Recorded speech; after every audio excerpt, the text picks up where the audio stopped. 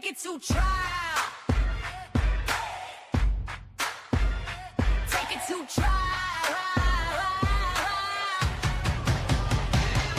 Welcome in, grab a seat, hit the like and subscribe. Cause Sweet Peas on the mic with that spicy little vibe. Got the courtroom streaming in the chat, going wild. We're debating heavy topics, but still laughing like a child. From objections to confessions to the judge's side eye. If it's justice and it's messy, we gon' talk about why. Every day's a new case, every moment's a ride. And when Sweet Peas in the building, we be learning with pride. My eyes on deck, keep the room running smooth. Film freak therapist, you know, keeping everyone in the groove. Right to with the facts, pretty brown girl with the sass. Moreldia and Fowler keep the peace in the chat. But Jason walks in and the ladies collapse. Chocolate. Take it to trial, where the truth gets loud and the laughs run wild. Sweet Peas got the spice, she's the queen of the aisle. Chat fam rolling deep, we've been here a while. Lights on, mics up, we gon' do this right. Take it to trial, every day, every night.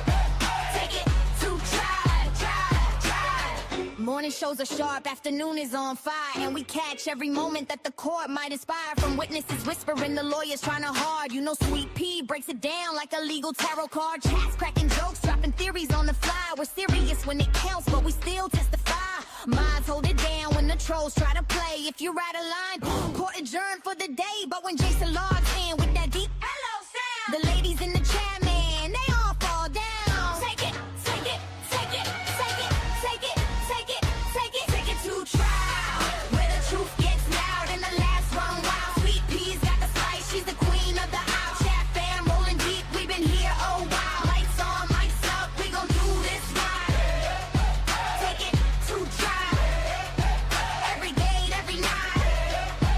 Take it to trial, trial. When the sun goes down and the cases get deep, after dark gets spicy, no secrets to keep. Taboo topics, big laugh, slap, happy crew. Sweet Pea says behave, but we never really do. It's opinions, confessions, stories untold, but we handle it with heart like the chat made a goal. Hey! Take it to trial, from day to night and every wild mile. Sweet Peas nearly strong with her trademark style, and the fam in the chat always makes it worthwhile. Turn it up, show some love, hit the like on sight. Take it to trial, yeah, we live tonight. Take it to trial, yeah, we live tonight. Take it to trial.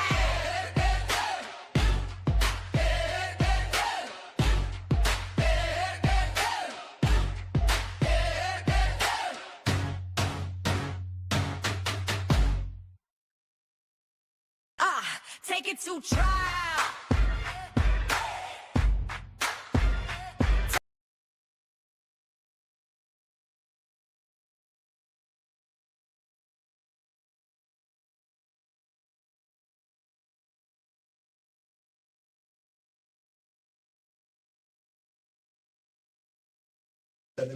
For the jury trial.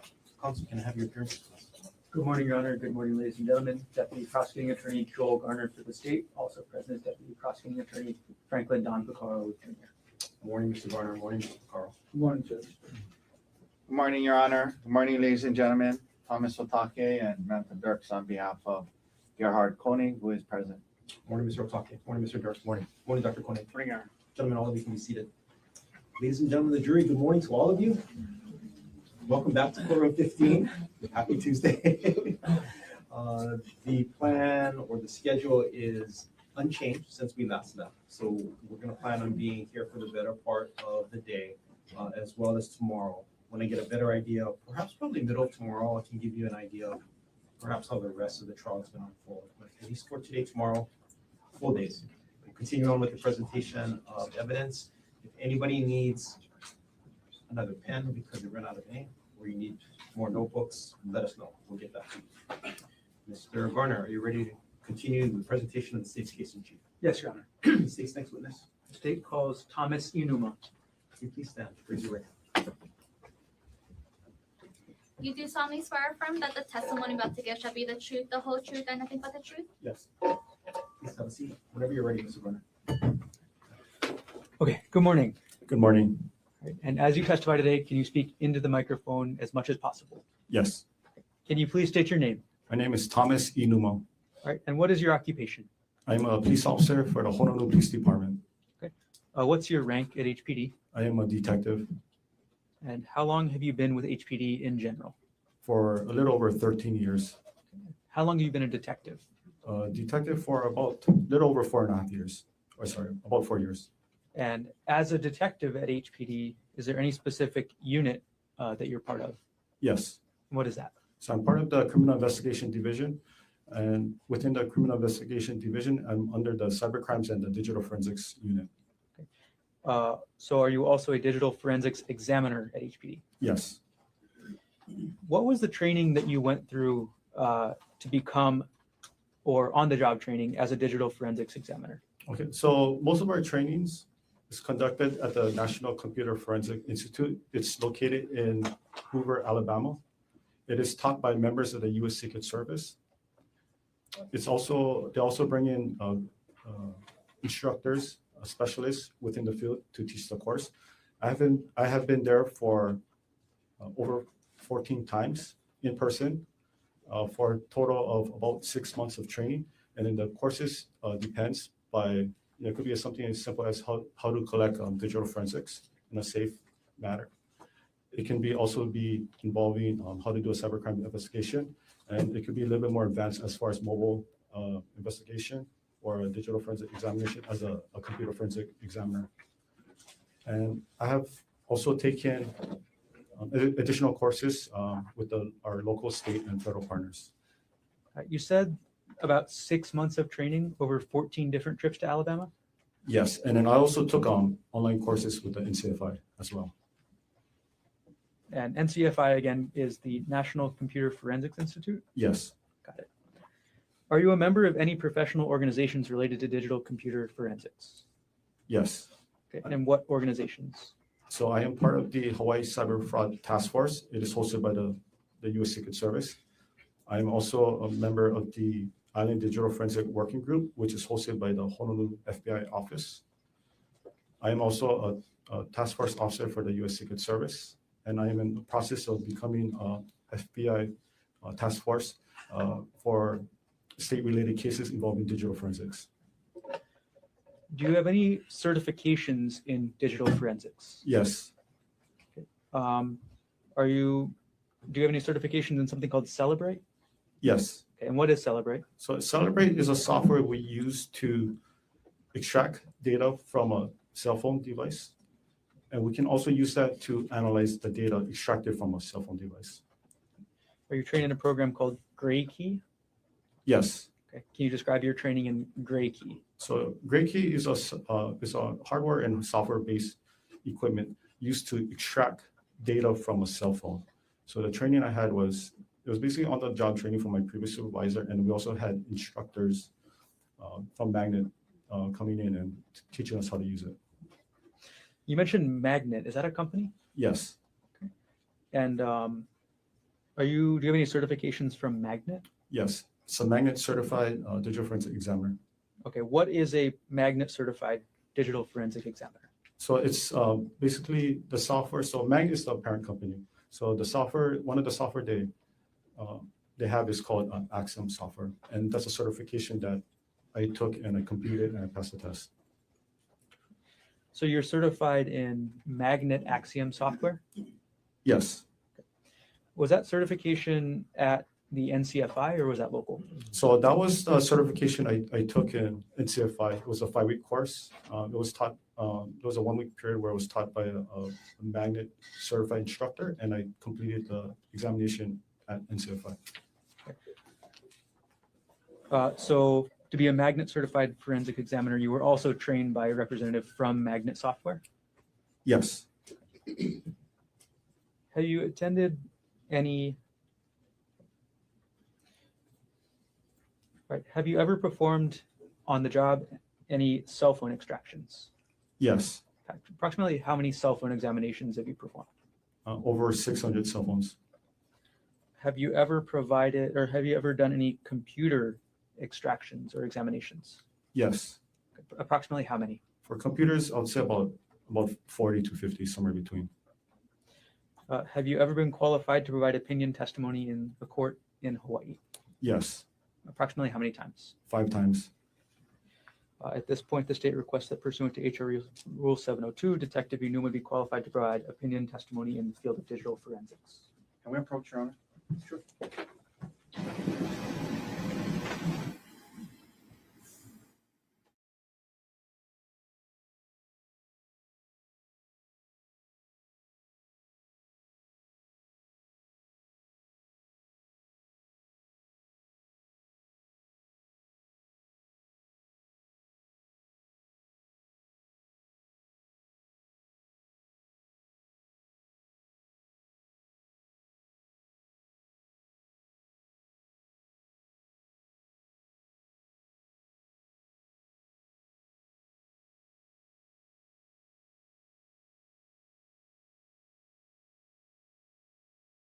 To provide opinion testimony to you in the field of digital forensics. You may continue. Okay. Detective Enuma, were you assigned to complete digital forensic examinations for evidence items, in this case, under HPD report 25-110958? Yes.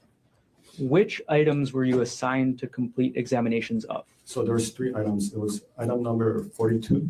I'm sorry, Your Honor. Can we approach again? Just, I apologize. One.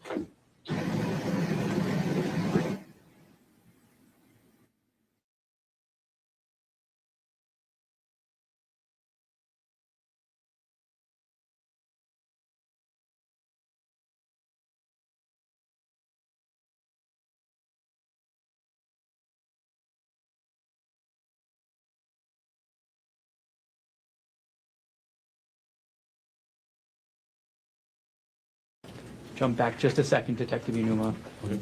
What items were you assigned to complete examinations of in this case? What item? What evidence items? What evidence item? So it was evidence item number 42, which was an iPhone.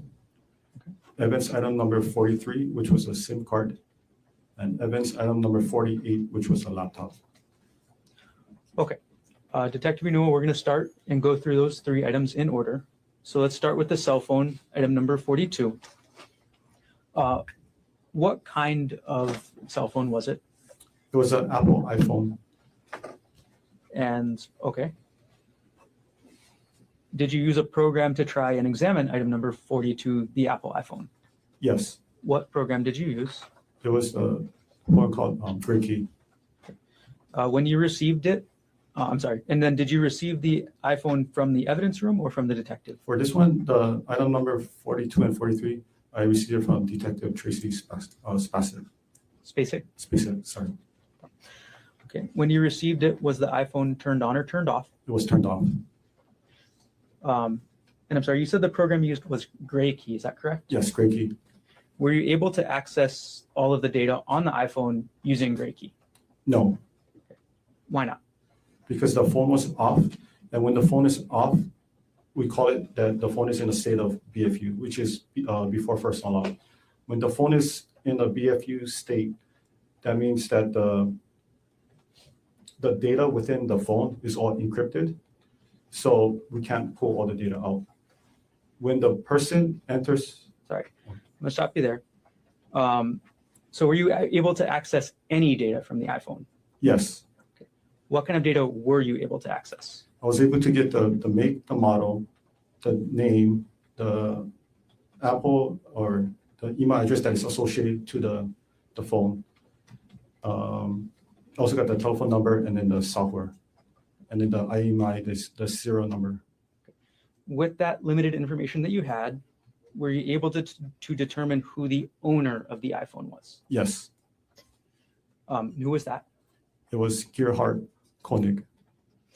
Were you able to find any associated email accounts with that iPhone, which was item number 42? Yes. Okay. Which email accounts? So there were 6 email address that was associated with that phone. There was 2 particular that I know offhand. The first one is Konig, so it's spelled GKONIG @gmx.com. And then the second one that was associated with that phone was G Konig, same spelling, @proinbox.com.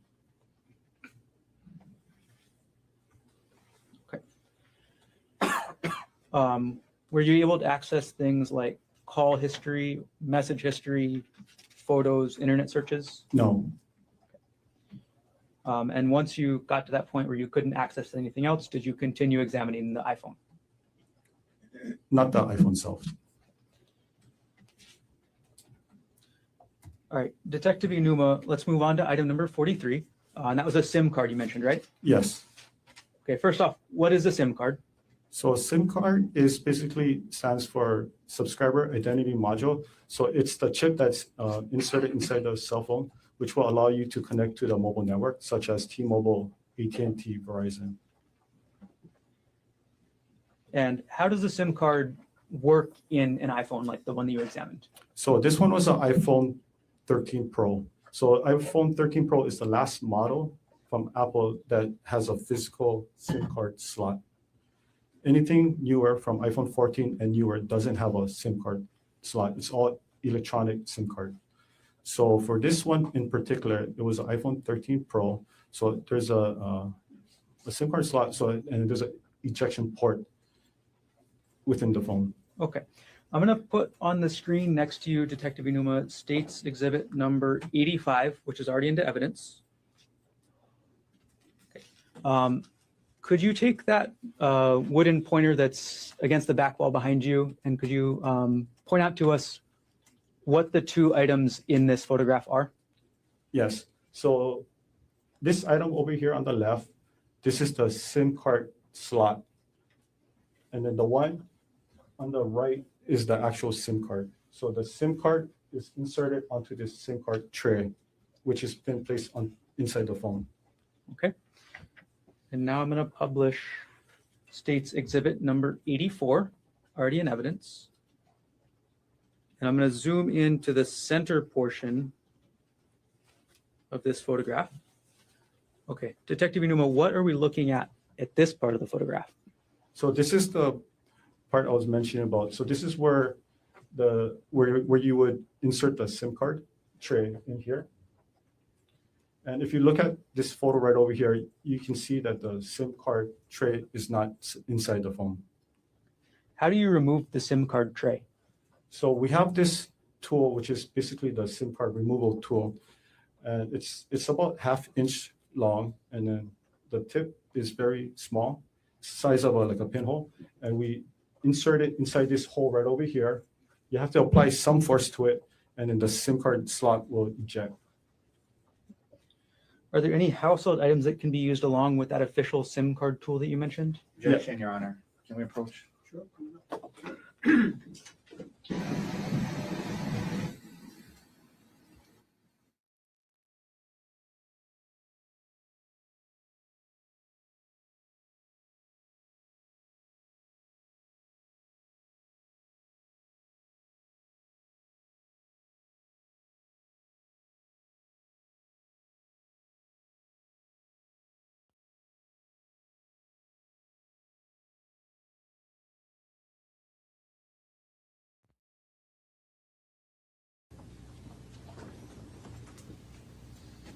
All right, Detective Inuma, are there any household items that can be used along with the official SIM card removal tool to open that SIM card slot?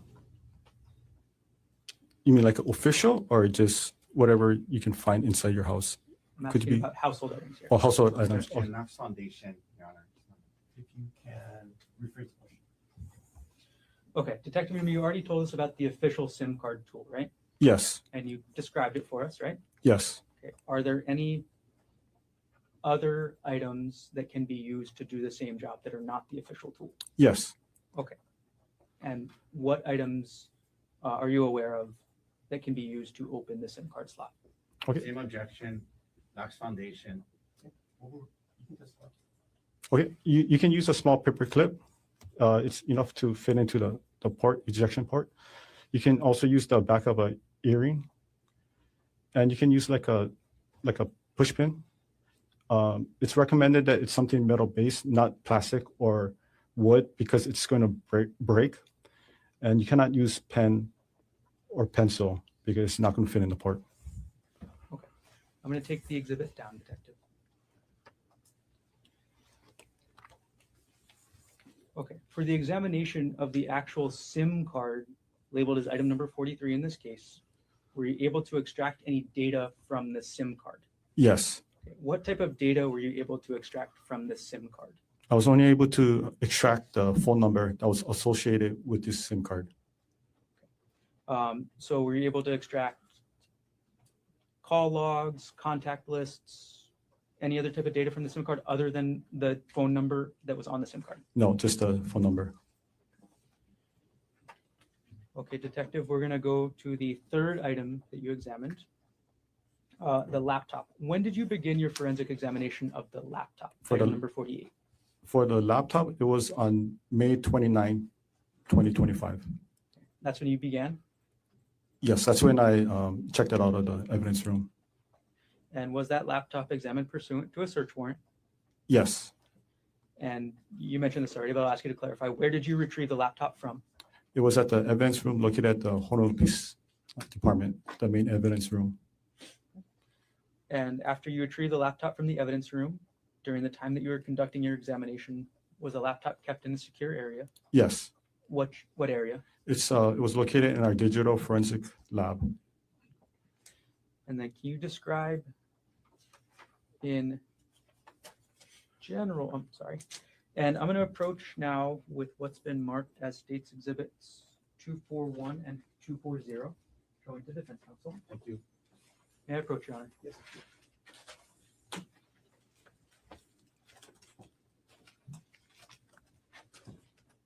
Okay, Detective Inuma, I've handed you what's been marked as States Exhibit 240 and 241. Could you take a look at those, and when you're done, look up? Okay. Do you recognize what I've just handed you? Yes, Okay, what are these? so these are photos that I took of the laptop during my my processing.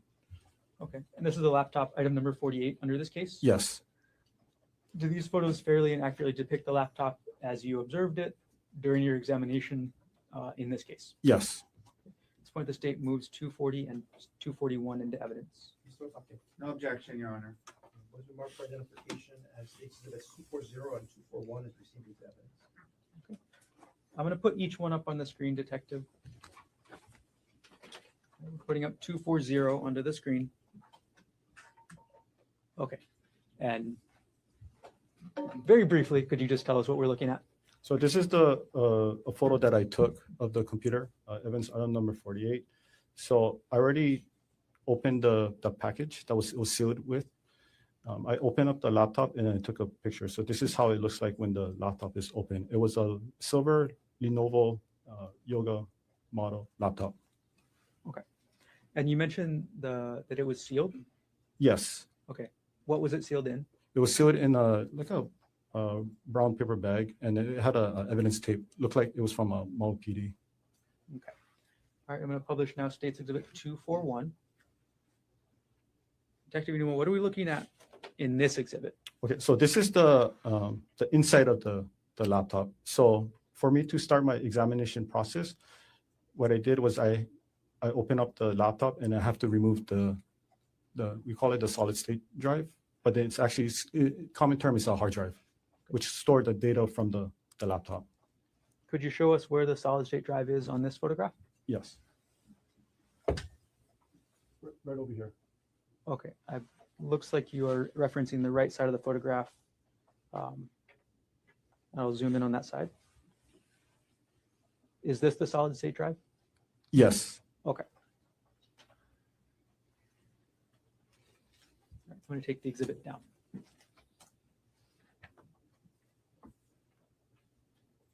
All right, can you describe for us how you conducted the examination of the laptop? How I conducted. Okay, so once I removed the solid state drive from the laptop, I used a equipment called the Tabloid TX1. That is basically a imager that was issued to us by the U.S. Secret Service. So it's a built-in write blocker, meaning that there's no data that's going to be written onto the evidence hard drive. And from there, I would make an image of the hard drive and then place it onto a working copy. For images, image means in the terms of digital forensic, image means make an exact copy. So it's a bit by bit. So for example, if you have a piece of paper with writing on it, you go to a Xerox machine, you make a copy, you get the same copy. So that's basically what the process I did to extract the data from the laptop. And you mentioned the TX1 program to do the imaging? Yes, Okay. Were you trained in the TX1 program? yes, Were you acting in accordance with your training on the TX1 program when you imaged item number 48, the laptop in this case? yes, And once you image or make a copy of the contents of the hard drive, sorry, scratch that. I'm going to start the question again. Did you make an image of the entire contents of the hard drive? yes. So once you make the copy or the image of the entire contents of the hard drive, what did you do with it? So after I made a copy of it, so it provided me with the hash, and then I look at the data on the screen, and it was a successful transfer of data, and I verified the hash. Hash is a mathematical algorithm. It's made up of both numbers and characters to show that the data wasn't changed. So if it was changed, it was tampered with, then I will know that something is wrong with this extraction. And did the hash value of the image match what you were looking to compare it with? Yes, Okay. And once you saw that the hash values matched, what did that tell you? that it was a true copy. Okay. So now you have the hashed copy of the image from the hard drive. What's the next step in your examination? So the next step is I put it into my forensic computer, and that's where I use a software called Axiom. And Axiom is a software used to analyze data such as computer, hard drive, SD card. You can also do it for cell phones too. This is the Axiom. Is this from the Magnet company you mentioned earlier? Yes, And are you certified in the Axiom software? yes, Were there any limitations to the data that you were accessing? yes, Were there any time limitations? yes. What were the time limitations that you were using? So based on the search warrant, the time limitation was from December 1st, 2024 to March 24, 2025. Were there any content limitations to what you were accessing? Yes, And do you recall all of those content limitations? How does the content limitations work? so there were a total of 32 key terms that was listed in the search warrant. So I have to abide by the law to only search for key terms within the search warrant. I can't go outside the scope of the search warrant. And then how do you use the Magnet software to limit the data to those time constraints and the content limitations that you just described? Okay, so for the Axiom software, so I'm the only one that has the full copy, the full access.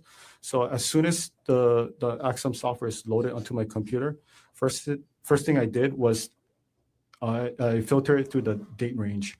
So on one of the toolbars, you can actually input the date. So I inputted December 1st, 2024 to March 24, 2025. And I pressed OK. And it basically filtered only to those dates. And I can't see anything outside of those dates. And then how do you filter through the content limitations? Okay, so as far as the content, so I had the search warrant next to me. So I would type in, I'll use the filter feature as well. I would type in each of the keywords that was listed on the search warrant. So those 32 keywords that was listed. Each one, I would flag it with a different color code. So I know that the reason why I flagged it is because it meant certain keywords. All right. When you examine the laptop, how many user profiles were on the laptop? There were a total of 3 user profiles. Of those 3 user profiles, how many of them were active?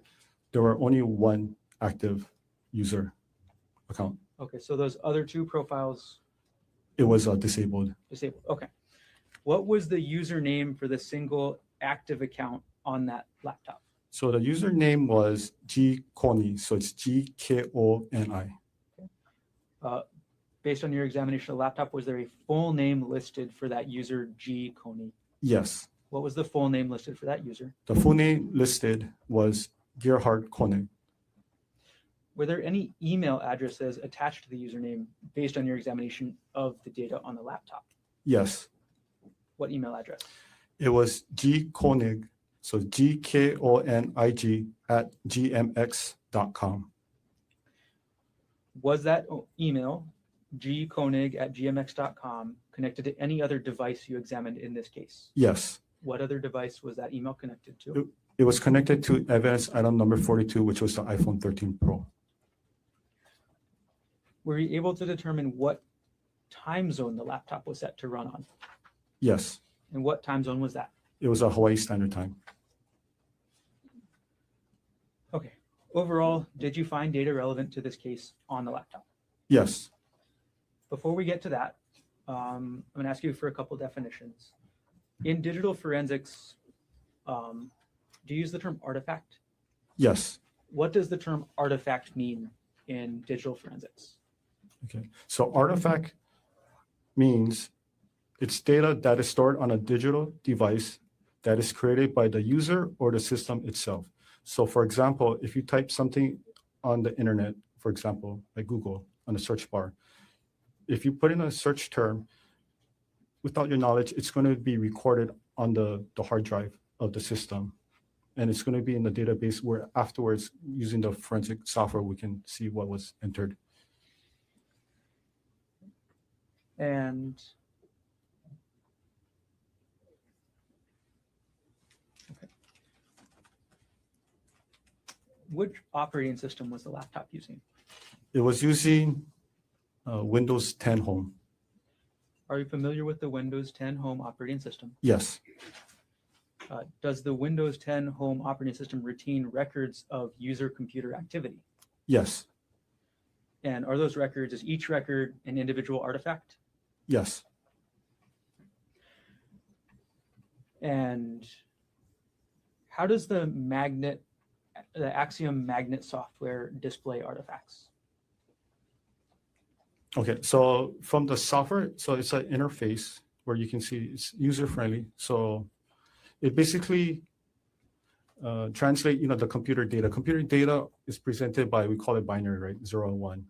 But it makes it, it translates all those coding into user-friendly so we can read it.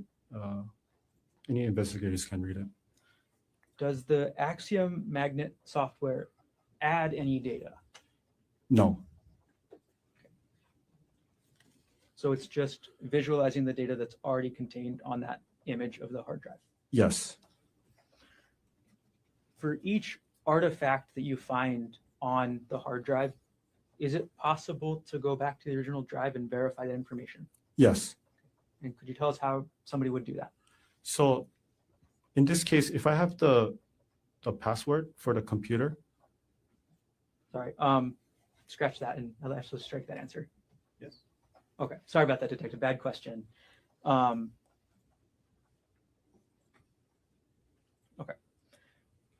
And when you look at an artifact on the laptop, is the artifact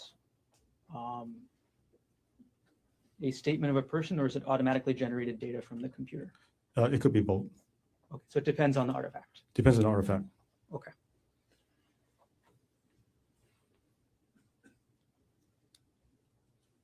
Okay, we're going to start going through the artifacts now, detective.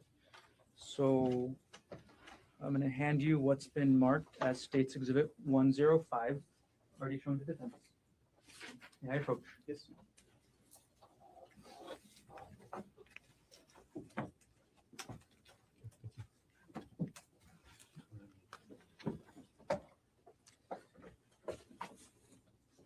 Okay, Detective Newman, could you take a look through the exhibit that I just handed you, which is again States Exhibit 105?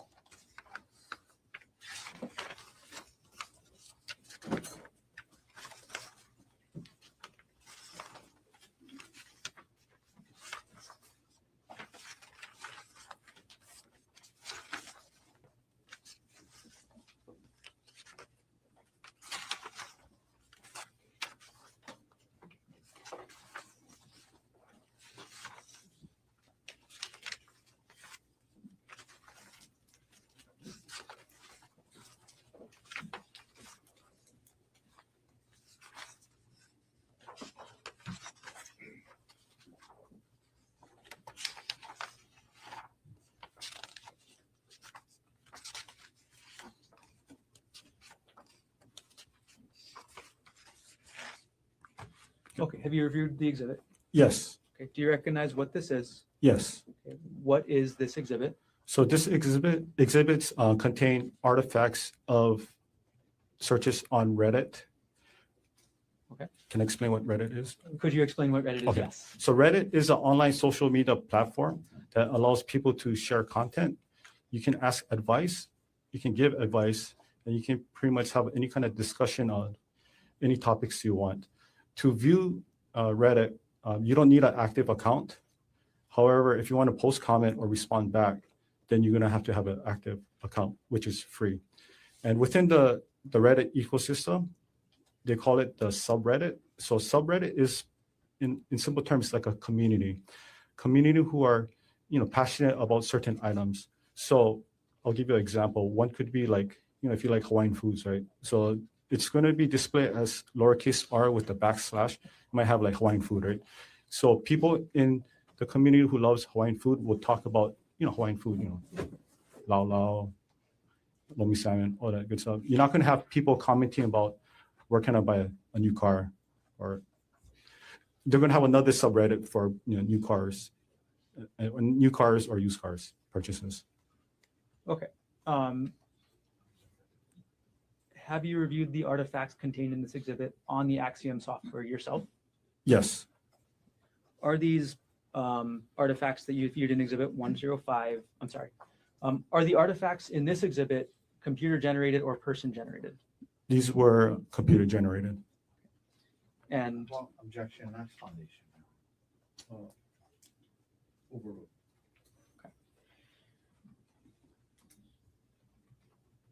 and how were these artifacts computer generated?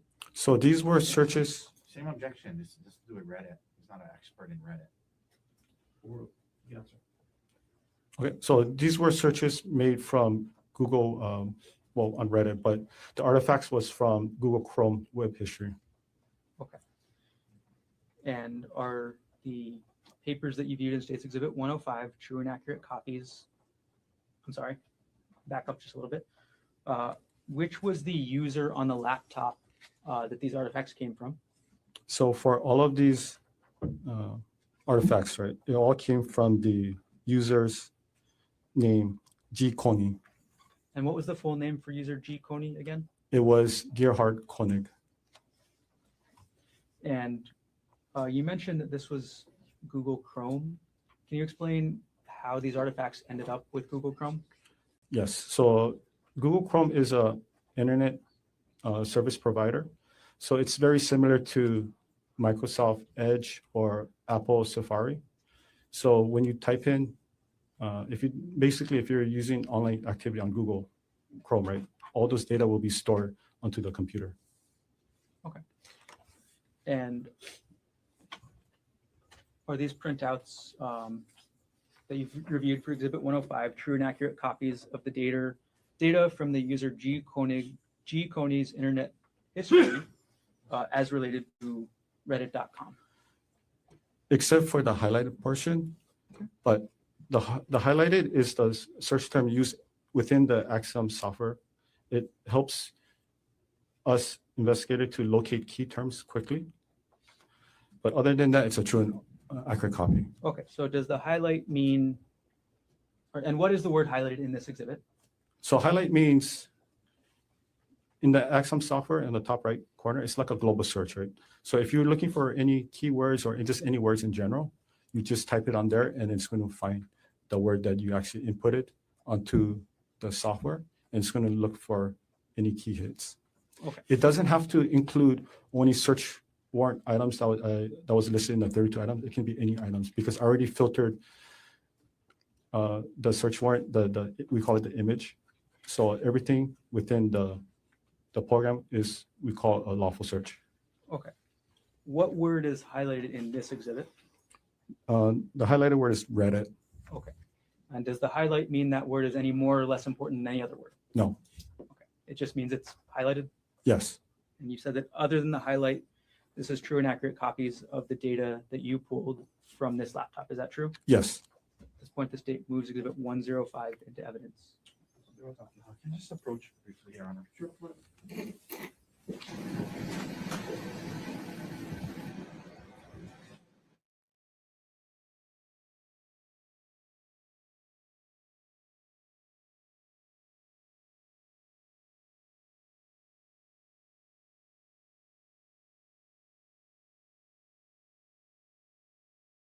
105 is received into evidence.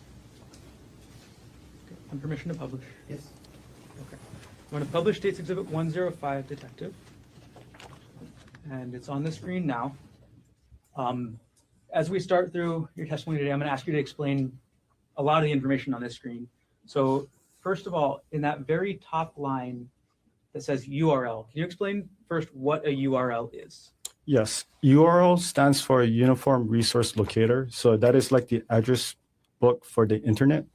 So, if you use an internet service provider, such as Google Chrome, right, in the top portion of the search box, right, the URL box, you can either type in what you're looking for, or you can put the exact address for a website, and it's going to take you to the direct website. Okay, so what is the URL that is related to this artifact? So this one, the URL was sent to the page of Reddit. Okay. And can you explain the second line that says last visited date and time? So the last visited date and time is basically when the user of this device visited this Reddit page. And what was the time that the user G. Konig visited this Reddit page? It was on December 24, 2024 at 4:34 a.m. And going to the next line, what was the title of that Reddit page? So the title was Lying Again, under the subreddit, so the community of As One After Infidelity. Okay. Scrolling down a couple lines, when it says artifact type, can you explain what that means? This basically means where the data was recovered. So in this case, it was recovered under the Google Chrome web history. Okay. And last thing I'm going to ask for this page one is under the evidence information section, there's a long string that says source. Can you explain what that long string of words with backslashes means? Forward slashes. Yes, so that's basically the file path to locate that file or that data. So I like to put it this way. So it's like a street address for a file. So if I'm trying to explain, I'll give an example where I work. I'll be the main, the folder, right? It'll be Detective Inuma, and then my workplace is going to be 801 South Baratena Street. So when I give somebody the instruction, each instruction that I provide will be like a subfolder. So if you're coming from the west side, I'll give the direction of you drive H1 east, you take the canal off. That's one instruction, which is a subfolder. Then you turn right on Ward Avenue, which is the second subfolder. Then you turn right on Baratena Street, which is the third subfolder. And when you reach to the 801 South Baratena, it's going to be on the left-hand side. So that's going to be the destination, the file. I know in Hawaii, we don't use street names. We use landmarks like, past the coconut tree, it's on the pink house, turn right. And then my house is going to be on with the red car, right?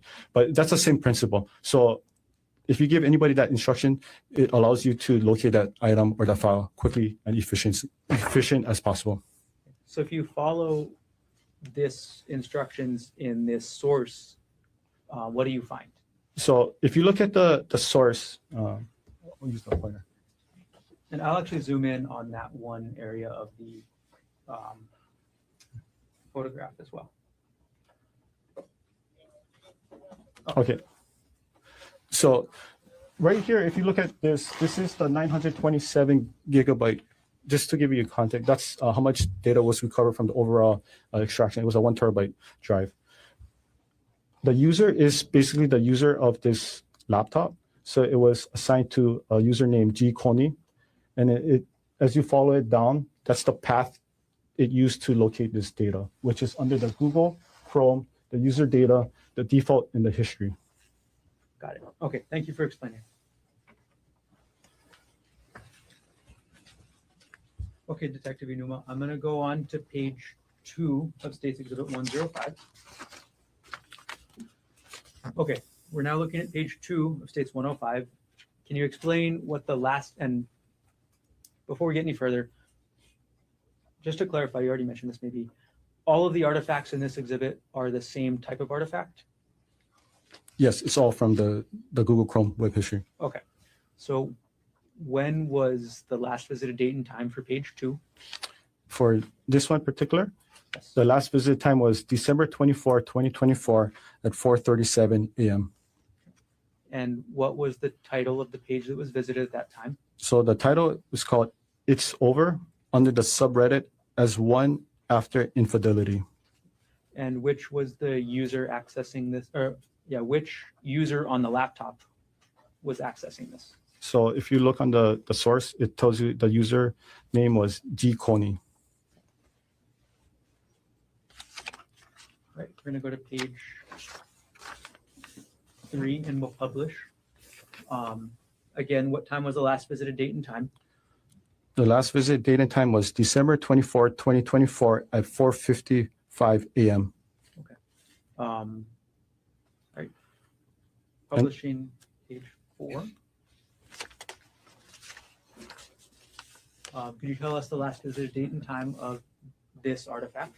Yes. So the last visit date and time is December 24, 2024 at 4:57 a.m. And could you tell us if you know, there's no title on this artifact, is there? There's no title that is actually written on this side of the column, but if you just look at the URL and you follow the path, you can easily identify the title of this post. Okay, how do you identify the title of the post from the URL? So as I was mentioning earlier, so the title is under the subreddit as one after infidelity. So the title is after the, on this one, it's going to be the second page, right?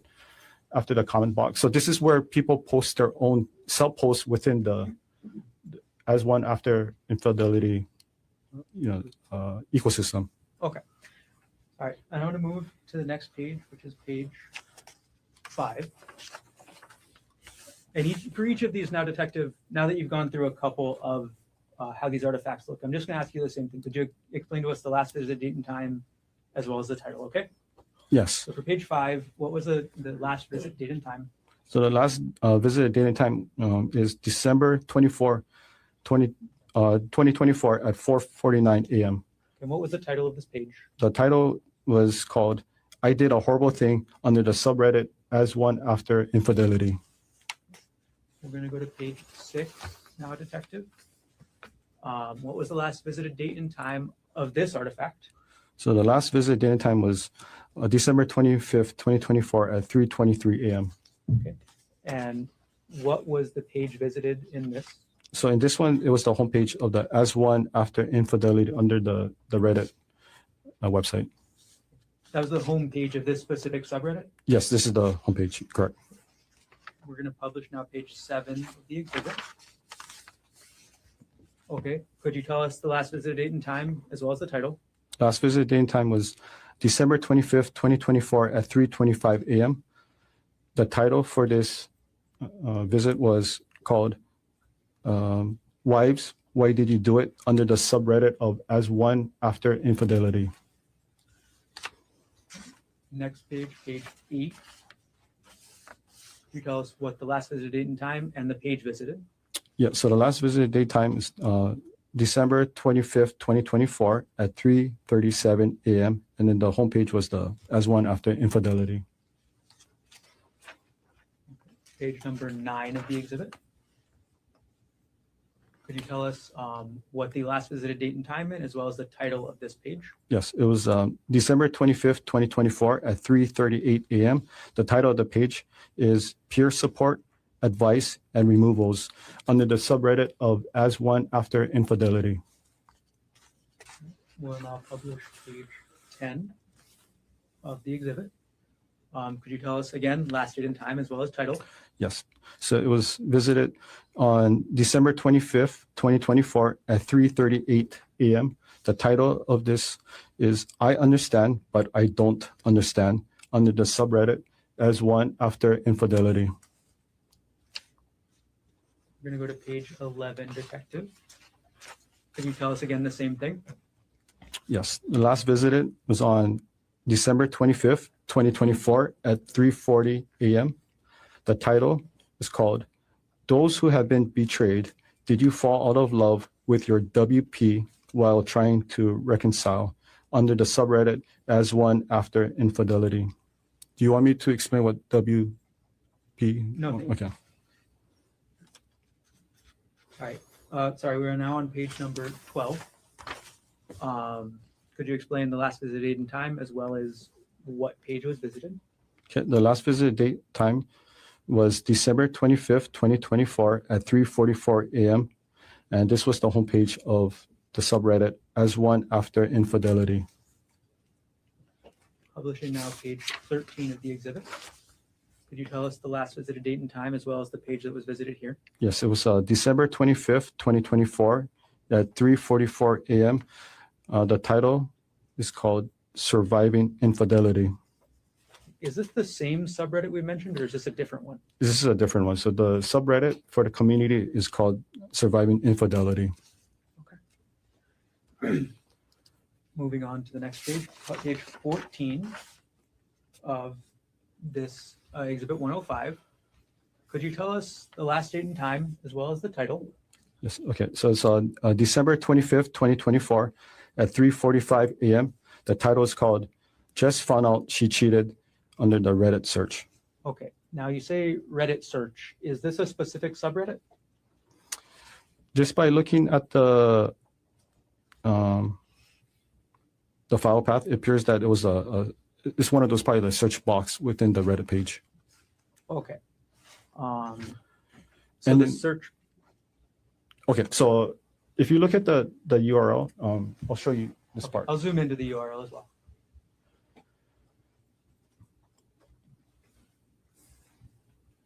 Okay. Could you explain for us how the search affects any of this? Yes. So for this part, if you look at the word or the letter Q, Q stands for query. So that's usually what the person put inside a search bar. Doesn't mean that they actually inputted the entire sentence. For in this case, right? It says just found out she cheated. It's like, you know, when you use Google, when you start typing in certain words, you have a drop box that tries to predict what you're trying to type. So that's basically what it is. So I don't know if the user of this device actually wrote the entire sentence or just put just and then you got the one of those drop box. Got it. Okay. Thank you for clarifying. I'm going to take the zoom in down and move on to page number 15 of the exhibit. Okay, Detective Inuma, could you tell us the last visited date and time as well as the title of this post? Okay.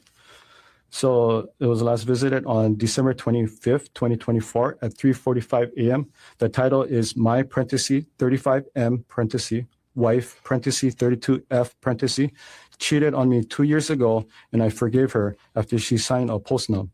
But now I found out she didn't give me the full story and am strongly considering divorce again with the benefit of the prenup.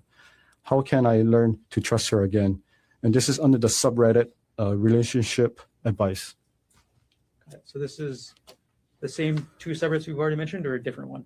So this is a new subreddit, a different community. Okay.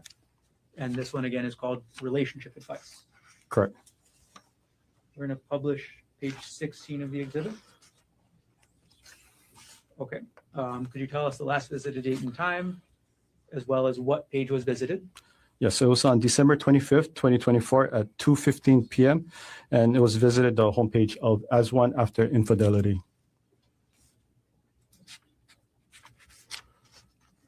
Page number 17 of the exhibit. Could you explain last visited date and time as well as the title? Yes, so it was visited on December 25th, 2024 at 2:16 p.m. The title is called Expecting More Disclosure under the subreddit As One After Infidelity. Page number 18 of the exhibit. Could you tell us the last visited date and time as well as what the title of the page was? Yes, so it was on December 25th, 2024 at 2:17 p.m. The title is 6 Weeks Out from D-Day under the subreddit As One After Infidelity. We'll go to page 19. Could you tell us again last visited date and time as well as what page was visited? Yes, so it was on December 25th, 2024 at 2:18 p.m. And this was the homepage of As One After Infidelity. we're now on page 20, almost there, of this exhibit. Could you explain to us, same thing as always, last visited date and time, as well as title? Yes, so it was December 25th, 2024 at 2:19 p.m. And the title is Can't Have Physical Relationship with WP Anymore, under the subreddit as one after infidelity. Page number 21 of the exhibit. Could you tell us what the last visited date and time is, as well as explain what the URL means? Yes. So the last visit date and time was on December 25th, 2024 at 2:22 p.m. And based on the URL, so it was under the subreddit as one after infidelity. And the user of this device searched for the term DARVO, DARVO. Detective Inuma, do you know yourself, have personal knowledge of what the term DARVO means? Prior to this, Objection, Lux Foundation. That's the Lane Foundation. Go ahead and answer the question. So do you have personal knowledge of what the term DARVO means? no. Okay. When you say prior to this, do you have personal knowledge today of what that term means? Yes. Okay. Same objection, Your Honor. How did you acquire that knowledge? So I used the Reddit. I visited the Reddit page and I basically type in DARVO.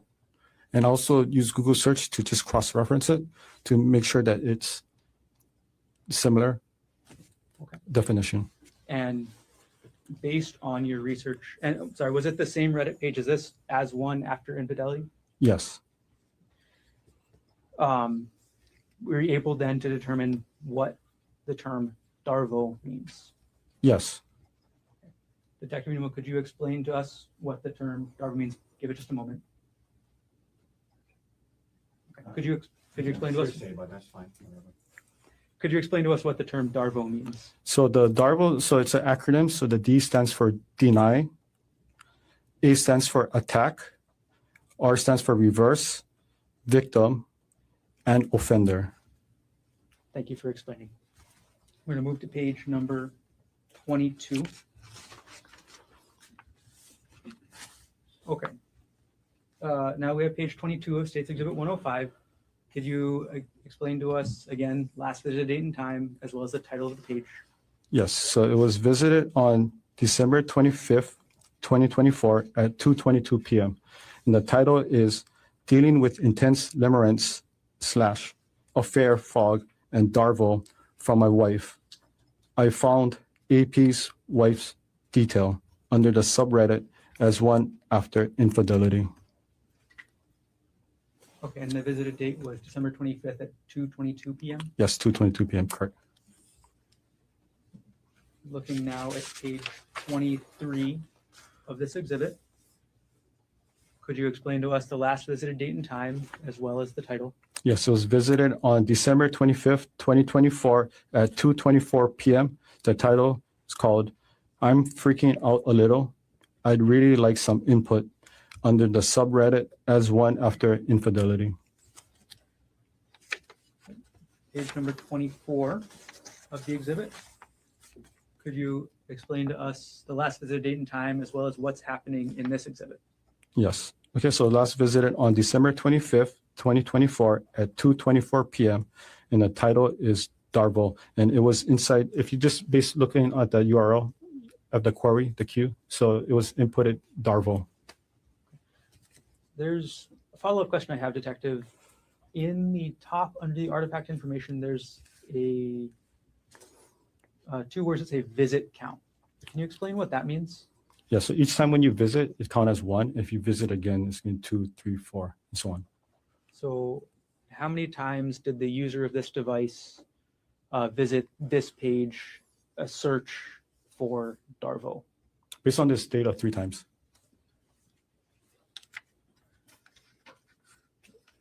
Moving on to page number 25, could you tell us the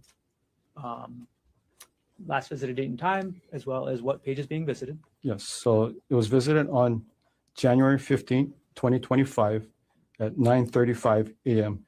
And the visited page is the as one after infidelity. Okay. Now, could you explain to us, Detective, I see that there's a transition type and it says typed under the fourth line in this artifact information. Could you explain what that means? Yep, so the user of the device likely type in the URL. And last page of this exhibit, could you explain to us the last visited date and time as well as what page was visited? So the last visited date and time was on January 15, 2025 at 9:36 a.m. It was under the Reddit. The title is called Reddit Dive Into Anything. Okay. I'm going to take the exhibit down, Detective, and I'm going to retrieve the exhibit from you.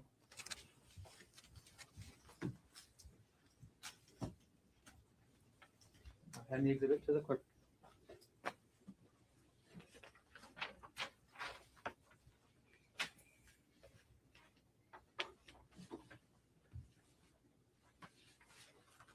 Okay.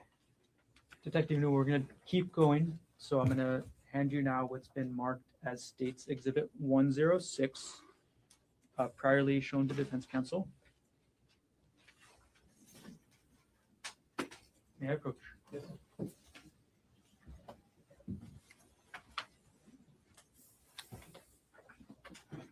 Okay, Detective Unuma, I've handed you what's been marked as State's 106. Could you take a look through real quick and look up when you're done?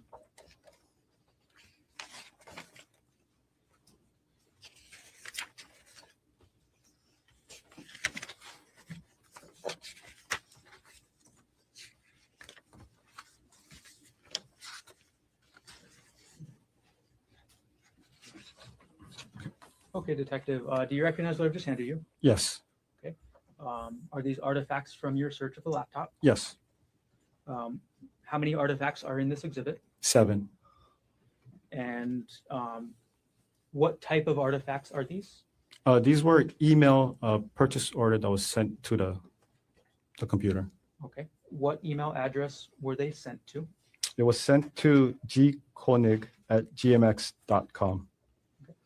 And that's the previous email you mentioned as being associated with both the computer and the iPhone. Is that correct? Yes, And when you said they're purchase orders, are they receipts? yes, it's a receipt. And are these true and accurate copies of the artifacts you found on item 48, the laptop with the username Konig? Yes, Okay. And again, is there anything highlighted in these artifacts? and this one, no. At this point, the state would move to admit State's Exhibit 106. No objection. Mark for identification as State's Exhibit 106 is received into evidence. Okay, I'm going to publish up on the screen, Detective. We'll try and move quicker this time. Who is, and this is page 1, who is the email from, or what email address is the email from? So the email address is from audible.com. So audible.com is an online, like a digital book service where you can purchase pretty much any books, and then they'll send you a way to download the books digitally, and you can actually hear the person reading to you rather than you read it yourself. Okay. And this email came in on what date again? It was on December 12, 2024 at 1:01 p.m. Okay. And could you point us to where the title of the book that was downloaded was on the page? Yeah, so the title of the page is right over here. It's called The State of Affairs. It's by author Esther Perel. All right, Detective, I'm going to go through each of the 7 pages, and I'll ask you the same couple questions each time. Actually, I'll ask you 2 questions. What was the date of the email, and then what was the book, okay? Okay. All right, going to page 2 of the exhibit. What was the date of the email? So it was sent on December 18, 2024 at 9:30 a.m. And the title of the book is After the Affair, 3rd edition by author Janice Spring. We're going to go to page 3 of the exhibit. What was the date of this email? So the date is December 18, 2024 at 11:48 a.m. The title is called How to Help Your Spouse Heal from Your Affair by author Linda MacDonald. We're going to go to page number 4 of the exhibit, Detective.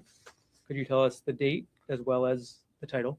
Yes, so it's the date is December 18th, 2024 at 2:04 p.m. The title is called How to Help Your Spouse Heal from Your Affair by author Janet Bloom. Page number 5. Could you tell us the date as well as the title? Yes, the date is December 27, 2024 at 4:01 p.m. The title is called Getting the Love You Want by author Harville Hendricks. Page number 6.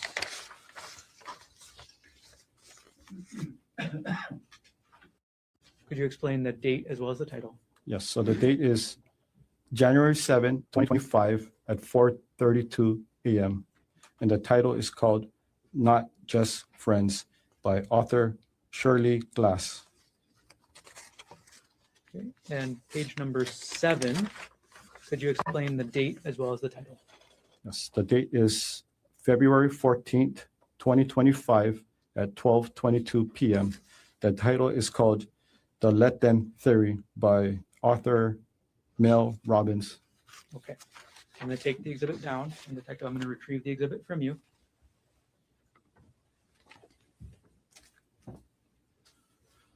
Okay. I've retrieved exhibit 107 or 106. I'll hand it to the clerk.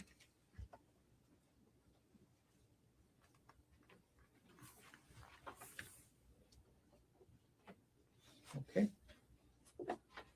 Detective Numa, I'm going to approach her now with State's Exhibit 107, previously shown to defense counsel.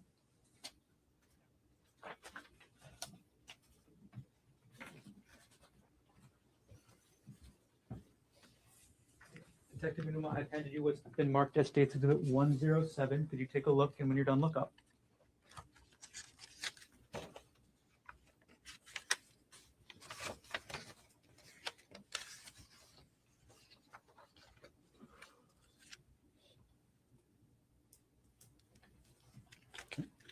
Okay, could you, do you recognize what I just handed you? Yes, Okay, what is this? so this is part of the email file that was sent to the computer. Okay, and which email address was this sent to? It was sent to gkonig@gmx.com. Okay, and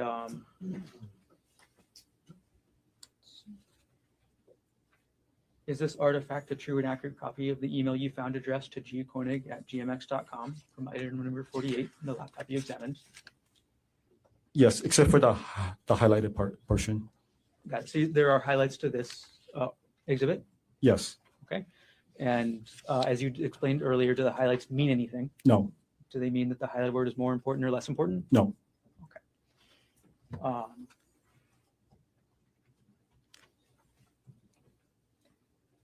All right, and at this point, the state will move State's Exhibit 107 into evidence.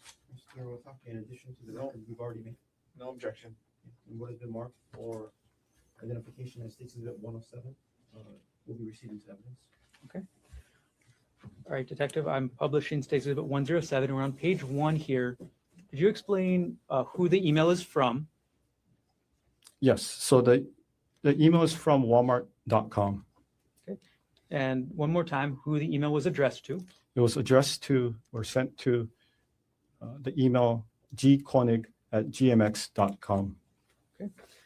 And the email may speak for itself a little bit here, Detective, but what is the email about? It's a notification informing the user that your package has arrived. And we're going to go to page 2 of the exhibit. How many items arrived? There were 2 items. Okay. And what was item 2 that arrived? So item number 2 is called Night 64 gigabyte, which is parenthesis 800 hours, hidden voice recorder, HD audio recorder. Not sure how to pronounce this word. Gabadora de Vol Espia, voice activated recorder, spy device, comma, a secret recording device. And going back to page 1 of the exhibit, Detective, what date did this email come in? So it came in on December 31st, 2024 at 8:52 a.m. And does the email also state when the order was placed? Yes. And when was that? So the order date was on Friday, December 27, 2024. Got it. Okay. I'm going to take the exhibit down, Detective, and I'm going to retrieve the exhibit from you.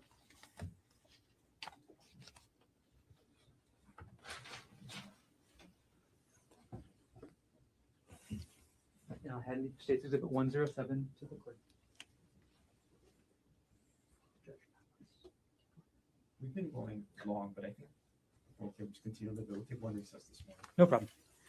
Thanks for checking. Okay.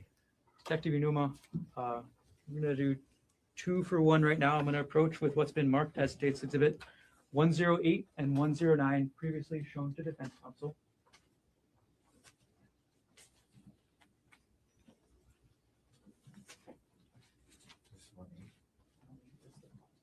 Okay, thank you. Your Honor, may I approach? Okay, Detective Inuma, I'm handing you now what's been marked as State's Exhibit 108 and 109. And if you need to refer to them on the back side of the last page of each exhibit, there's a little sticker with the number if you need to find it. Could you take a look through both exhibits, and when you're done, let me know.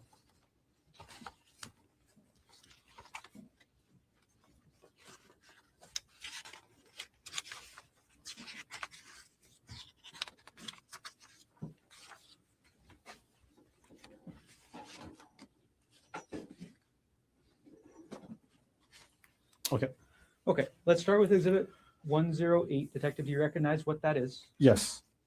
What is that artifact? So it's an email. Who was the email from?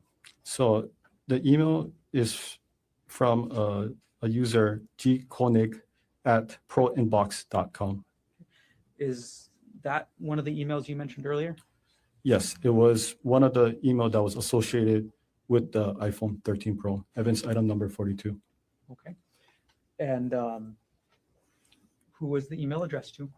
It was addressed to a person by the email, just by looking at the name, Andrea Miller at, I think it's like KYNDRYL.com. Okay.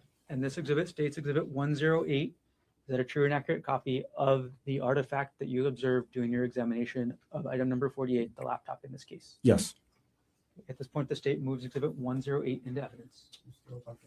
No objection, Your Honor. The mark for identification of State's Exhibit 108 is received into evidence. And Detective, could you take a look at 109 that you have as well? Yes. Do you recognize what this is? Yes. What type of artifacts are these? So these were email, like a purchase from LinkedIn. LinkedIn. Okay. And where did you find these emails on the computer? Oh, it was in the email file. Okay, sorry. Who were the emails addressed to? It was addressed to the email address gkonig at proinbox.com. Okay. And how many pages are in this exhibit?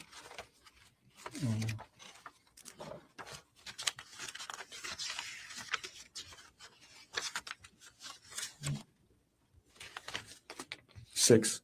Okay. And does this exhibit or is it a true and accurate copy of the emails addressed to gkonig at proinbox.com regarding LinkedIn? Minus the highlight, yes. Okay. And again, there are portions of exhibit 109 that have highlights. Yes. And I'll ask you this every time. Do the highlights mean anything with regards to the information in the exhibit? No. Okay. And they are true and accurate copy otherwise? Yes. Okay. At this point, the state moves exhibit 109 into evidence. No objection. Was the mark for identification of State's Exhibit 109 is received into evidence. Okay, Detective Nemo, we're going to publish 108 on the screen.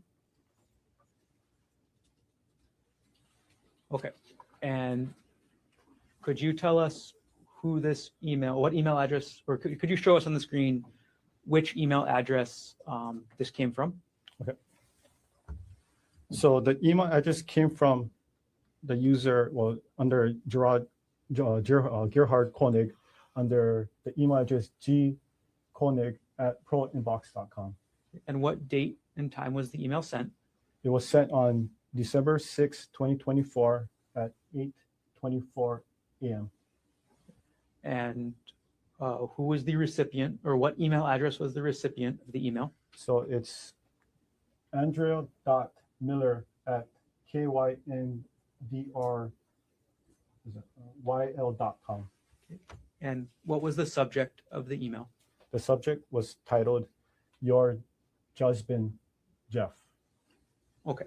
I'm not going to ask you to read the whole email, Detective, but to publish it, I will leave it up on the screen for a few seconds, if that's okay. Okay.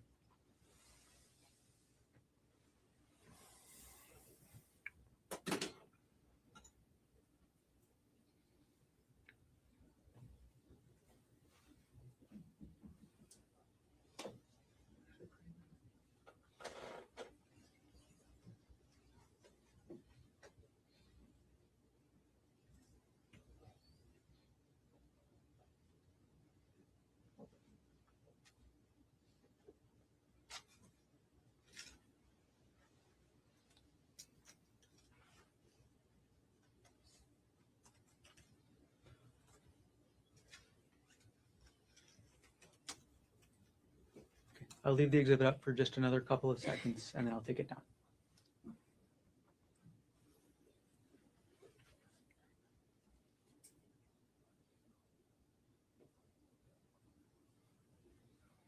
Okay, I'm going to take down State's Exhibit 108. Okay, Detective Unuma, I'm going to retrieve the exhibits from you now. Both of them. Okay. They'll hand 108 and 109 to the clerk. So if I ask you to go a little bit more, we'll take our break in about 5 minutes. 5 minutes. Okay, we can get through at least one more exhibit. Okay, again, I'm going to hand you 2 exhibits at once here, Detective. States 110 and 111. Thank you.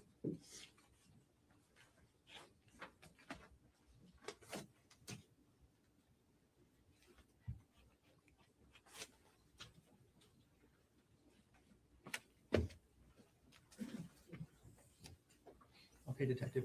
I've had you States 110 and 111. Could you take a look at those for us?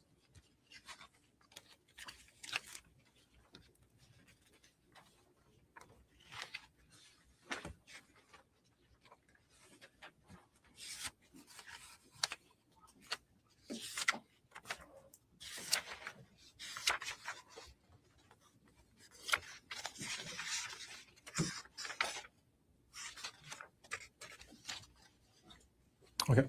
Okay. Do you recognize what I've just handed you? Yes. Okay. What are these? So these are artifacts of the searches that was made on the computer from Google searches regarding hikes. You said these are artifacts regarding hikes? Yeah, regarding hikes. Oh, it has other things too, but regarding hikes. And are these artifacts, sorry to clarify, are they search history artifacts? Yes. Okay, and what is the date range of these search history artifacts? So so it's from February 28, 2025, and then the last one is March 4th, 2025. Okay. Are these true and accurate copies of the search history artifacts related to hiking that you found on item 48, the laptop with the username G. Konig? Yep. So the first one, that's one I highlighted during my search under my report. The second one, it's highlighted. Okay. And again, it doesn't mean anything. The highlights again don't mean anything? Correct. Okay. So other than the highlights, are they true and accurate copies of the artifacts you found on the laptop? Yes. Okay, at this point, the state moves exhibit 110 and 111 into evidence. No objection. Was marked for identification as states that 110 and 111 we received as evidence. Detective Unuma, I'm going to publish states 110. Okay, could you explain to us what we're looking at? Okay, so this is what I use for the Axiom software. So I filtered it. And if you look at it, these are all search history relating to hikes. The search term was provided from the search warrant. Okay. And we're going to move on to States Exhibit 111. And we're going to go through each page here, Detective. So could you explain to us, going from the stop, so page 1 of Exhibit 111, what is the search term?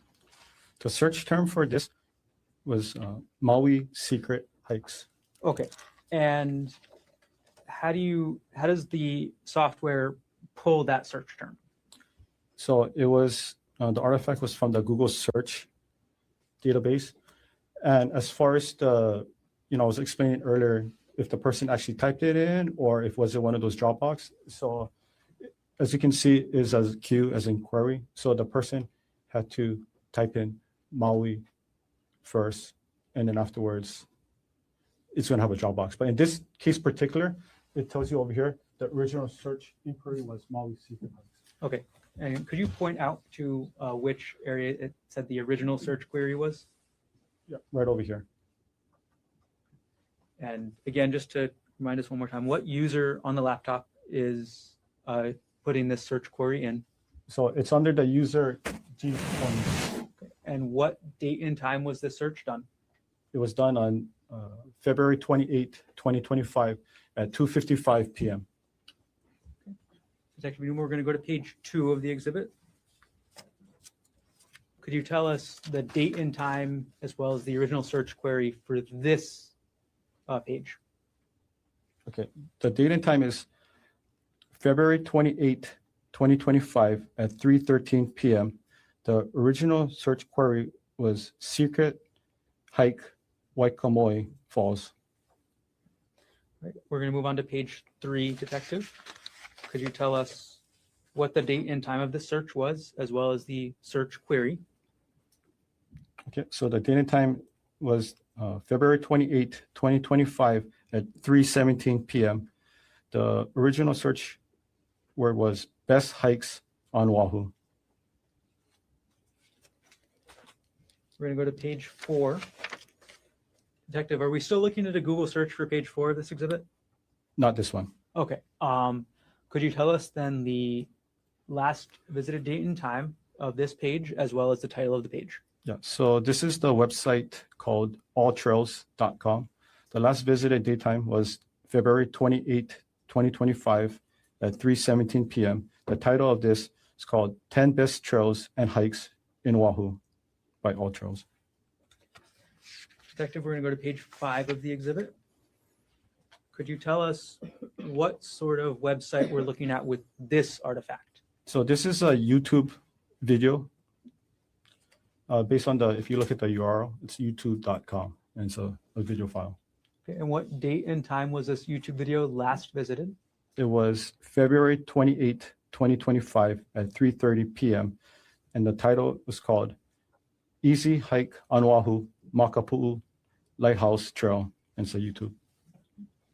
Page 6 of the exhibit, Detective. What are we looking at with this page? So it's another YouTube video. It was visited on February 28, 2025 at 3:30 p.m. The title is called The Top 10 Easy Oahu Hikes for Everyone, Hawaii YouTube. Okay. Move on to page number 7 of the exhibit. What type of web page is this, Detective? So this is a Google search. So the person typed in the word. Okay. And what was the original search query? So the original search query was difficult. Okay. And what was the ultimate search term? So the search term was difficult hikes Oahu. Okay. How do you get from that original search query, difficult, to the search term, difficult hikes Oahu? So that's the one I was mentioning earlier in the Google search bar. When you start typing in, for this example, difficult, and you're going to have all these Dropbox that tries to predict what you're trying to type next. And what date and time was this search about difficult hikes Oahu done? It was done on February 28, 2025 at 3:31 p.m. A couple more pages, Detective, to page 8 of the exhibit. What kind of website is this? So the website is called journeyarrow.com/Oahu-hikes. And what date and time was this visited? It was visited on February 28, 2025 at 3:36 p.m. And could you explain what the transition type link means? So the user probably clicked on some kind of website that took them to this page.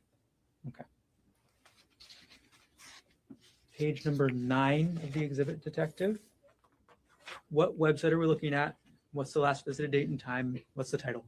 So, okay, so the last visited was on February 28, 2025 at 3:36 p.m.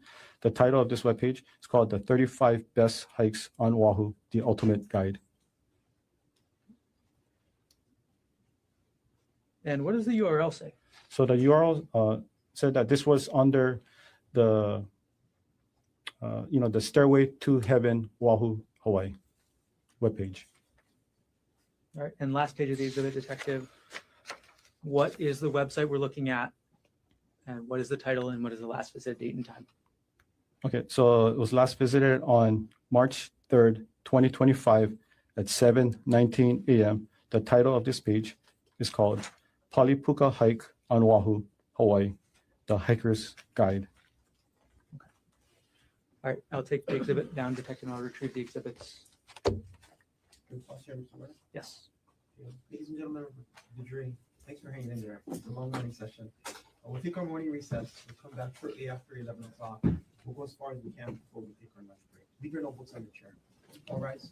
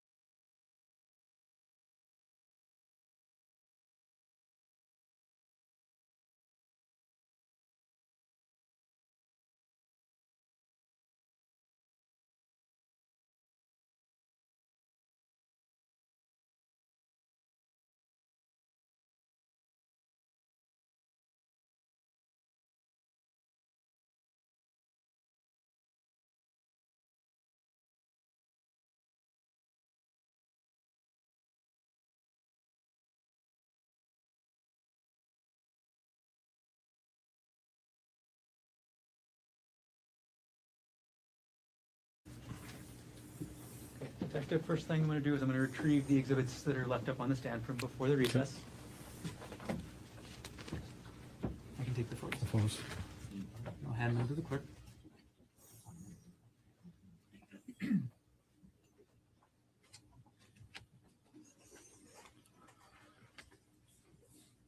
All right, Detective. We finished up looking at State's Exhibit 111. And I'll put the last page of that exhibit back up on the screen. So the last website you mentioned was the Polypuka hike at journeyera.com. Is that correct? Yes. Okay. During the course of your investigation, did you ever visit this website? Yes. I'm going to approach with what's been marked as State's Exhibit 112, previously shown to defense.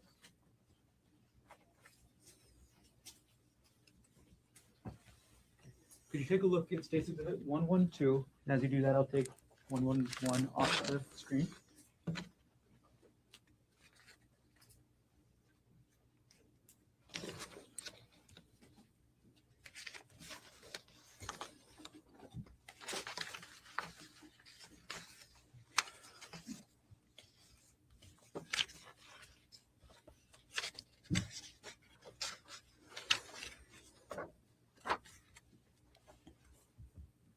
Yes. Detective Newman, do you recognize what I've just handed you? Yes. Okay, what is that? So this is okay. So I use the we call it the Wayback machine. So Wayback machine is an online website that allows the user to go back in time to visit a certain, or it can be any website, right? And it's like an internet archive, and it creates an accurate snapshot of what that website appeared on that particular date and time in history. And this is the it's run by a nonprofit organization, and we use it in our industry. This was also brought up to us by the NCFI, the National Computer Forensic Institute, if you want to go back on the website and see what it looked like. Okay. So can you explain why you went back to look at the Wayback machine to look at historically what this journeyera.com article about the Polypuka hike looked like? Yeah, so in this case, the user of the computer visited this webpage on March 3rd, 2025. So I wanted to see the content that was posted during around that time. Okay. And how did you use the Wayback machine to view the content as the user would have seen it on March 3rd, 2025? Okay, so I used two different dates, right? So one was occurred prior to the search, which was on January 14th, 2025. And I used another a key point was April 26th, 2025 to see if there were any changes on the website. Okay, so you said these two different dates. Are those different dates that the Wayback machine archived that website? Yes. Okay.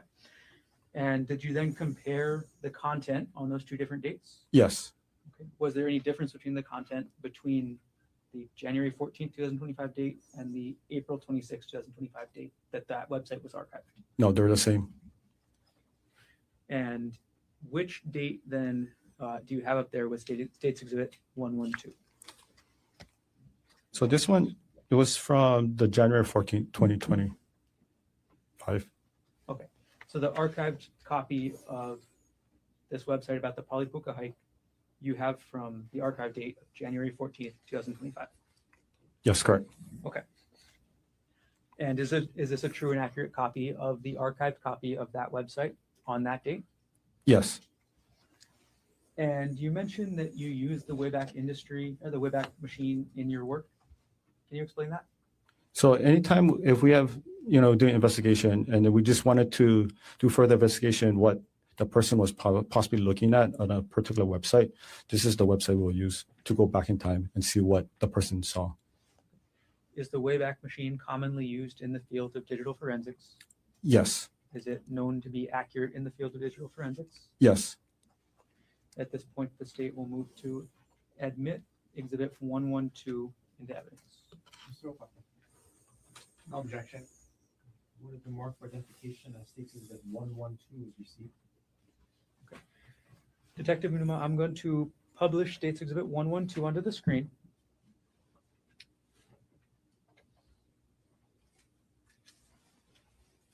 Okay, And we're going to go through a couple pages, and I'm going to zoom in on areas and ask you to read them first. But before we start into the web page, I'm going to zoom in to the very top of the page here.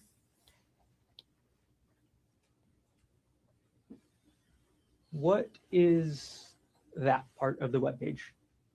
Okay, so this is the URL from the Wayback machine. So this is basically, it's indicating that this is the website I visited. And then the date, the 2025, it's going to be November, or was it January 14th? So that's the date that it was able to capture for this exhibit So for the website. 2025 01 0114. 14. That's the archive date. Yes, correct. Okay, I'm going to take that down. We're going to go to page 2.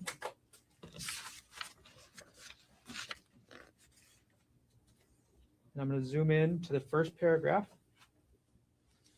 And we're going to look at line 2 and 3. Detective Unimo, could you read us the sentence that starts in that middle of line 2? Yes. The Poly Lookout itself is a popular tourist spot, but 99% of visitors to the lookout don't hike. They just look out over the valley. The Poly Notches hike begins on the right-hand side of the parking lookout. Okay, thank you, Detective. I'm going to zoom into the bottom 2 lines of paragraph 2, Detective. Could you read the bottom 2 lines of paragraph 2 on this page? Yes. Okay. The hike isn't necessarily dangerous, but much of the path is on the edge of a huge drop-off. Does that make it dangerous? You decide. Okay. I'm going to remove that zoomed area. Right. We're going to move on to page 3, Detective. All right, I'm going to zoom Your Honor, in. for purposes of completeness, can we go back and zoom in on the last paragraph? I have no objection. All right, I'll zoom in on the last paragraph, Detective, Okay. and we will have you read that to us as well. Okay? Yes. The path is wide enough that there is no real risk if you watch your footing and play it safe. If you want to look out at the amazing view, it's best to stop walking and enjoy it while you have a steady position. Thank you, Detective. We're going to move on to the next page, page 3. Could you, I'm going to zoom in on the text that's on the bottom of the page. You could read that to us. The trail heads straight up the hill in the undergrowth and then spits you out on the edge of the cliff with a huge drop-off. You then walk along the cliff. Okay. We'll move to page 4. And could you finish the sentence you were just reading? Yes. Edge, watching your step carefully. Okay. Anything else? Yeah, I made the whole paragraph for completeness. Thank you. Detective, I think we're just going to have you go through and read The whole thing. each paragraph for us, Okay. but I'm going to let you know that I'm zooming in so that everybody can read along with you, okay? Okay. All right. Could you finish the first paragraph on the top of page 4? Yes. From the first viewpoint, you can see Kaneohe, the Politanos, and even Chinaman's hat on a clear day. If you are classy as my friends, you might find this a great place to enjoy a drink and relax, and one of my favorite sunset hikes on Oahu. You now continue on in search of the puka. Keep following the trail, and another 5 or so minutes will bring you to the hole in the rock. This is why you did the Pali Puka hike. So hopefully a rainbow appears for you too. If you love pukas as much as we do, you gotta check out the Tom Tom Trail for another great puka. Okay. We're going to move on to page 5, Detective. I'm sorry. Okay. We have page 5 up, Detective, and I'm going to zoom in on the 2 paragraphs. Okay, so it's gonna be keep climbing Pali Puka for the sunset spot. If you continue on now, The path will lead into the trees. You can keep going, but it gets quite steep and you will need to use the rope already there. It's nothing crazy in my opinion, but some may find it a bit challenging. It is important to note, if you do go past the Puka Point for sunset, it will be dark coming down, so bring a light for safety. After 10 to 15 minutes of climbing up the rocks and trees with the ropes, you might be a bit breathless, but the view will make up for it. The mountains look just freaking amazing. Here's the best part. If you are hiking at the right time of the year, the sun will creep through the gap in the mountain range and give you. I'm going to go on to page 6, Detective. Oh, I'm so sorry. States. We're going to put 112 back up on the screen.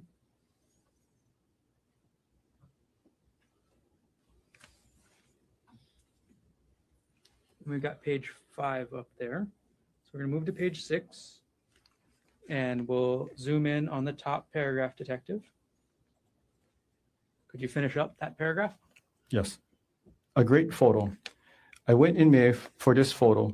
Unfortunately, I was taking a time lapse and only got this photo, but I'm sure you can get some nice sun stars and rays if you have the right settings.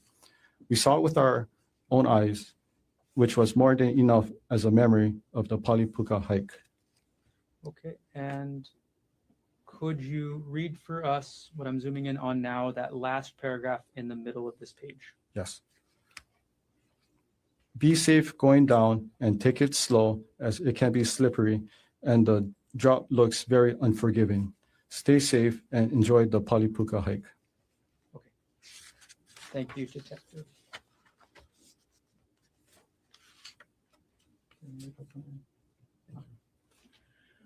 Okay. Detective Inuma, I'm going to take the exhibit down from the screen and I'm going to retrieve it from you. Thank you. And 112 to the clerk. And to move things along, Detective, I'm just going to hand you State's Exhibit 113, as well as, I'll just start with 113 actually. State's Exhibit 113, showing to Defense Counsel. Thank you. May I approach? Yes. Okay, Detective, could you take a look at State's Exhibit 113? Let us know when you're done.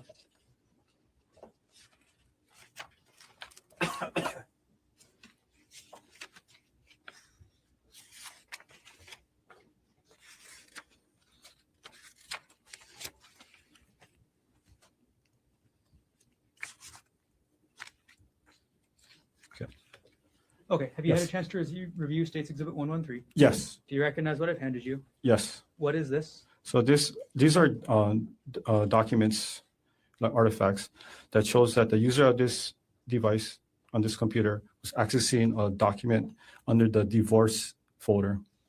Okay. Is this an artifact or the actual document? This is just artifacts. Okay. And are these artifacts generated by the computer automatically? Yes, And are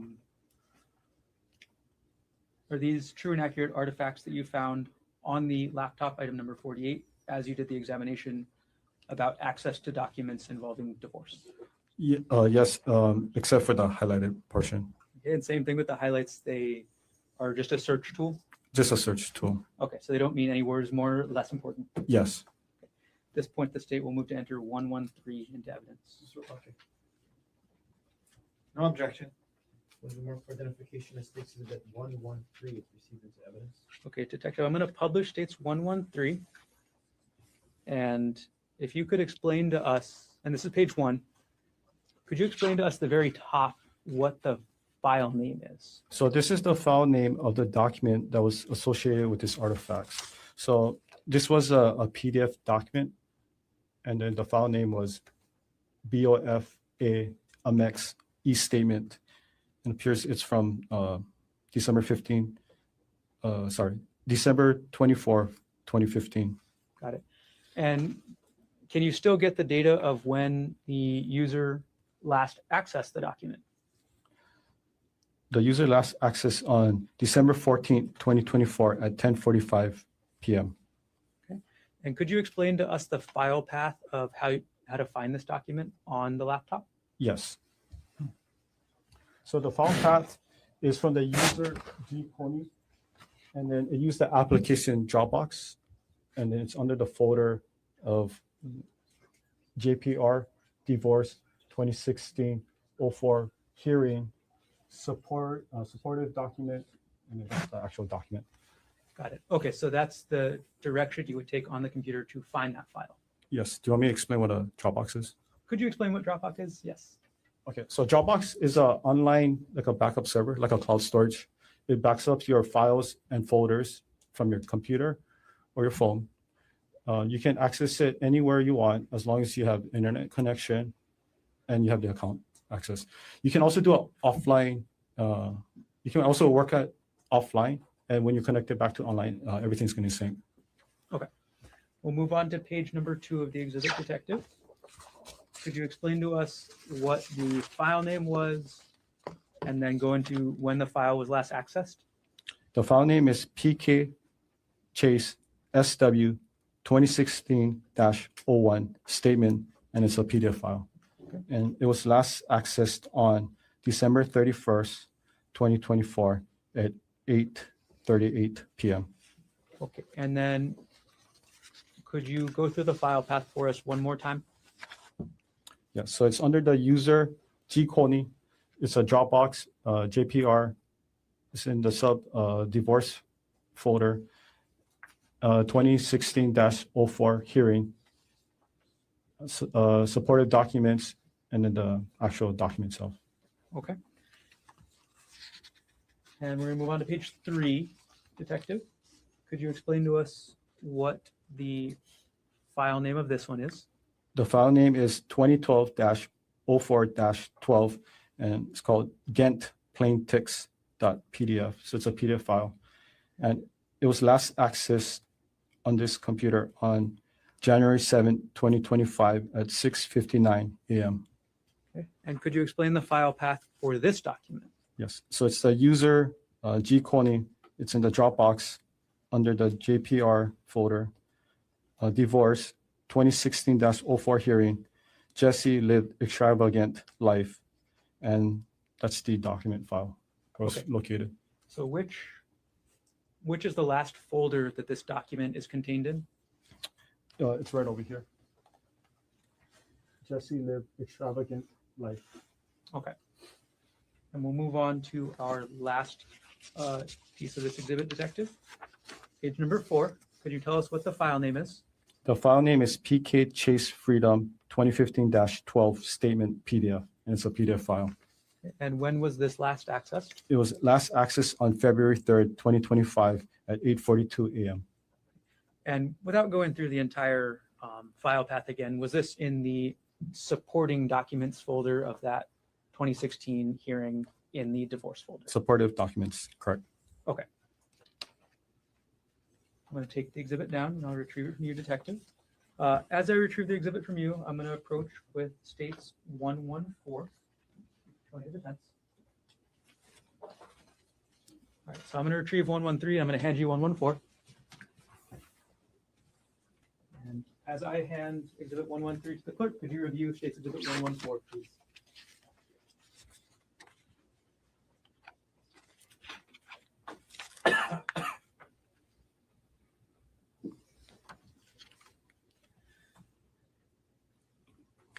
Yes.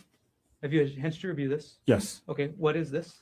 So this is a Word document file relating to a 2018 tax created from the user Konig. Okay, so this is the first time that you've testified this morning about a Word document. Is that right? Yes. Okay. Does the Word document show an author? Yes. Who was the author according to the metadata? So the author is Gerhard Konig. Does the metadata also show you who the last author is? Yes. Who is the last author of this document? The last author is Gerhard Gerhard Konig. Can you tell from the metadata when this document was last edited? Or modified, I'm sorry. Okay, so it was last modified on March 12, 2019 at 3:02 p.m. And is there any attachment to the metadata page for this exhibit? Yes, Okay. And is the attachment a portion of the entire Word document? yes, Is this a true and accurate copy of, again, that portion of the Word document along with the metadata that you found on the laptop, item number 48 so, in this case? okay, so for the Word document, it was highlighted and it was redacted. Okay. What kind of information was redacted? It was a social security number. Okay. So other than the social security numbers being redacted, is the content of the Word document a true and accurate copy? Yes, And again, there's highlights in this part, right? yes, Same as always, the highlights don't mean anything. it doesn't mean anything. And for page 1 for the metadata, is that a true and accurate copy of the metadata that you found related to this Word document? Yes, Okay. At this point, the state moves exhibit 114 into evidence.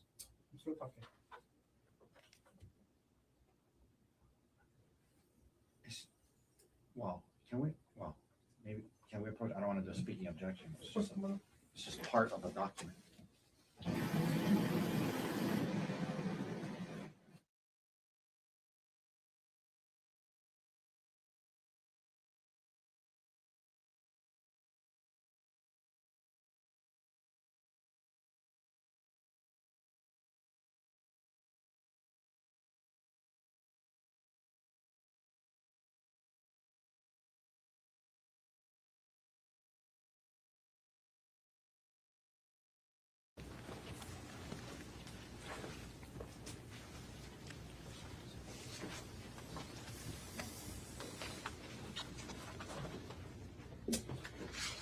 Okay, could you take a look through states 115?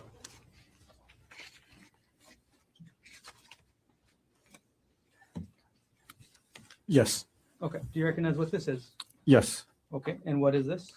So this is an artifact from the user of this device accessing appears to be a backup server via internet. And which user are we talking about? It's under user G Konig.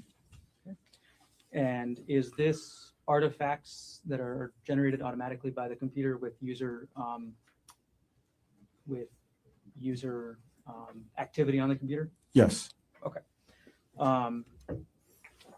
When you were looking, or when you were executing your search warrant on this device, did you actually have access to the underlying documents that the user was accessing as indicated by the metadata in this exhibit? for this particular one, no. And could you explain what you meant by a backup? Okay, so backup. So this program is called Memeo, MEMEO. So it's an online backup server. It backups your files and folders, as I was explained to you earlier. It's like a iCloud or Google Drive, something very similar to that. Okay. Degree.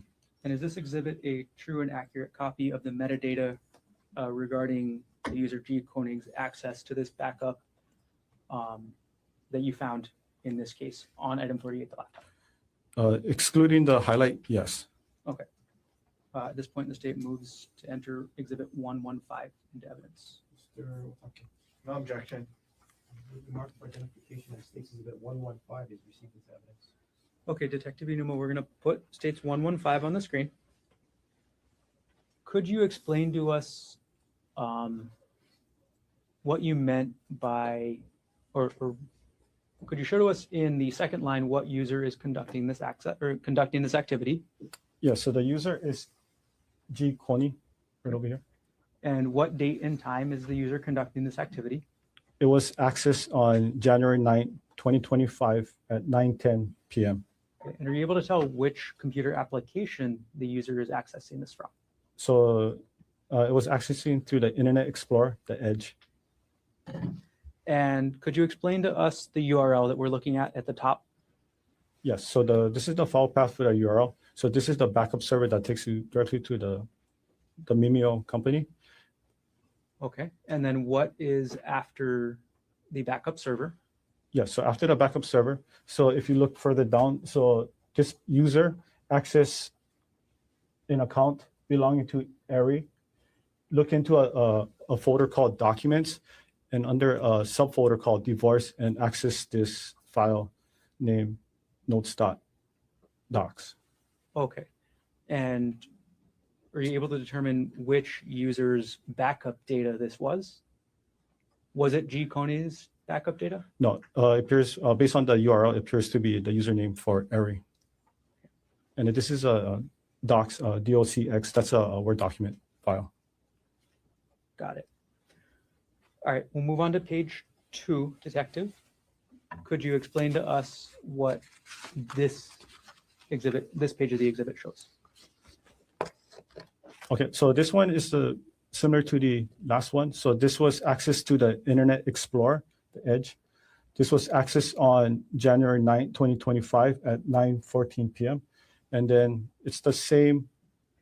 So the user is G. Konig, and they access the Mimeo server, backup server, and access an account belonging to a person or username Ari, went into the download folder, and then access the complaint for absolute divorce document.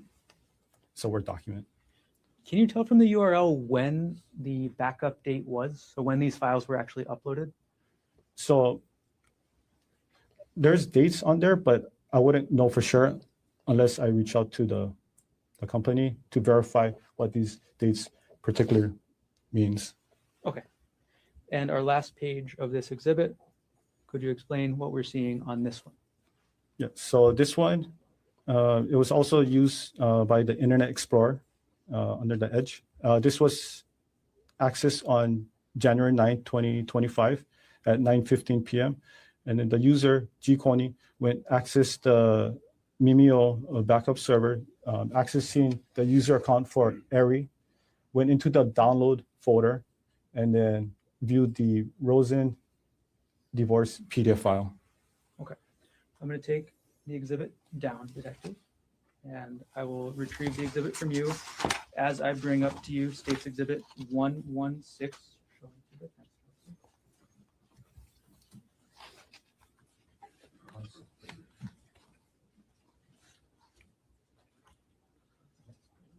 So we'll come back for this one then. Yeah. We'll go ahead to State's Exhibit 117, Detective. I'm sorry, 118, as 117 is already in evidence.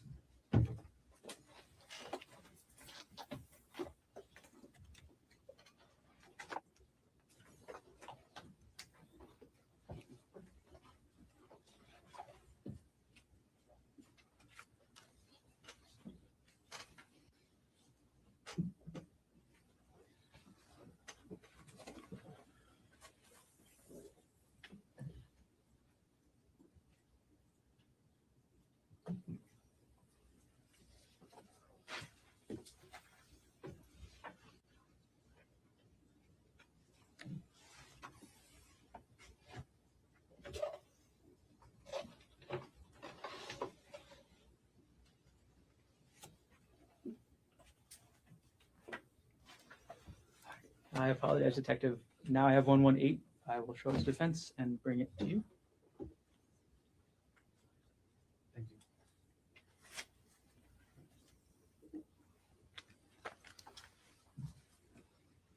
I'm retrieving 115.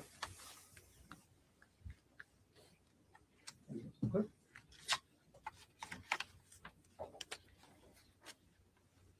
Okay, Detective Enuma, could you take a look through State's Exhibit 118 and let us know when you're done?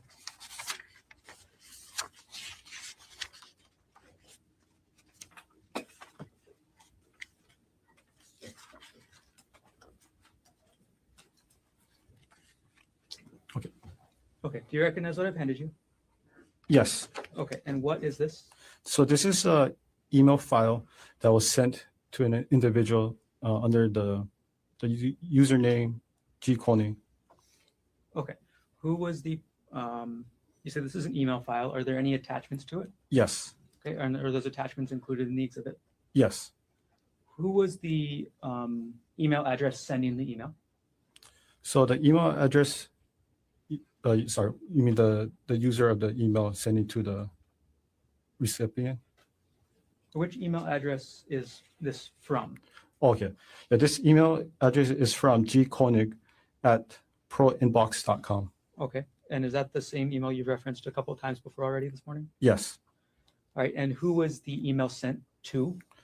It's sent to, the email address is bryant.bunting@gmail.com. And is this exhibit a true and accurate copy of the metadata attached to the email along with the email attachments? Yes. Okay. Did you actually have access to any content in the email or just the attachments? So inside the content, there was nothing inside the content, but then there was attachment part Okay, of the. so there was no like email message. It was just a bunch of attachments. Yes. Okay. And at this point, the state will move to admit State's Exhibit 118. Okay, no objection. Those are marked for identification as State's Exhibit 118 is received into evidence. Okay, Detective Unuma, I'm going to publish the exhibit.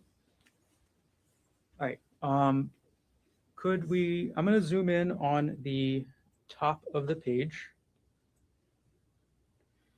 Okay, so you've already told us who the email was to and from. Could you tell us the date and time of the email? Yes. The date and time is December 4, 2024 at 3:33 p.m. And what was the subject line of the email? The subject line was stuff. Okay. And you already told us that there was no content to the email messages.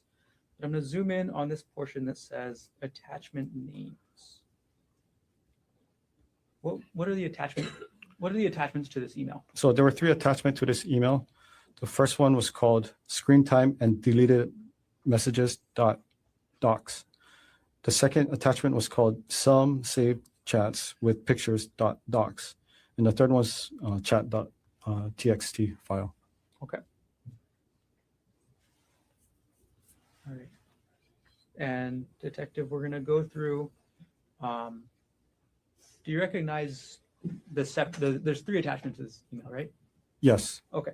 And if I go through the attachment, can you tell us which attachment is in order? Yes. Okay. So we're going to go to page 2 of this.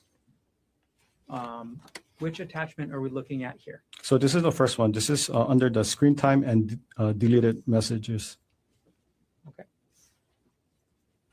Detective Unuma, I'm going to zoom in on the text here. What does that say? So it says 7 hour on screen in 10 days. So about an hour per day messaging on workday. Messages in thread do not support this. Vast majority are deleted. 5+ hours in background. Phone calls, ? Okay, I'm going to take that down. Okay, Detective, we're going to move on to the next page. I'm sorry,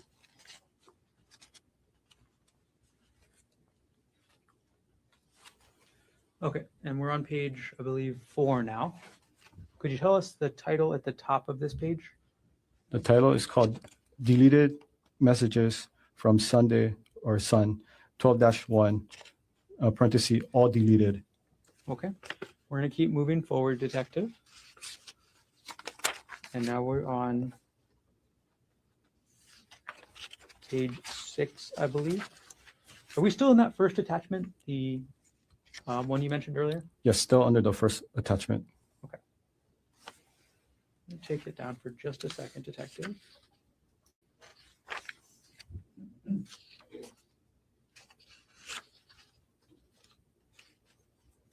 I'm going to put it back up. So I put page 6 back up. Putting now page 7. Could you let us know when we get to the next document that's been attached to this email? Yes.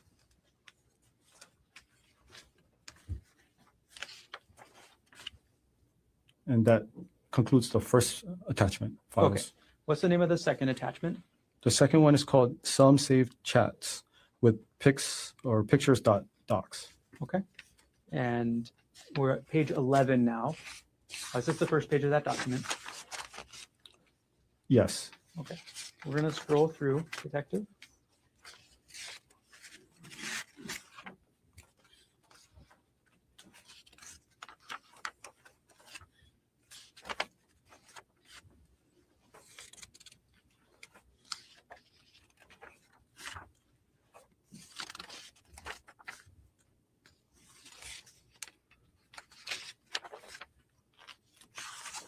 All right. And now we're on page 23. Yes. Is this still the same document? So this is the third document. Chat.txt. Yes. What is a TXT file? So TXT is a type of format. It's text-based. So in this purpose, we have to convert it to a PDF so you can display it. Okay. All right. I'm going to take the exhibit down. I'm going to retrieve exhibit 118 from you.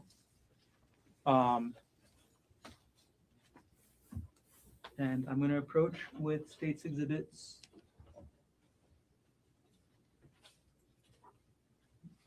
Skip ahead a little bit.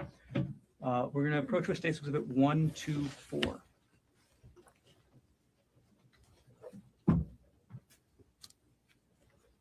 I'm sorry, 1, 2, 2. Here's states exhibit 1, 2, 2. I'm retrieving states 118. Could you take a look at states 1, 2, 2, Detective?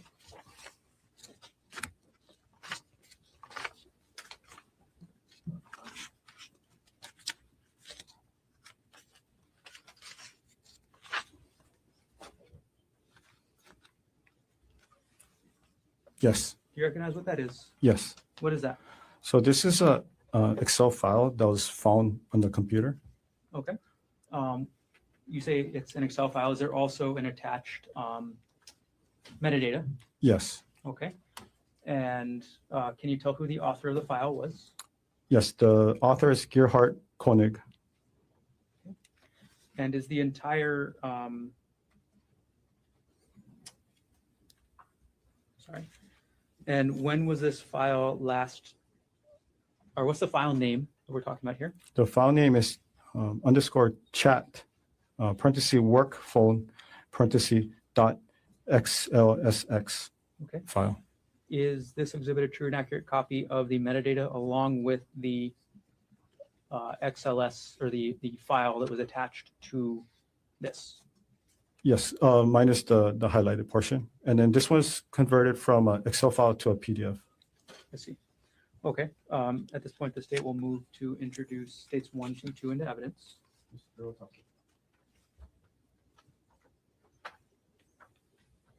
objection. With the mark for identification as states exhibit 1, 2, 2 is received. Okay, Detective Unuma, I'm going to put the metadata page for states 1, 2, 2 on the screen. I apologize, the screen is now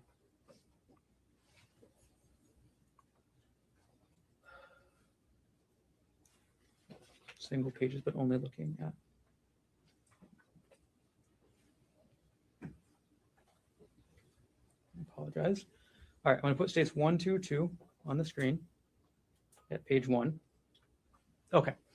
Can you tell us when this file, this chat work phone file, was last accessed?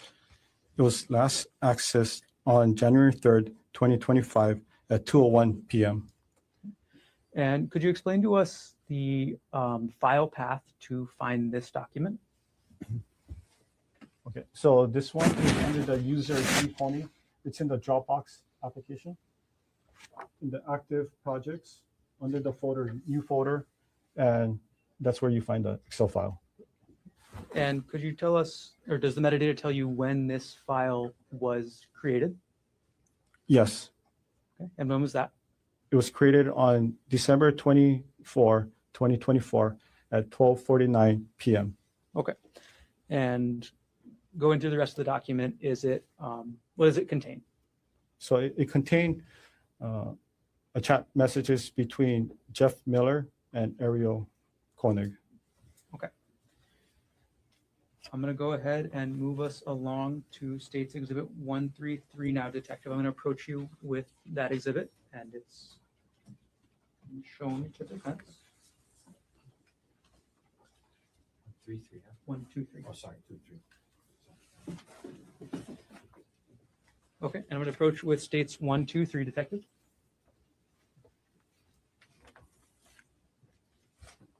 Could you take a look at that, please?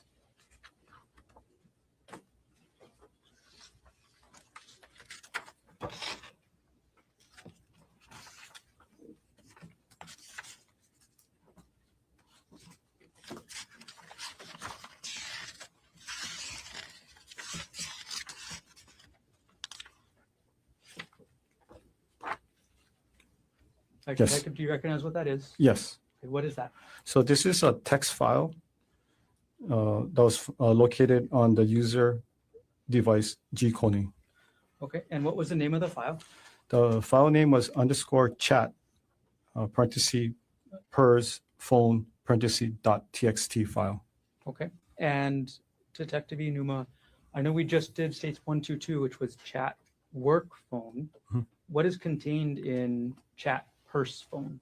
So it also contains text messages between Jeff Miller and Ariel Konig. All right, and for the exhibit that you have up there with you, states 1, 2, 3, is there both the metadata attached to the user activity with regards to this file as well as the file? Yes. Is that a true and accurate copy of the metadata that you saw on the software along with the file? Yes. At this point, the state moves exhibit 1, 2, 3 into evidence. Mr. Otake, No objection. there's a mark for identification as states exhibit 1, 2, 3 is been into evidence. Okay, I'm going to publish. And Detective Enuma, we're not going to go through the entire chat this time either, but can you go through when this was created, the file path, and then when it was last accessed? Yes. Okay. So it was created on December, right here, December 8, 2024 at 3:18 p.m. And then this is the file path to retrieve the document. So this is the user G Konig. It was in the Dropbox application under the folder active projects subfolder. And then this is where we're able to recover the document. Okay. And when was the document last accessed by the user? It was last accessed on January 7th, 2025 at 9:06 a.m. And then again, you said that the attached file is the messages. Yes. We'll keep moving, Detective.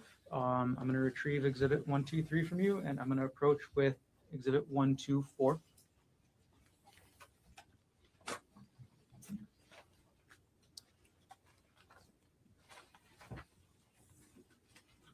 I'm going to hand exhibit 1, 2, 3 to the clerk.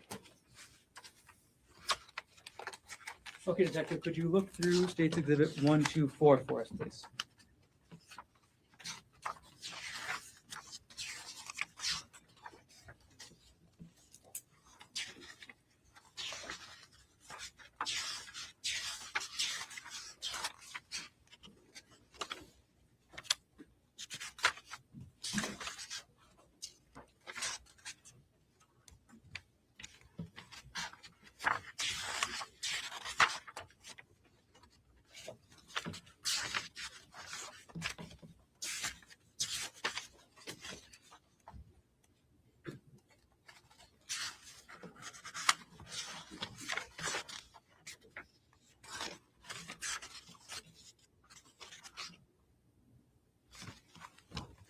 Okay, have you had a chance to look through the exhibit? Yes. Okay. And what have I just handed you? So these are documents found under the same device under the username G Konig, and it contains documents relating to wedding.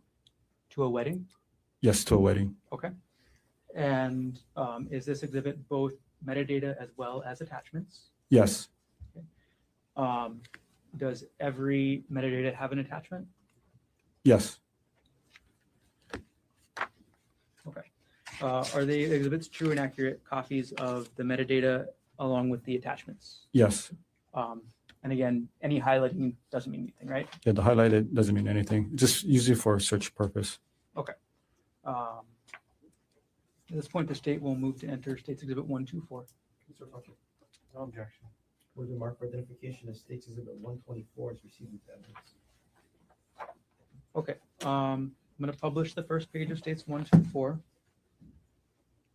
Detective Unuma, could you tell us the title of this document that's we have the metadata here for on the first page? Yes, the title is called the W, and I think it's a 0223 parenthesis GK parenthesis, and then it's an Excel file. Okay. And could you tell us who the author of the document is? So the author is, it's right over here. Worth and AI, or right over here. Okay. Could you tell us who the last author is? The last author is Gerhard Konig. Okay. And could you tell us the last modified date? The last modified date is right over here. February 23rd, 2018 at 6:18 a.m. Okay. And then could you tell us when, I'm sorry, I'm going to have you keep pointing, when this Excel spreadsheet was last viewed by the user on this laptop? Yes, it was last accessed on December 30, 2024 at 7:29 p.m. Okay. And with regards to this spreadsheet, what's in the spreadsheet? So in the spreadsheet, it's like an Excel spreadsheet. So it has multiple tabs.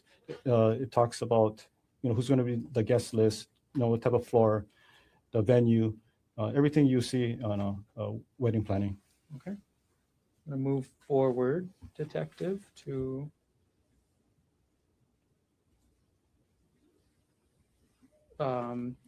page number 11. All right. Detective, could you tell us what the document in this is? So the document name is the W0225 parenthesis GK parenthesis, and it's a Excel file. Okay. Is this the same Excel file as the one that we just talked about? It's not the exact same, but it's very similar. Okay. When was this file last accessed? It was last accessed on January 22, 2025 at 6:25 a.m. Okay. And the actual attached file is not attached to this exhibit, is that correct? Yes. Okay, so we just have the metadata for this file. Yes. Okay. Moving on to page number 12. What is the file name here? The file name is Worthington Konig Waiting Room Block 9 period 14 period 18, and it's a PDF file. Okay. And when was this file last accessed by the user? It was last accessed on January 22, 2025 at 3:04 p.m. Okay. And is this file attached to the exhibit? Yes. Okay. We're going to go to page 13. And we're going to go to page 14 and publish page 15, publish page 16, and 17. So what does this file appear to be? Appears to be like a contract for the wedding. Is it for booking venue? Yes. We're going to go to page, I'm sorry, we still have a little bit more, 18 of the exhibit. All right, now we're at page 19 of States Exhibit 124. What file are we talking about here? So this is an Excel file. The file name is the W0201 parenthesis GK parenthesis. And could you tell us when this file was last accessed? It was last accessed on February 24, 2025 at 6:16 a.m. Okay. And is the actual spreadsheet attached to this exhibit? No. Okay, is this the same spreadsheet that we were talking about earlier with the other similar numbers? Yeah, so when I was looking at everyone, it appears to be very similar. Just certain numbers were different. Okay. Publishing page number 20. All right, and sorry, I'm going to just keep us moving as much as we can, Detective. Okay. I'm going to go to 21. Essentially, are all these pages of this exhibit related to a wedding? Yes. And the wedding between Gerhard Konig and Ariel Konig, correct? Yes. Okay. We'll pause this exhibit for now, and we'll move on to the next one, Detective. I'm going to approach with States Exhibit 125.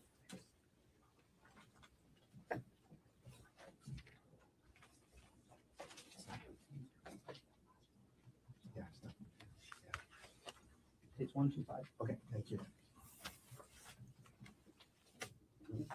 I'm going to approach with states 125 and retrieve 124.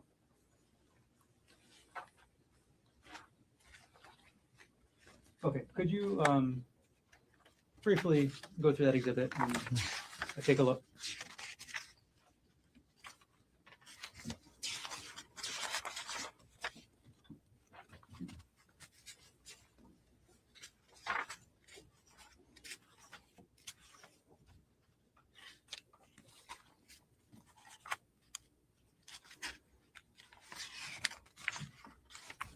Yes, Do you recognize the exhibit I've just handed you? yes. Okay, and what is this?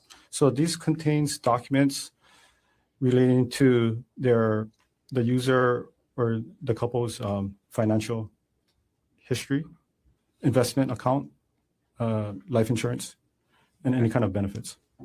All right, and do you in this exhibit have both the metadata along with the attached files? Yes, And is this exhibit a true and accurate copy of the metadata along with attached files that you viewed on item number 48, the laptop you examined in this case? yes. At this point, the state moves exhibit 125 into evidence. No objection. Who's been marked for identification as State Exhibit 125 is received. Okay, Detective Inuma, I'm going to try and move us forward a little bit in this. So we're going to just do a couple pages from this exhibit. So we're going to start with page 1.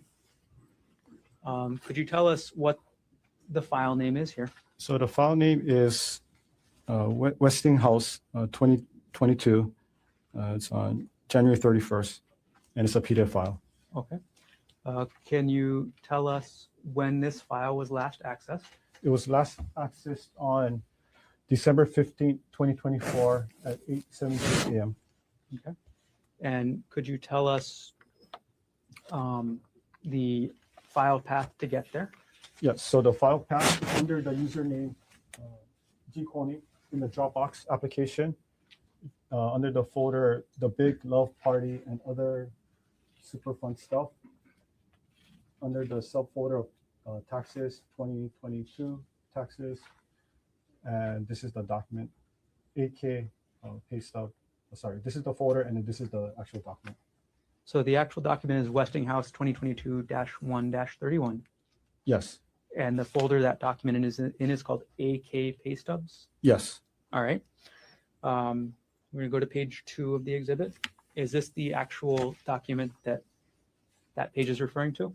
yes, Okay. And is this a pay stub? yes. Who is this pay stub for? The pay stub's for Ariel Konig. All right. Yeah, We're it going has to it do right over page there. 3. And then we're going to skip around a little bit, Detective. So page 3, what document is being accessed here? So the document file name is Westinghouse 2022 November 30. It's a PDF file. Okay. And when was this file accessed by the user? It was last accessed on December 21st, 2024 at 2:49 p.m. Okay. And we're going to go to the file, Detective. Who is this, or what does this file show? So this appears to be some kind of investment file for Ariel Konig. We're going to skip ahead a couple pages, Detective.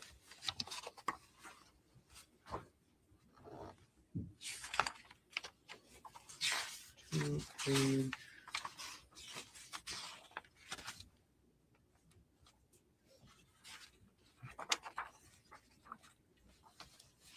we're going to skip ahead to page 11, if we could. I'll put it up on the screen for you.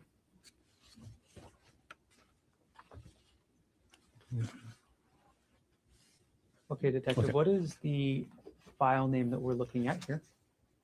So the file name is Westinghouse 2022. It's March 31st PDF file. And what date is the user last accessing this file? It was last accessed on December 31st, 2024 at 8:38 p.m. Okay, Detective, are there any other activities that we've talked about so far that occurred on December 31st, 2024 at just around that time? Yes. Okay, and what was that? So under the user G Konig, the pay stub for Ariel Konig was viewed, and also too a divorce file was viewed too. Okay, I'm going to put them both up on the screen together. So we'll keep States Exhibit 125 on the screen right there, Detective.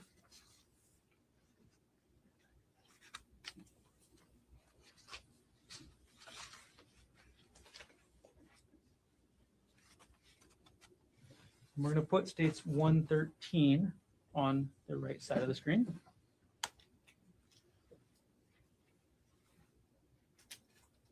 And on States 113, we're going to scroll ahead to page 2. All right. Is these the two activities that are happening at the same time or a similar time, Detective? Yes. Okay. So on the left side, we have States 125. And what is the file for that one again? The one on the left is Westinghouse 2022. It's on March 31st PDF file. Okay. And on the right side, what file is that again? So the file name is PK Chase SW 2016-01 statement PDF, and it's a PDF file. Okay. And got it. All right. I'm going to take both photos down.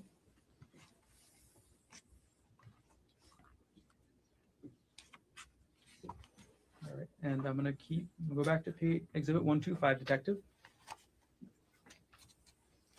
Sorry, what the number? We're going back to 125. 125. Okay, thank you. All right. And almost done with this exhibit, Detective.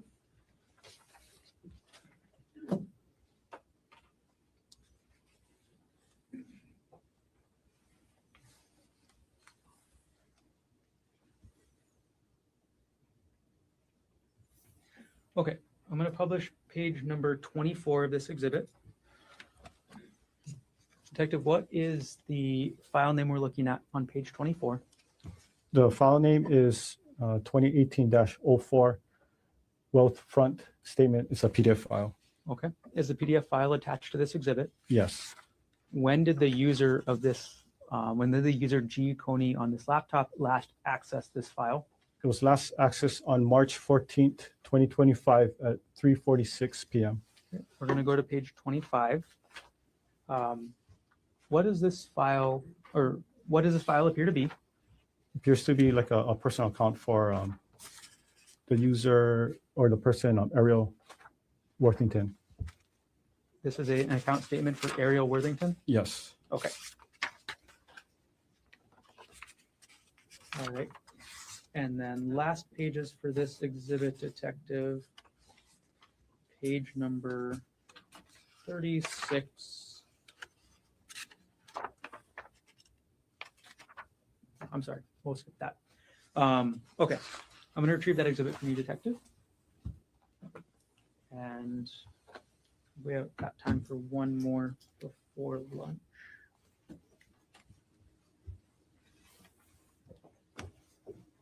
We got states 1, 2, 6 showing the defense counsel. May I approach? Yes. Henry 1, 2, 6. Can you take a look through that, Detective?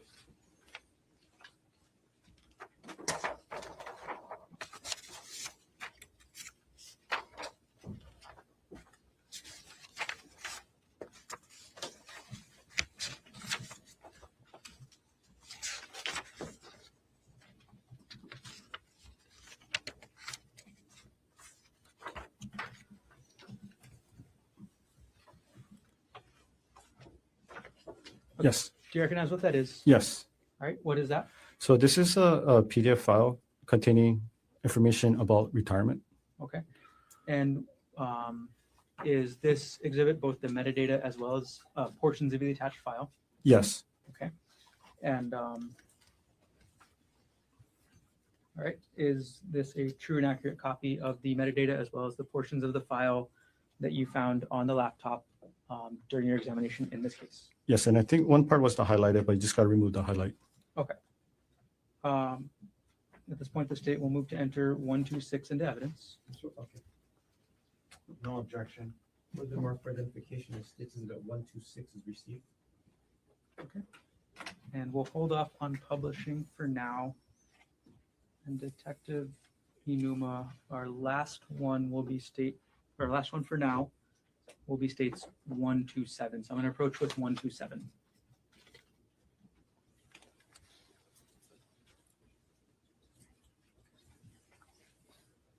I'm going to hand 126 to the clerk.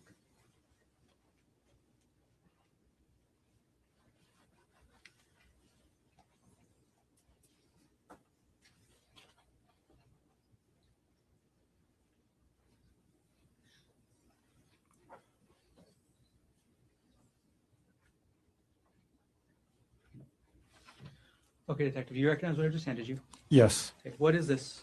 So this was a PDF file that was found on the user G Konig under the Dropbox. This is basically the intake form for a marriage counselor and family therapy service. And when is the date on this document? The date on this document is January 29, 2025. Is this exhibit just the document or is it document and the metadata? So for this one, it's just a document. And where did you find this document on the computer? So that was the one I mentioned earlier. So it was under the username G Konig under the Dropbox. Does the document itself indicate who prepared the document? So at the last, let me double check. Yeah, so on the last page, it's electronically typed as Gerhard Konig. Okay. It was dated on January 29, 2025. Okay. Are there any redactions from this document? There's one redaction. And what is that? It's the last four of the social security number. Other than that, redactions, is this document a true and accurate copy of the document that you found on the laptop pursuant to your investigation? Yes. Okay. At this point, we'll move States Exhibit 127 into evidence. 1 second, Mr. Garner. Yes. So just to be clear. Sorry. There's- Again, you don't need to bring it up like this as long as it's.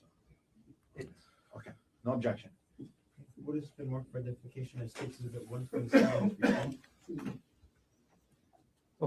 And So Vernon, this is a good time for a break. this is a great time for a break. Ladies and gentlemen, another long stretch. Take our lunch break. Leave your notebooks on your chair. See if they roll. We're talking a bit about this case. Keep an open mind. We're not trying to learn about this case outside of the courtroom. Have you come back at 1:30? Slightly longer lunch. Okay. Enjoy your lunch. See you at 1:30. All right.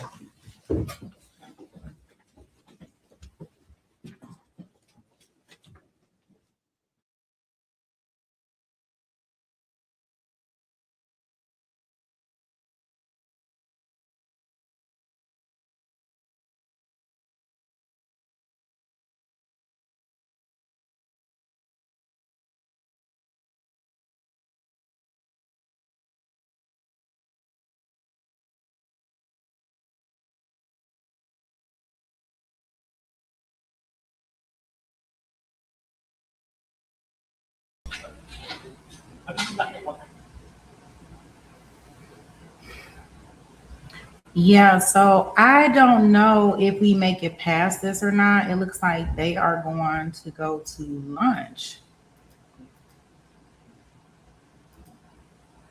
1:30. Look at that, 7:30 Eastern time. Woo.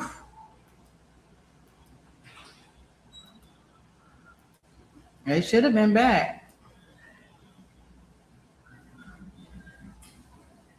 Oh no, maybe not. No, they got about 20 more minutes. That's crazy. And we started court late. And we still don't have no TiVo time. We don't have enough TiVo time to get through this. So what do y'all think so far? I mean, I don't know why we're hearing about pay stubs and stuff like that. Like, I'm irritated about that because I don't know why I'm hearing about pay stubs, wedding plans. All that. What did we listen to all this old stuff for? That would be my first question. My second question, it just feel like this case is like dragging on and on and on.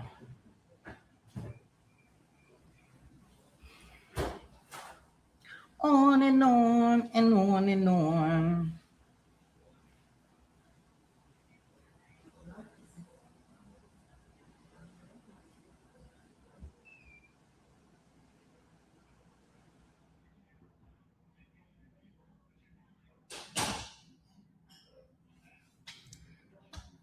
SD talking about her sleep schedule.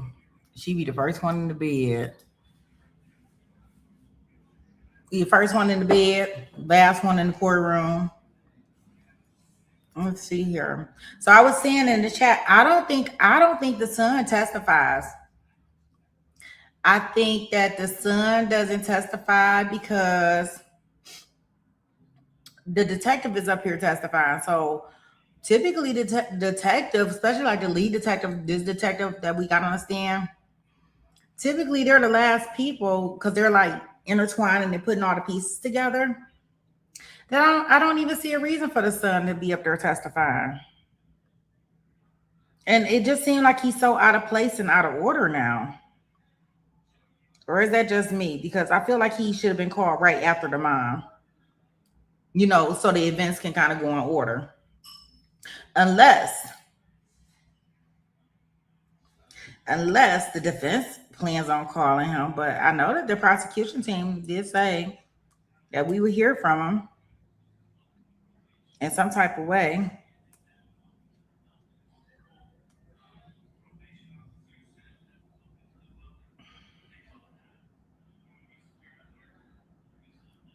Yeah, he got the phone call. That's why I felt like he should have been right after her testimony, like to go in order to keep everything like in a good flow of things. But now with the lead detective coming to testify, like unless they splitting up the lead detective's testimony, I do feel like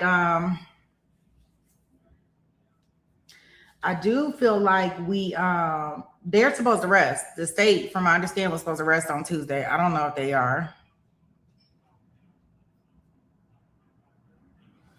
So I don't know if they're gonna do it or not as far as resting. Considering they're coming back at 1:30. So I guess they got 3 hours, but he looked like he don't ever want to get down. And we haven't even got to cross-examination. So there you have that.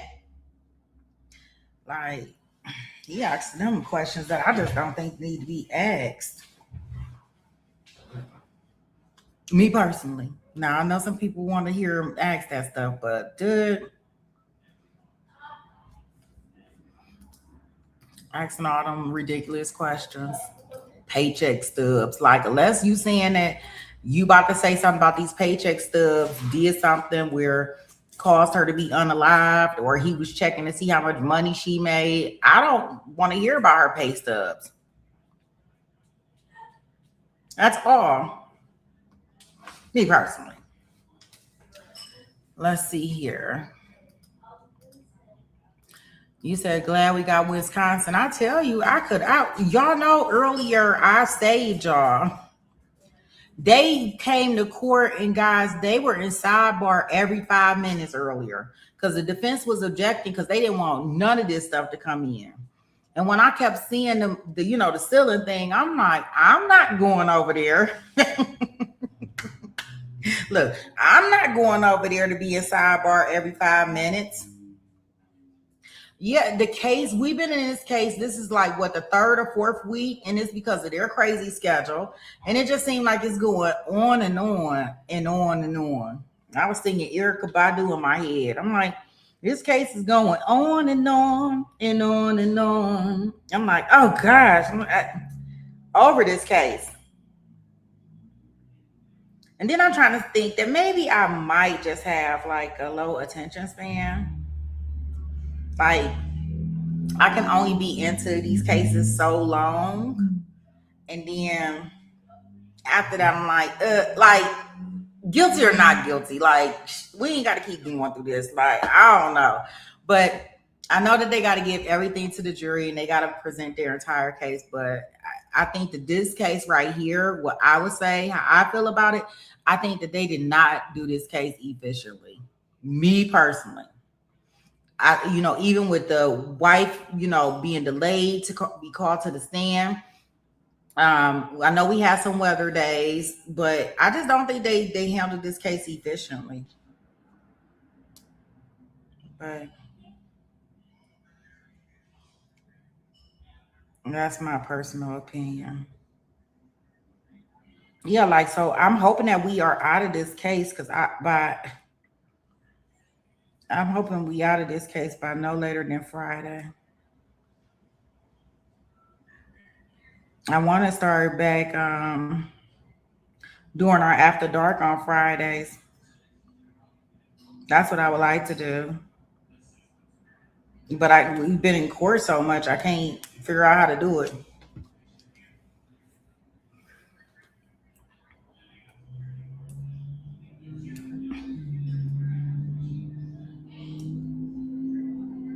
Yeah, real happy.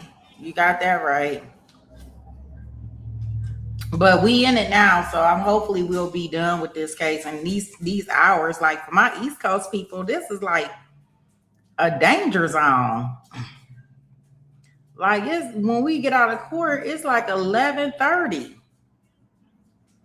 12 o'clock. Yeah, SD, I would love to do it after dark or bathroom chronicles, but I can't find no time to do nothing. So my first thing is, when we get out of this Hawaii case, we'll still. I don't think this Milwaukee case, I don't think that'll be that long. I think it'll be over this week. I don't think we're gonna be in that case that long, just so y'all know. But yeah, that's a different watch than what we're doing right now. Even though he's gonna be guilty. So if y'all do see anything in regards to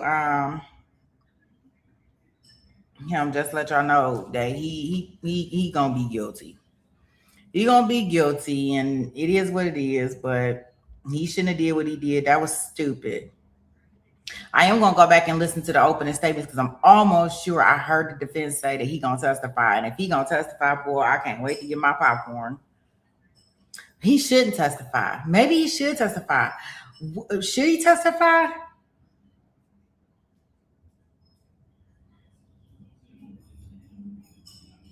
I don't know if he should. I gotta listen to the opening statements because if they say he gonna testify, whoa,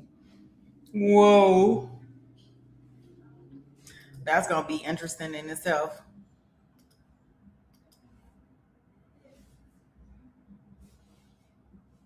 Yeah, definitely. And this guy too, because like I'm thinking to myself, well, if he had all these Michael Jackson rugs and stuff like that, and he had like the thing to poke her, he should have poked her and then pushed her. Why is he going in for a fight? And not to say that I'm trying to tell people how to K the right way, but like if you're gonna do this, then do it and try to do it halfway right. What you go doing all of that for? All that want to fight and tussle with her?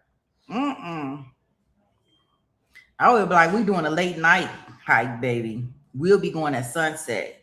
Let's go at sunset and watch the sunset on the hill, on the mountain. That way it wouldn't be a lot of people there. And oh yeah, I got it all right together. I'm about to stick you right in your neck and push you. Oh, you think it would have been that big, drunkie? They don't seem like that a needle would do that much damage. Like, especially if they're not looking for that. And then by the time she fell off the cliff, drunkie, it probably wouldn't have been nothing left. She better be glad he wasn't thinking like me. Hey, Bart, because if he was thinking like me, yeah, they wouldn't have been able to figure that out. It would have been. They might not have been able to get down there to get her.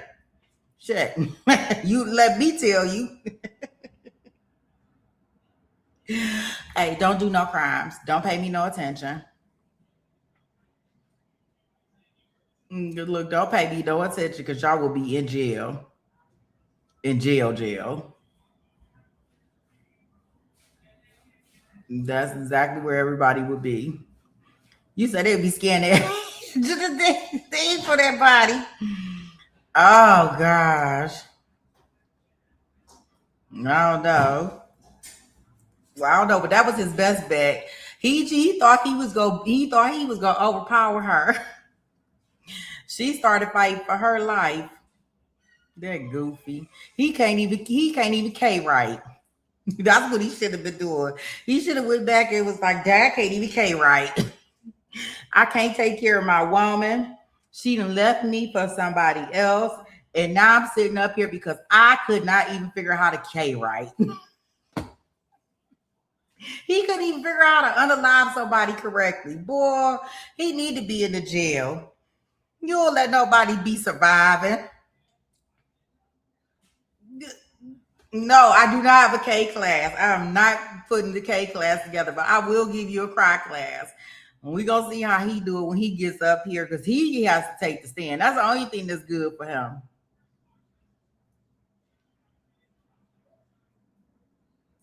I believe she put him over that cliff if she was closer to it. You say you believe she'll push him over the cliff? They'd be over there pushing each other. Yeah, well, he did not do nothing right, clearly. Yeah, because he all jealous and stuff. And it didn't even make no sense because from what I gathered from what they tried to make as an affair, it really didn't seem like it was a affair. Like, it just seemed like flirting. Like, just flirting with them two. And he just could not handle the fact that she was not going to quit her job. She loves her job. Yeah, I know them emotional cheaters. They are something else. Boy, oh boy.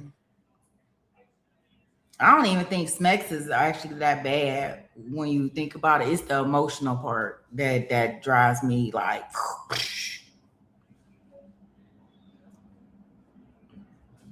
What'd you say? Straight to jail because you stupid. Right. That's where they have to go. Straight to jail. Mm-hmm.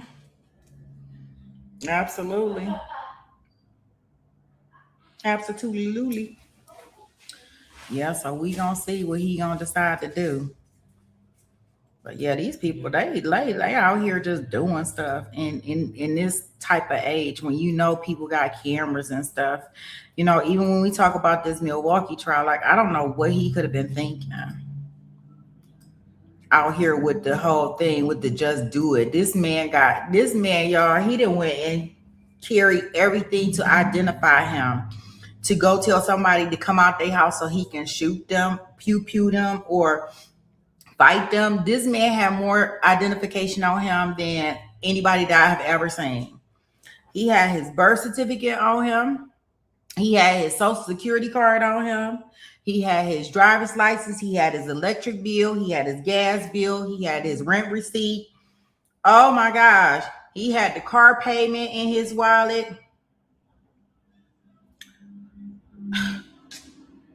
Like, yeah, it's you, dude. This is you. Like, this can't be nowhere. Look, this cannot be anything else but you, babe. Like, and with the just do it shirt on. Oh gosh, like you, who carries all that stuff?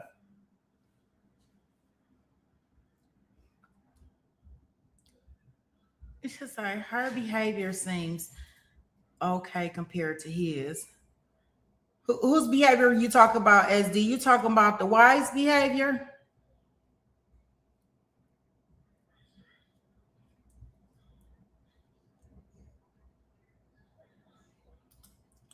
You say older people are committing more crimes these days. I don't know how old this guy is in Milwaukee. I don't know if he's that old. Did I get his age for y'all? I know the officer was 32. And I can't remember what his age is. I don't think he that old either. This guy, when we talk about the Tremaine. Okay. What's my views on swinging? What, swinging on a swing? What are you trying to ask me at, user? Are you talking about swinging on the swing? Or what type of swinging are you talking about? It depends on what type of swinging you're talking about. You have to let me know what kind of swinging you talking about. Let's see here. They said, don't be getting no ideas, Lynn. Not me only. My driver's license. Oh yeah, he had it all on him. Anything to identify him. I couldn't believe it. It was like the craziest stuff. Like when they was unfolding the evidence and the thing, you would have thought that this was stuff that he had at home. He was going to commit a crime, and this man had all that stuff with him. Who does that? Like, that's the stupidest stuff. I don't know why I don't know who goes and commits a crime with all of that. Damn. And then drop it all. That goofy. He ain't even had a good nerve to keep it all with him. He done dropped it all, and they picked it all right up.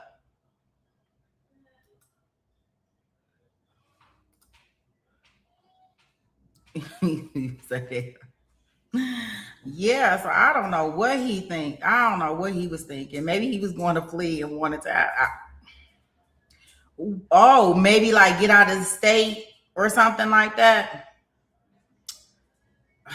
His stupid self shouldn't even been over there trying to be Captain Save a Hoe. I'm telling you, I don't know what them girls were doing and what them other girls were doing, but they should have. When they let that stuff go that night before, they should have just let it go. But now he has to come back, and I don't know why he got to come back. And I'm hoping maybe they may have some people testify that were involved, that were in the house, and testify to he was trying to get them to come out and who was trying to get them to come out. That would be nice to see, because because they should be able to tell us what happened maybe the night before. Like, crazy. Oh man, he had no plan at all. No, he does not have a ton of common sense. Real happy. I'm in all the chats. Like, I can't believe they just pulled out this man's birth certificate. I was done when I heard the doggone social security card, but once I heard they was pulling out birth, like, what is you doing? Got his gas bill, electric bill, everything all up with him, and he going to commit a crime and drop the bag, and he dropped the weapon, and he dropped the book. Like he everything. I don't know what he was thinking. Let's see here. Y'all know I like to listen to my little California song. Yeah.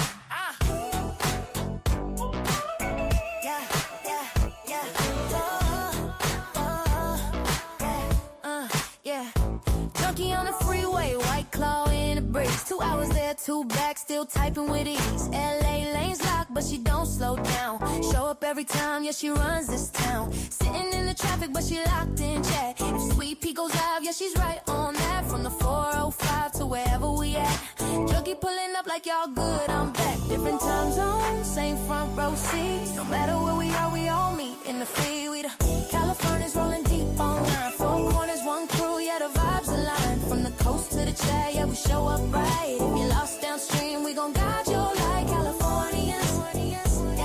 Yeah, we stay in the mix. 4 names, 1 flame, you can't remix this.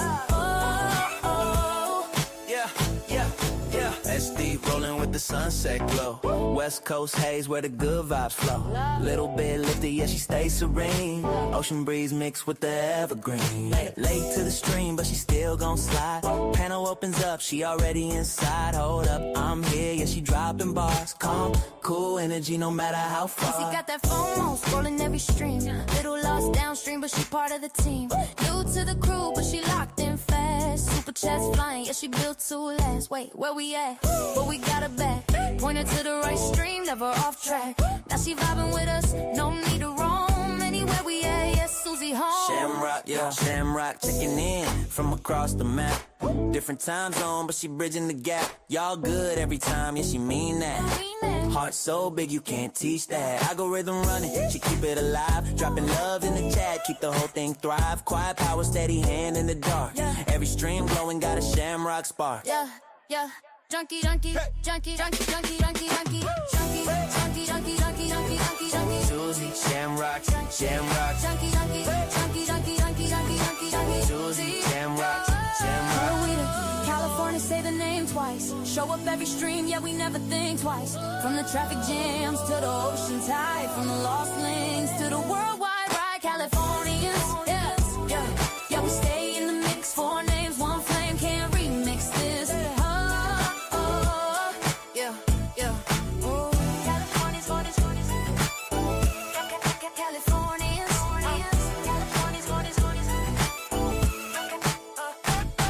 yeah.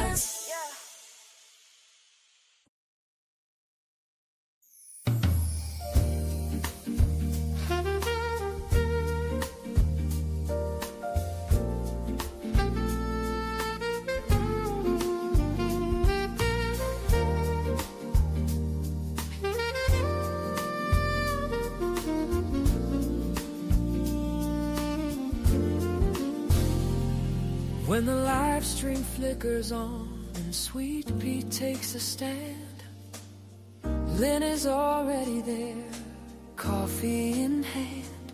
She settles in for the long trials, the twists and the turns, with a loyal heart and steady eyes that never miss a word. She's a constant in the courtroom, a familiar shining face, always ready for the arguments, the tension and the pace.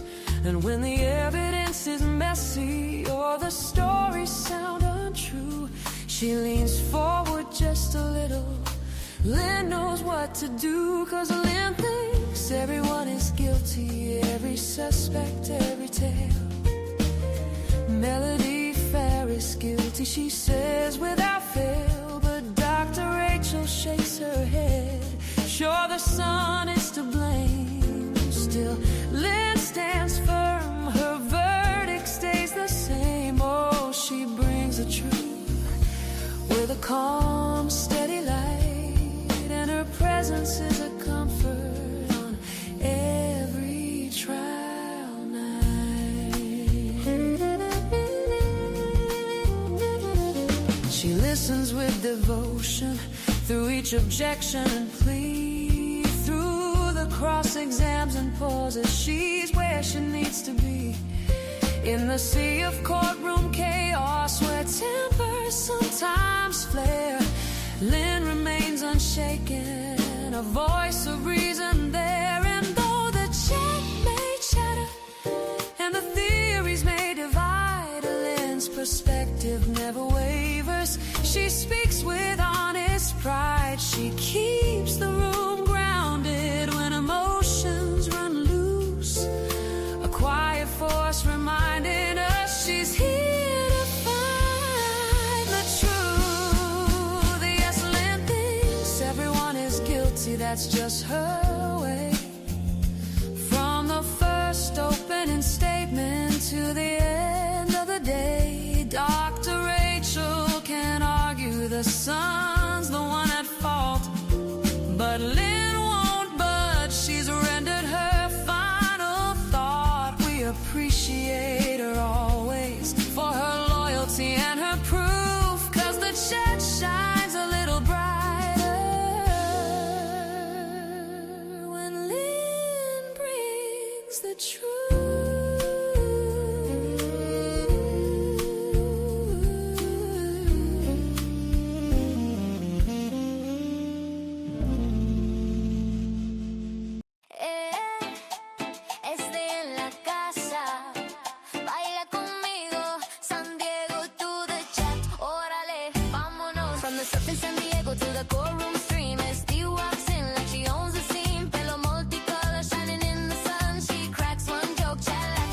She throws preguntas bien chidas, sharp like a blade. Cross-exam queen, nunca tiene afraid, and that dance so spicy. Cali Mystics close, she brings the fuego, everybody knows. she flirts poquito. He just says hi, sweet pea laughs. Aquí vamos otra vez. He drops a fuego and the chat says yes. She's fuego, fuego, lighting up the show. Text next in the chat. Everybody knows. Con su risa, su vibra y su pelo tan cool. She turns the live stream to a cumbia at the pool. Fuego, fuego, Estee's the queen. Spanglish magic en la chat screen. When she pops on camera, we all say que show. Latina sparkle with that California glow. Los mos la quieren, they hype her name. She adds flair y sabor to the game. ¿Qué onda, gente? And here comes the fun. El chat se enciende like under the sun. When she teases Jason, boy, behave. But without a chaos, this chat ain't the same. Bailalo, mija, with your Tex-Mex vibe. Bring the cumbia flow, keep it alive. Stay with the groove, don't ever stop. Shake up the stream till we're all on top. She's fuego, fuego. Let her up the show. Tex-Mex in the chat. Everybody knows. Con su risa, su vibra y su pelo tan cool. She turns the live stream to a Latin dance floor. Fuego, fuego. Estee's the queen. Spanglish magic en la chat screen. Each girl sparkle, courtroom delight. Estee keeps the chat shining bright. Sweet pea, the mods, we all agree. Take it to trial, ain't the same without Estee.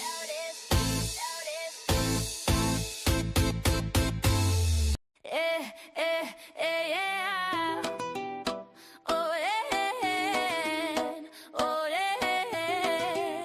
You see my bird, Yeah. Here comes Barbara in the chat, girl, she right on time. Sweet pea got the trials rolling, Barbara dropping her lines. She's a mama to two boys, gives them love every day. Autism warriors in her home, and she leads the way. And her husband's been through storms, but she's holding him down. A caretaker with a halo and a medical crown. With that nursing background, baby, she knows the game. First aid on the timeline and receipts on the frame. She's looking for the missing kids, like a mission from above. Heart, big feet moving, she's a justice power dove. And generous as heaven, giving spirit on display. Barbara lifts this whole community in her own special way. Cause Barbara don't play.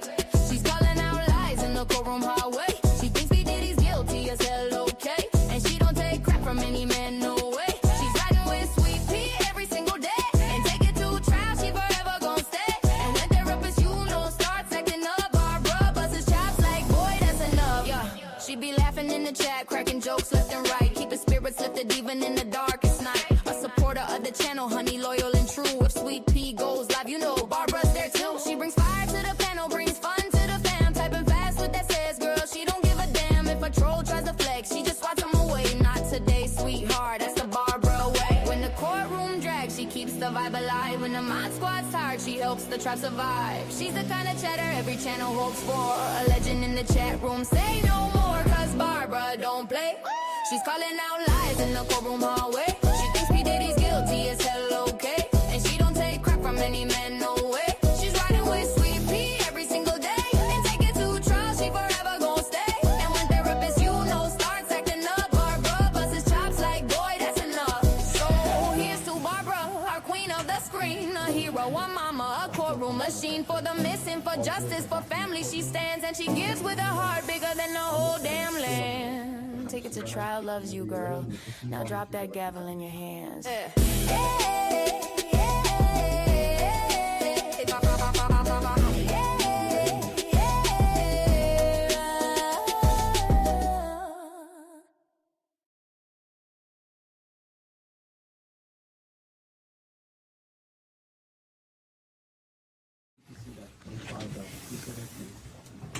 Okay, intermission is over. Back to court.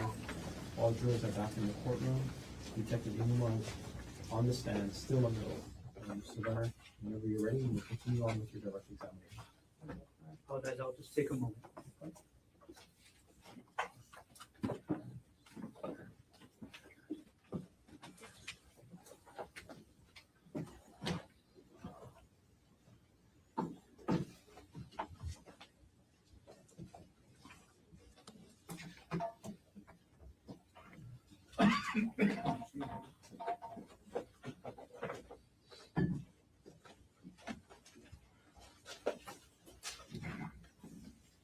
Okay, good afternoon, Detective.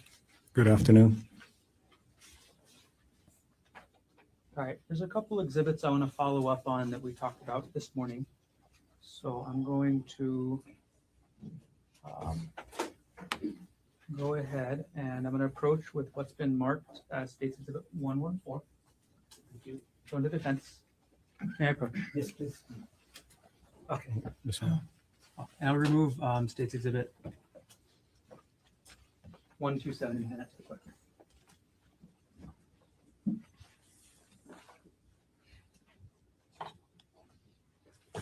Okay, could you take a look through that exhibit, Detective?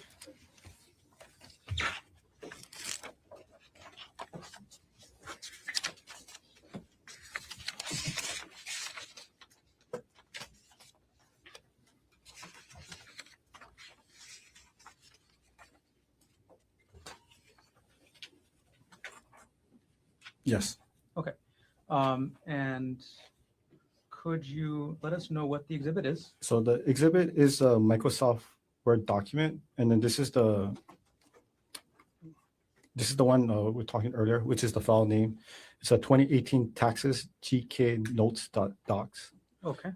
And is this both the metadata as well as the actual document? Yes. Okay. This is a true and accurate copy of the metadata. Yes. And is this a true and accurate copy of the actual document? Yes. And this is what you found, again, looking at item number 42, the laptop in this case. Yes. Okay, at this point, the state moves exhibit 114 into evidence. Okay. No objection. Okay. What has been identified as State's Exhibit 114 is received as evidence. Okay, Detective Inuma, I'm going to publish the first page of the document, which is the metadata on the screen up there.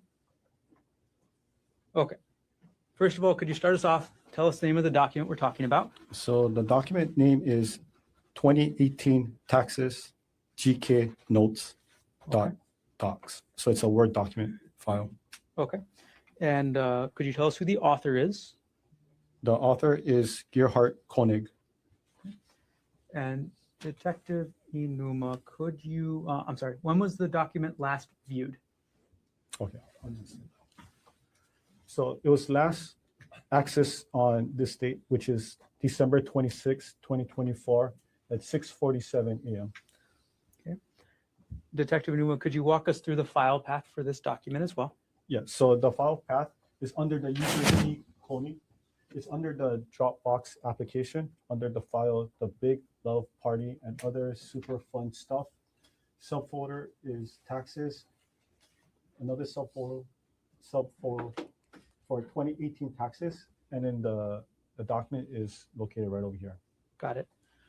Okay, Detective Inuma, I'm going to take the exhibit down from the screen right there. And I'm going to ask you if you could read from the document. And does the document, what is the document in general?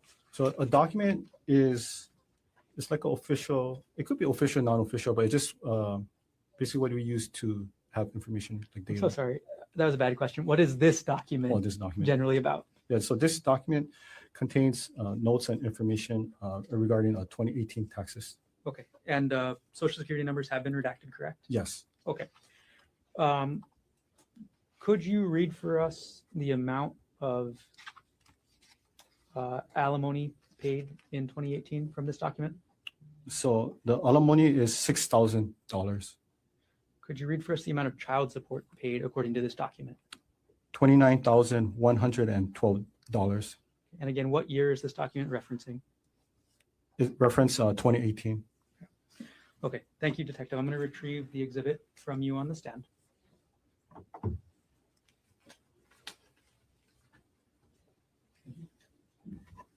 And the next exhibit I'm going to hand you is going to be State's Exhibit 124. And I'll hand that up to you. And while you're flipping through, I'll give the old exhibit to the clerk.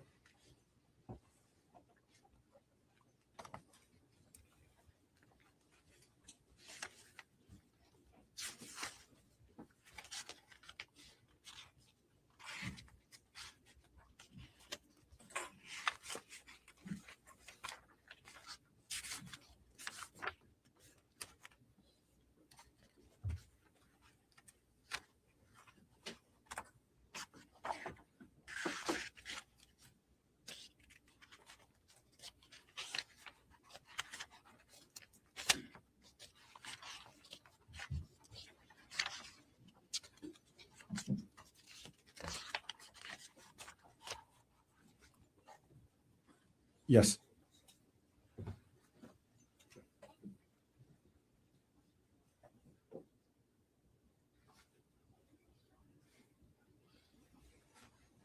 Okay, I'm sorry, Detective. Have you reviewed the exhibit? Yes. Okay, and again, is this one of the exhibits you viewed this morning?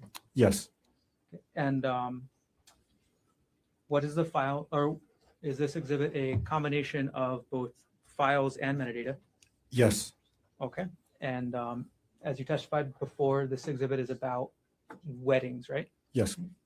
And this is about the wedding between Gerhard Konig and Emil Konig, right? Yes. Okay. And the metadata contained in this exhibit is a true and accurate copy of what you found using the Axiom software. Is that correct?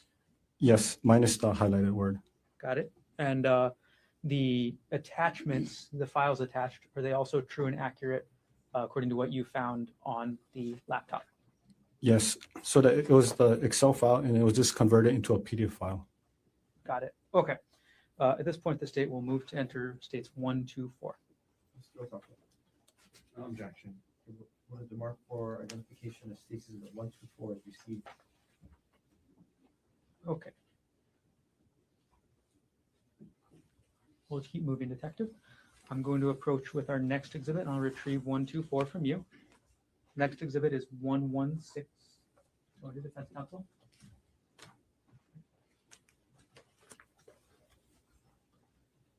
I'm retrieving 1, 2, 4. That's a big stack of papers I gave you. Can you just thumb through it real quick?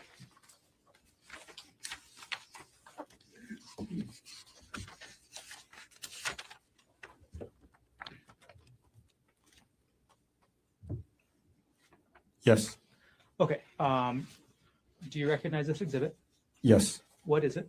So this is a Word document that was located under username G Konig.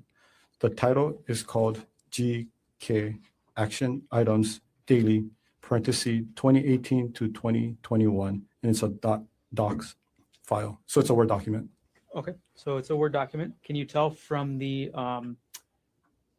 metadata who the author is? Yes, the author is Gerhard Konig. Okay, and could you tell us, I'm sorry, when the file was last accessed? It was last accessed on December 3rd, 2024 at 2:36 p.m.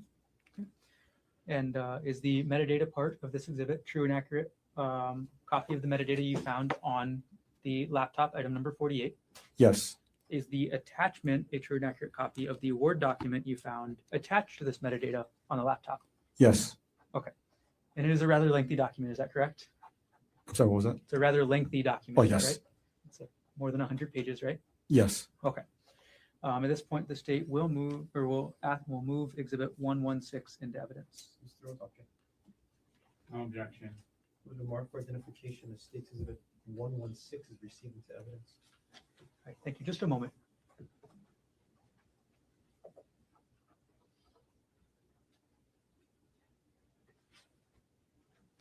Okay, thank you, Detective. Just a couple more to go. I'm going to go and retrieve Exhibit 116 from you, and I'm going to hand you what's been marked as states exhibits 119, 120, and 121. Okay? Yes. Okay.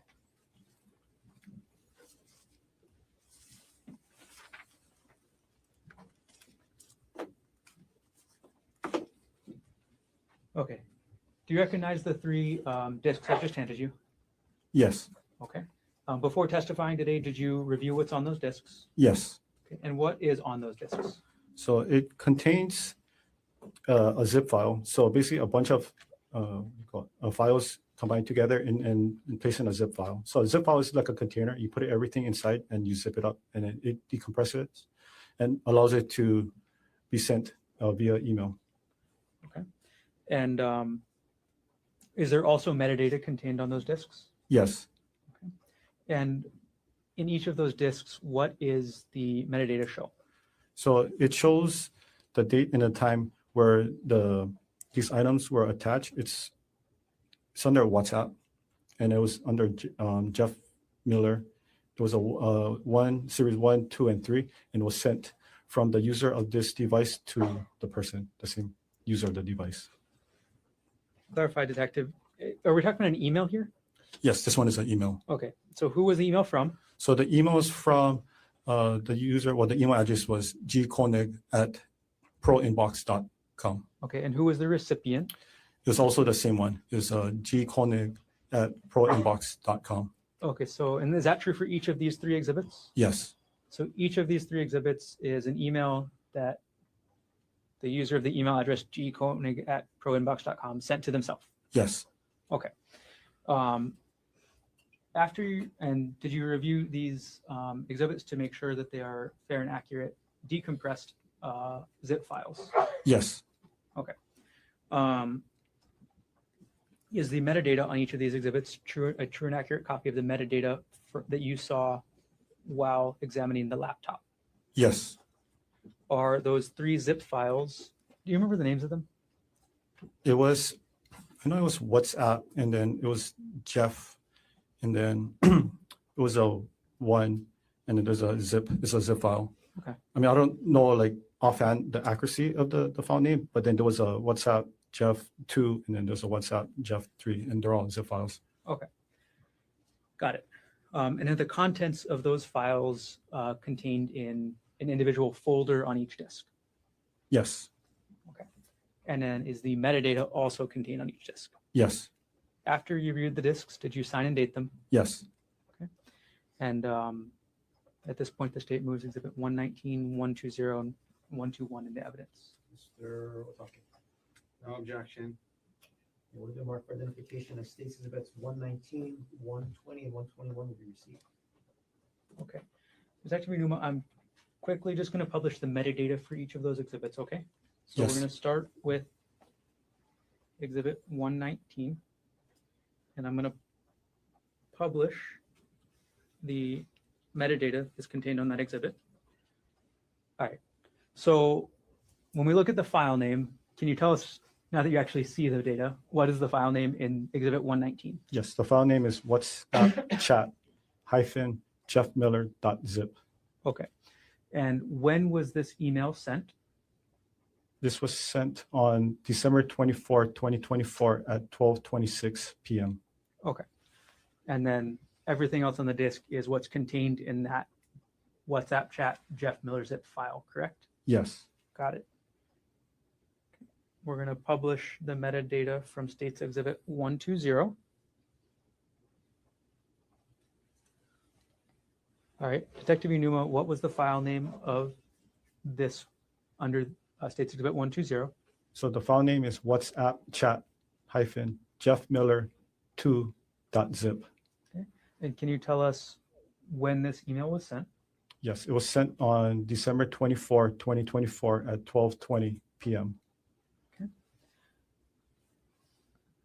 And we'll move on, Detective, to the metadata from States Exhibit 121. All right, could you tell us what the file name is for this? Yes, the file name is WhatsApp chat-jeffmiller3.zip. And can you tell us which date this email was sent? It was sent on December 24, 2024 at 12:20 p.m. Okay. I'm going to take the exhibit down.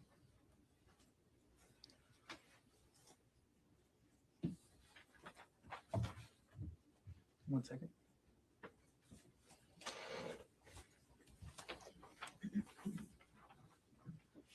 Okay, Detective, thank you for answering my questions. I have no further questions. Did your examination of the laptop take place in the city and county of Honolulu, State of Hawaii? Yes, Okay, no further questions for me at this time. Can I have 114, please? I'm sorry. You have it? No, thank you. Do you have 114? Thank you. Whenever you're ready with cross-examination, Mr. Otake. Thank you, Your Honor.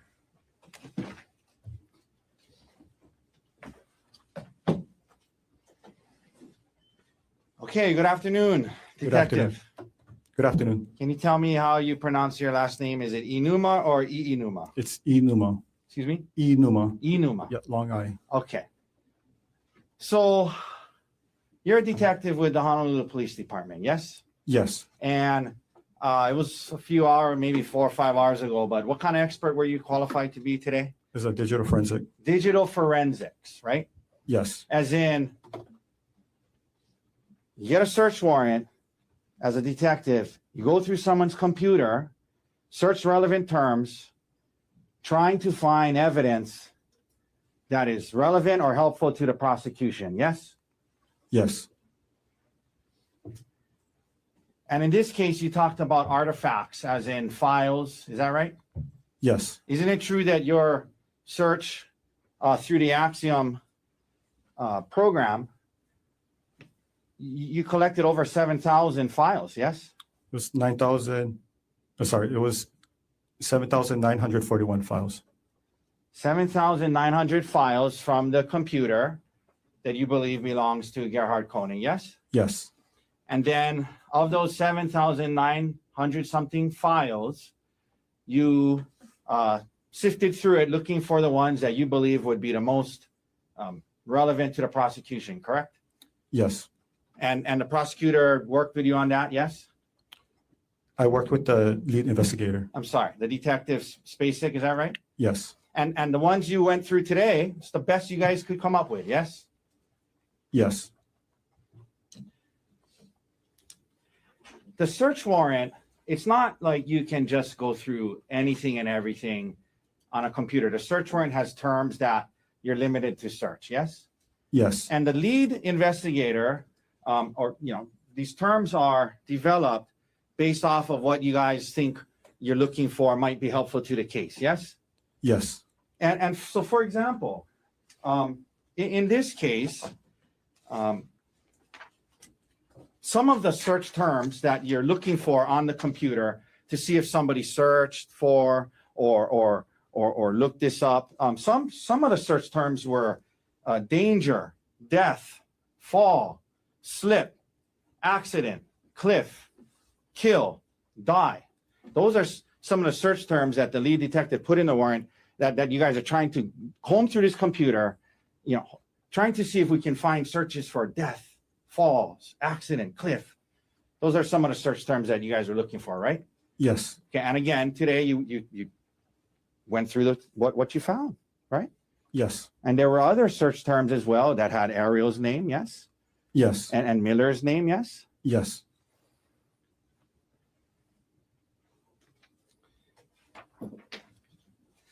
And because the idea is you're looking through a computer, maybe somebody searched, hikes that people fell off and died on before. That's the kind of stuff you're looking for, right? Yes.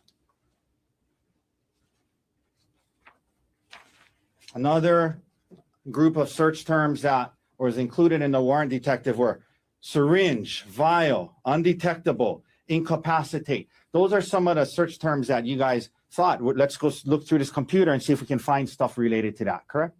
Yes. One of the search terms, detective, was hike, right? Yes.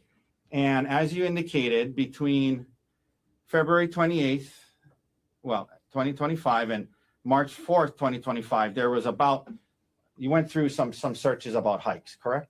Yes. And if we could pull up Exhibit 110, please.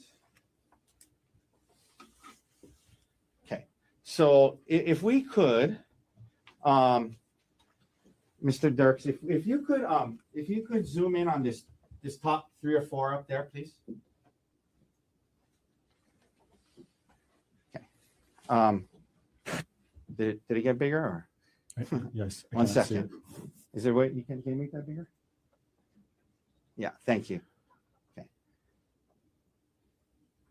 Okay, it's all right.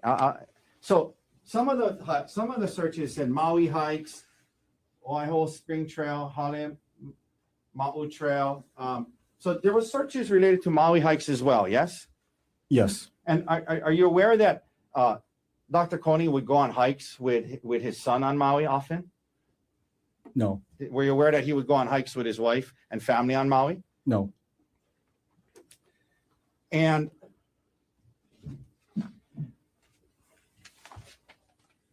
on that same exhibit, you see on the bottom there?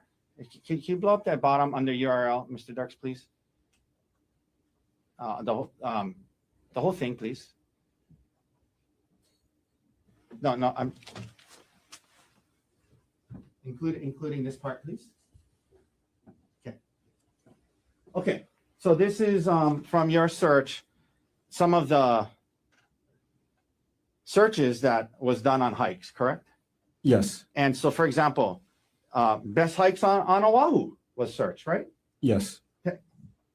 10 best trails and hikes on Oahu came up, yeah? Yes. Easy hike on Oahu came up, yes? Yes. Top 10 easy hikes for everyone, yes? Yes. 35 hikes on Oahu, yes? Yes. Palipuka hike on Oahu, yes? Yes. Really Nui Ridge Trail hike on Oahu, right? That was something that came up. Yes. And difficult hikes on Oahu. Those were what you found when you're looking up what he searched about hikes, right? Yes. There was nothing about most dangerous trails on Oahu that you found, correct? In this part. In this part, yes. Okay.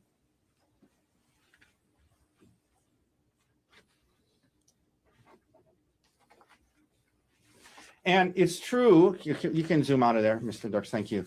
The last time according to you, that you found that he searched about hikes was on March 4th, 2025, correct? Yes. And you understand the incident in this case was on March 24th, 2025, yes? Yes. Okay. So from what you saw, it's not like he kept going back and looking at more and looked at different ones more leading up to after March 4th, correct? Yes.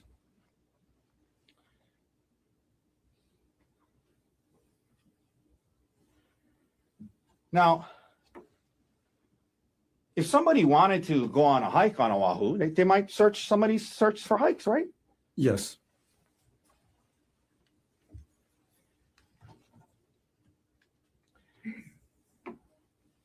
Detective, we went through Exhibit 105, if we could pull up 105.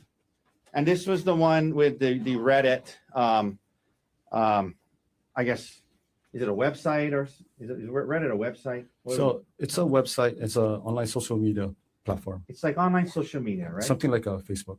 Something like a Facebook where I think you said you can go to it and get advice on certain topics or see what other people have to say about it, right? Yes. Yeah, for whatever, if you wanted to learn about, any certain topic and see how people else have dealt with it, you might go on there and see what people have to say, right?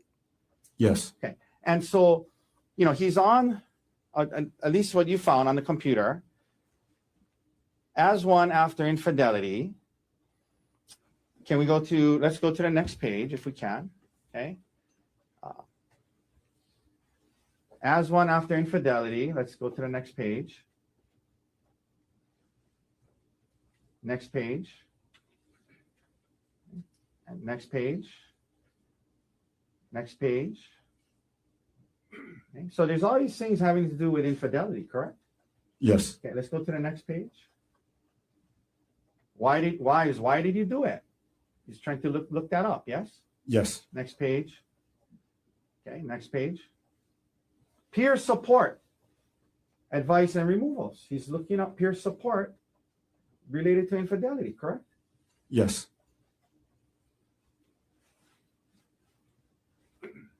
We can take that down.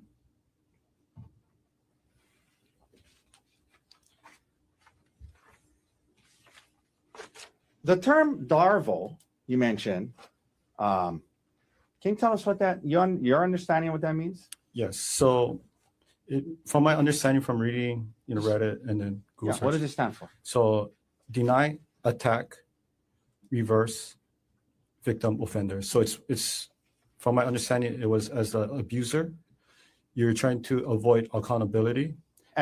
So for example, dealing with infidelity, the person who had the affair is trying to avoid accountability, trying to deny, trying to reverse it on the person that got cheated on, right? Yes.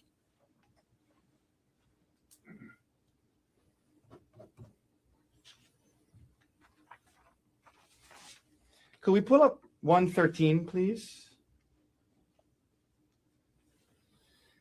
So you brought up this exhibit, and you said that it's in the Dropbox and it's part of I guess you said a file divorce and then hearing support, and then there's sub files going all the way down to Bank of America Amex statement, correct? Yes. And that's the file name that was open. Bank of America Amex statement, right? Yes. It's a credit card statement, right? Yes. That happened to be in this chain of files, right? This was in there, right? Yes. But at least from what you pulled it, I mean, it was a credit card statement he was looking at, right? Yes.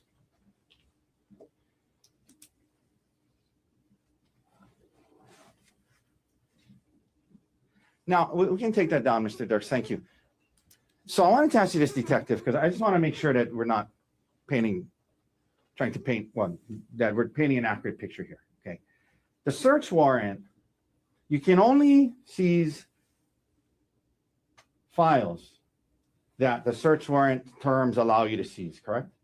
Yes. So it's not as though you're giving us a holistic picture of everything he was looking at during that time period, correct? Yes. It's only the ones that you could seize, right? Yes. For example, one of the search term was Ariel Konig, yes? Yes. Gerhard Konig was not a search term, correct? Yes. So when we looked at, and you said, well, this day he was looking up her retirement account, you could seize that, right? Yes.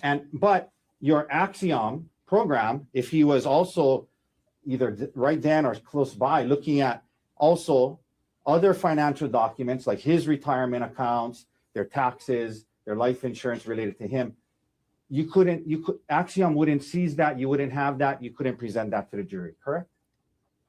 Could you rephrase the question one more time?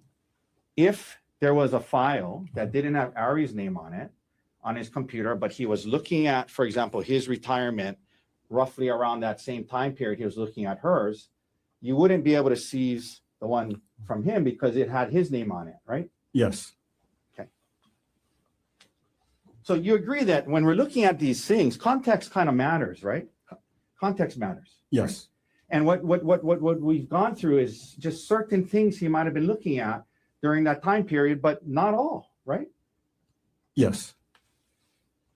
And so, for example, if he was doing financial planning to decide how much more life insurance they needed to get, each of them, to make sure that based off of their salary, based off of their retirement, if something happened to either of them, they could pay for the house in order to make sure the kids had a house. And he was looking at all these financial documents and half of them were his. You're only able to show us the ones that had her name on it, right? Yes. Based on the search warrant, yes.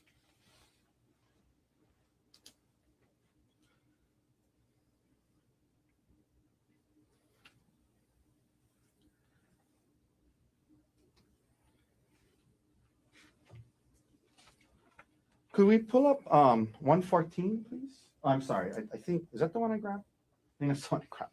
Actually, it's not put because, yeah. So 114, may I approach? Detective, 114 was the document entitled 2018 Taxes for Gerhard and Ariel Konig, right? Yes. And there are, it's multiple pages long, right? Yes. And it has multiple sections to it, correct?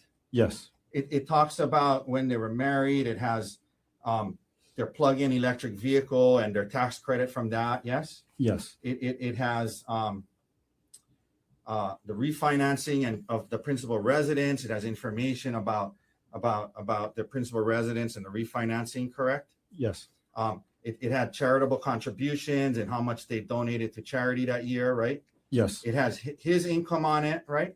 Yes. It has his withholdings from his W-2 on it, right? Yes. And the real estate taxes they paid to under 1098 form, yes? Yes.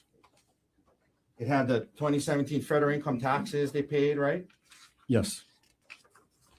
It talks about some investment and investment loss that they had that year, right?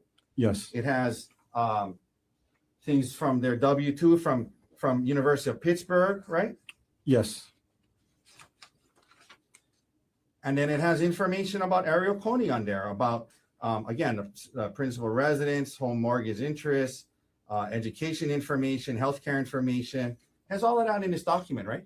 Yes. And out of this whole document, you're only asked about the part that where how much alimony and child support was paid that year, right?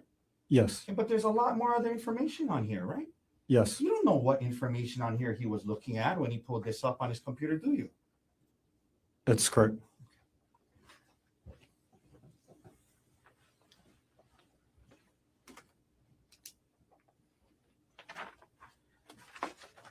One second, detective.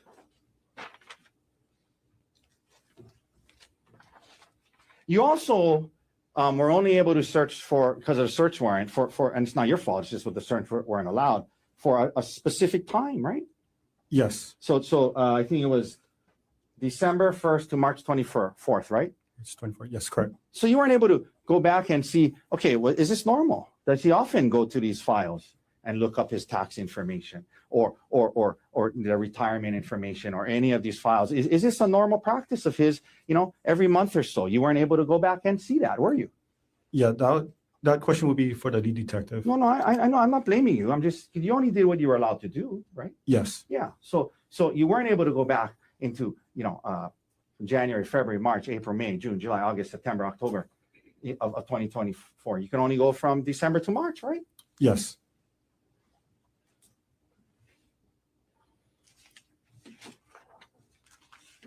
One second, might be almost done. Okay, detective, thank you for your time all morning and part of this afternoon. That's all the questions I have for you. Thank you.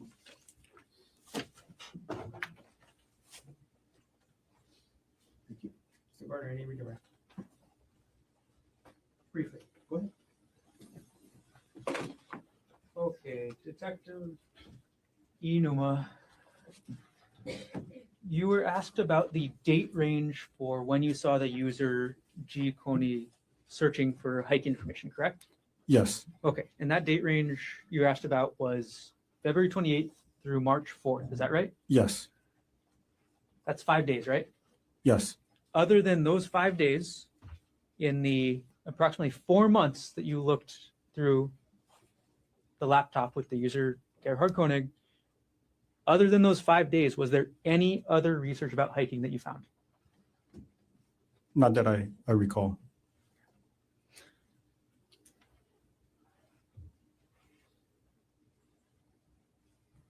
No further questions. So it's okay. Any recross based on what was else in the No, thank you, detective. Detective, thanks for being here. Okay, thank you. Watch that step. You can leave everything up there. Thank you. Mr. Barton, state's next witness. The state calls Emil Konig. Before we call, can I remove the exhibits from the witness stand, please?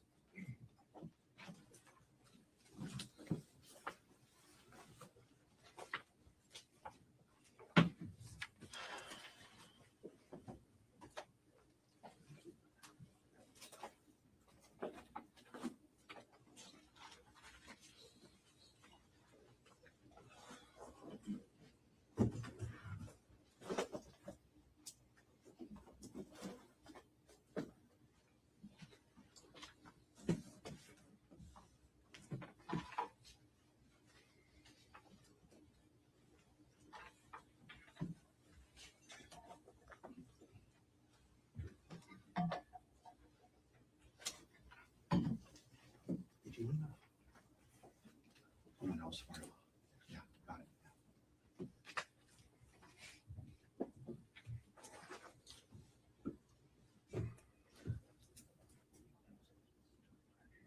Yeah.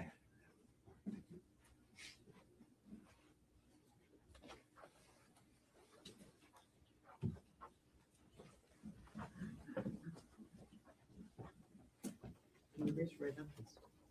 You do solemnly swear or affirm that the testimony about to give shall be the truth, the whole truth, and nothing but the truth? Thanks.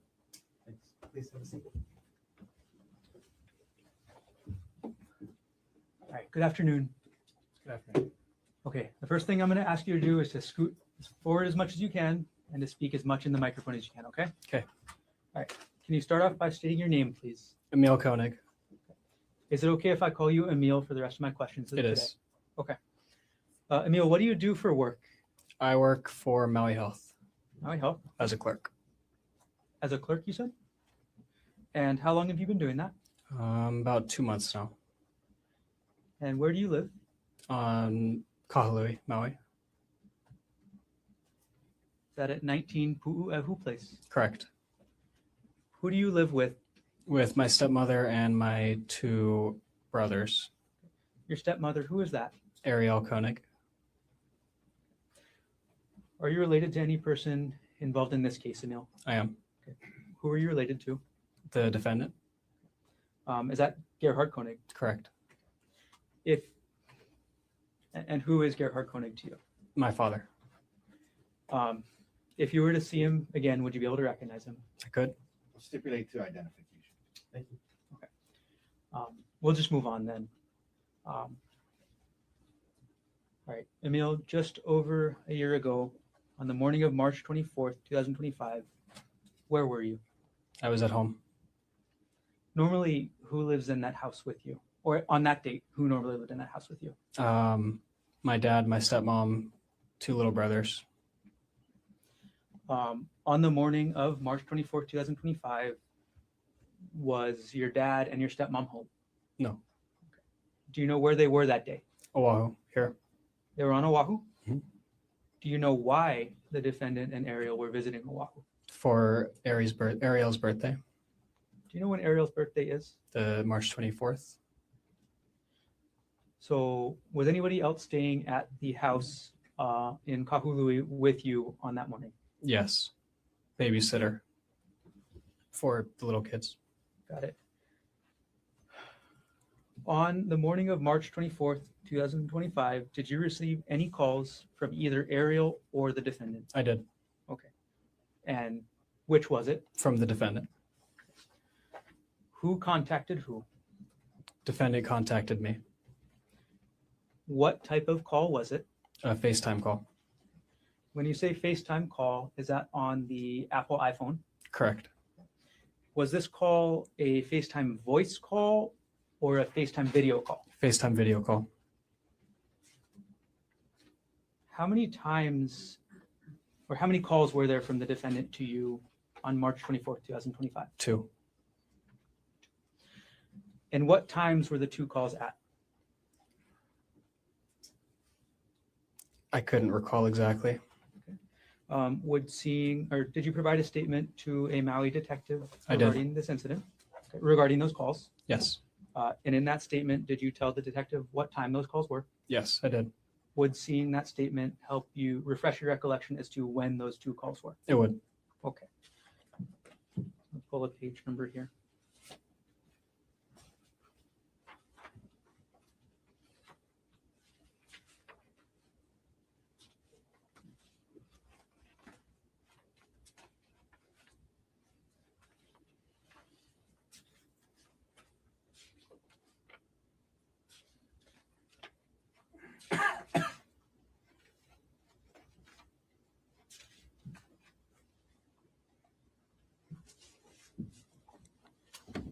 Okay, I'm gonna approach with what's been marked as State's Exhibit 170. Page number 3 and page number 4. Okay, may I approach? Okay, Emil, could you quickly read pages 3 and 4 of this document? And when you're done reading, just look up, okay?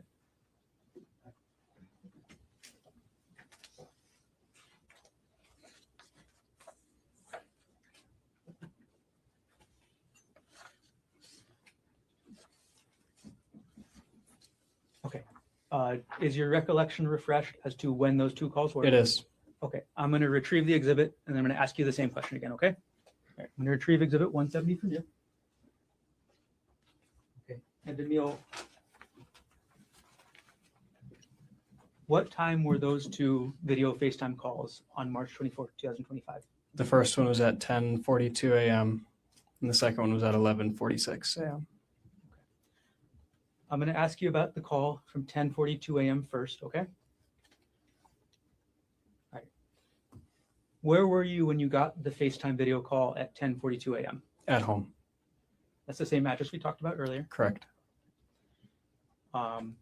What did you see on the other side of the screen when you picked up that call? I saw the defendant. Can you describe the defendant as you saw him on that call? Wearing sunglasses, dry fit shirt. That's all I saw. Did you see the area that the defendant was in? Outside. And did the defendant tell you anything during that call? Yes. What did the defendant tell you during that call, as close to word for word as you can remember?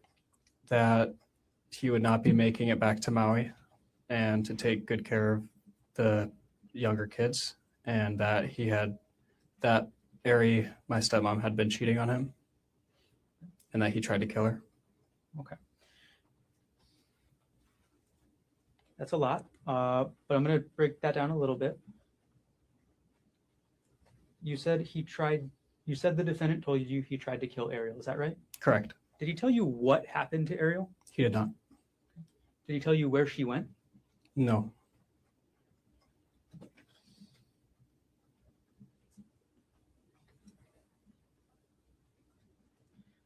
Did the defendant tell you why he tried to kill Ariel? No. During this 10:42 a.m. call, did the defendant tell you anything about what he planned to do next? During that call, the next plan that he said was to jump off the cliff. And how did you react to hearing that? Told him not to. How did you react to the defendant telling you he tried to kill Ariel? I don't remember what I said. Do you recall what the defendant told you after he said he tried to kill Ariel?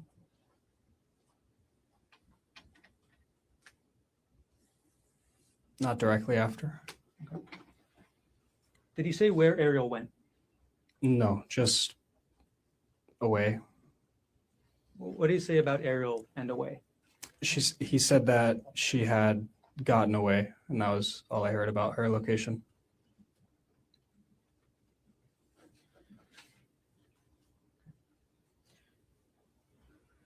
During this first call at 10:42 a.m., did you ask the defendant any questions yourself? Yes.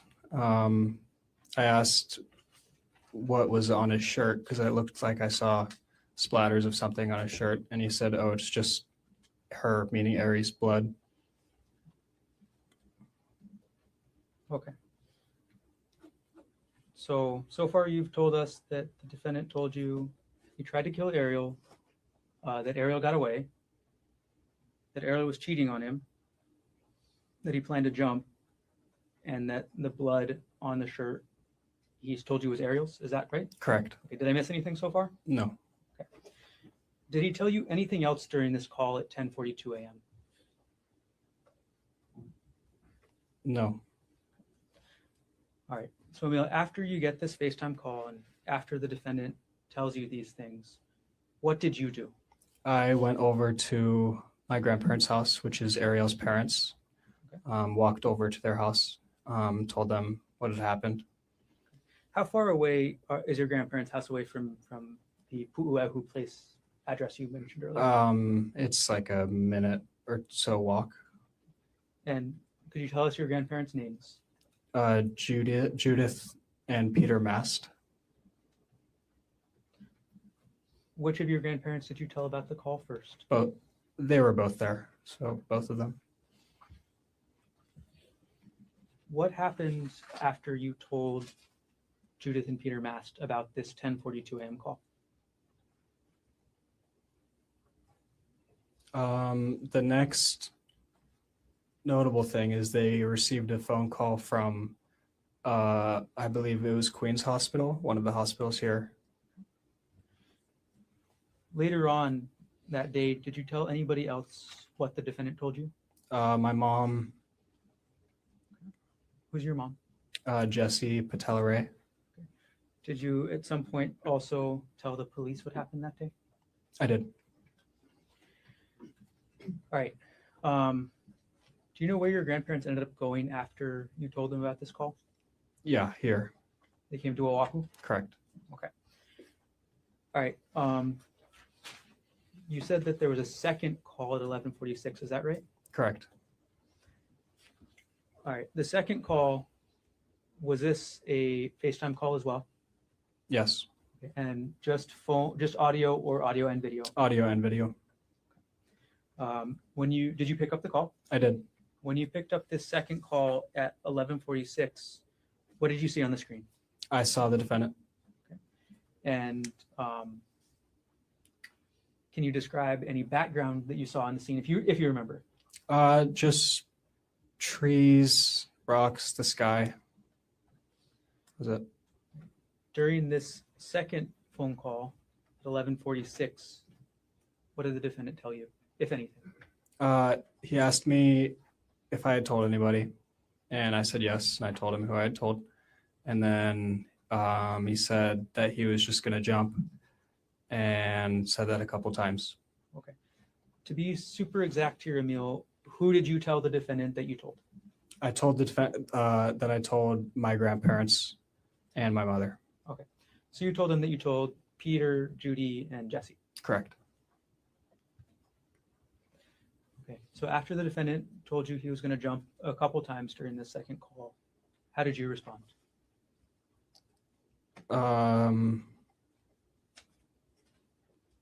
Same way as before, said not to. I don't know. You told the defendant not to jump. Right. Okay. How did the second call end? With him saying, with the defendant saying, I'm going to go before the police catch me. Did he tell you he was going to hang up? Do you remember that? I'm sorry. Objection leading. Bad question. Go ahead. All right.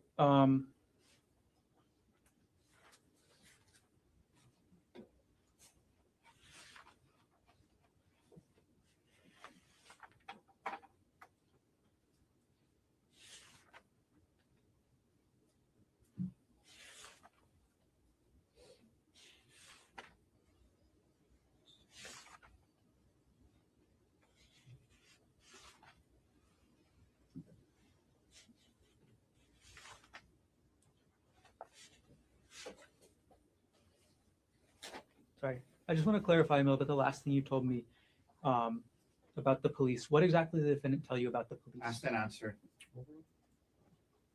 Could you clarify what the defendant told you about the police?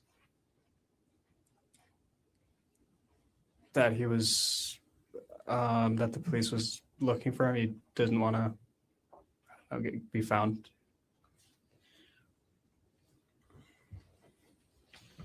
Right. Did the defendant tell you anything else about his state of mind or what he was thinking? He said he was at the end of his rope. Anything else you can remember about that? Thought about suicide for the last couple months leading, or for the months leading to the 24th of. For both of these calls we've been talking about, who was the caller? The defendant. So at either call, were you the one to dial him up? No.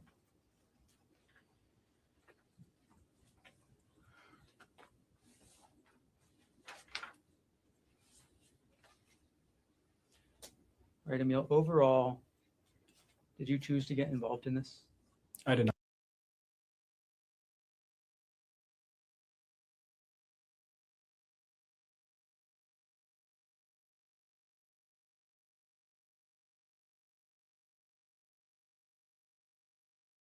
They so silly. That's not me. That's them. Oh boy. Let me see if I can refresh it. All right, Emil, overall, Did you choose to get involved in this? I did not.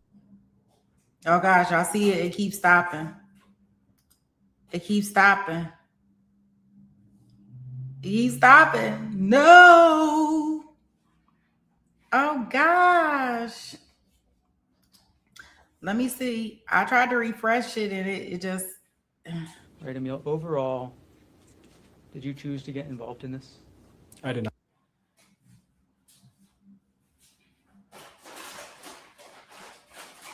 Okay, they buffering. Oh my goodness. Yeah, that's messed up when your own child is up there testifying, like calling him to defend it. Like, he done. He should have just saved everybody the time. I don't even know why because he could have, did something else. He could have did something else, like, play it out or did something different than this, than taking everybody through this. Let me try to refresh it again. I may have to try court TV, Right, Emil, but overall, did you choose to get involved in this? I did not. nah, it's nobody's TV. It's the stream. Hold on, let me see if court TV, but they usually have the same feed coming out of all the courtrooms. Like a family group Oh, wait a text minute, or here we go. Snapchat or something like that? Yes. And who was on that? I believe just me, my dad, Ariel, and it might have just been those three. Okay. I can't tell you exactly. But you were on it, and they were your dad was sending photos of them on the hike, yes? Correct. Letting you know where they were, right? Yes? Well, I mean, just that they were on a hike, yes? That they were on a hike, yes, not letting me know where they were. Well, yeah, I just meant like showing you pictures of the hike they were on. Maybe Okay. that's a better way to word it. Is that right? They were Yes. sending you pictures of the hike they were on, yes? Yes. And at least at that time, everything seemed normal to you, correct? Correct. There was no reason to be concerned at that time, correct? Correct. Now you get this call on 10:42, and he's telling you, amongst other things, that he said he's not going to make it back. Yes. Correct. And like he was saying goodbye to you. Yes. Correct. And you quickly realize that something's wrong, right? Yes. You don't know exactly what's going on, but he's also telling you that he's going to jump and commit suicide, correct? Correct. And from what he was, saying, and from and acting the way, what you could gather, you could tell that there was a lot going on in his head. Yes? Yes. Okay. You could tell that your dad was distressed when he was talking to you. Yes? No. You remember you gave later the day of these calls, you talked to the detective on Maui. Remember that? Yes. And you remember telling the detective that your dad sounded like he was kind of distressed, trying to stay calm, but kind of distressed? Remember saying that to the detective? No. Okay. Would seeing the transcript of the interview with the detective help to refresh your memory of what you told the detective? Yes. Okay. This is 170, page 4. Okay. May I approach, Your Honor? Yes. Okay. So, Emil, I'm going to show you this transcript. If you can just read lines 14 and 15. Well, if you wanted to start from lines 8 and read down to lines 15 and just read it to yourself and let me know when you're done.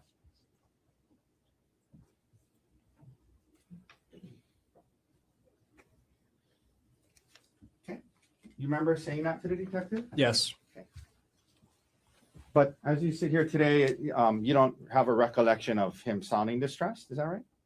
Didn't sound distressed. Okay. But you did tell the detective it sounded like he was kind of distressed, right? And then I said afterwards, he sounded calm. Yeah. You said it sounded like he was kind of distressed, but trying to stay calm. And he did sound calm. That's what you said, right? Correct. Kind of distressed, but trying to stay calm, right? Yes. Right? Okay. Now, he's She's talking to you, sounds kind of distressed, trying to stay calm.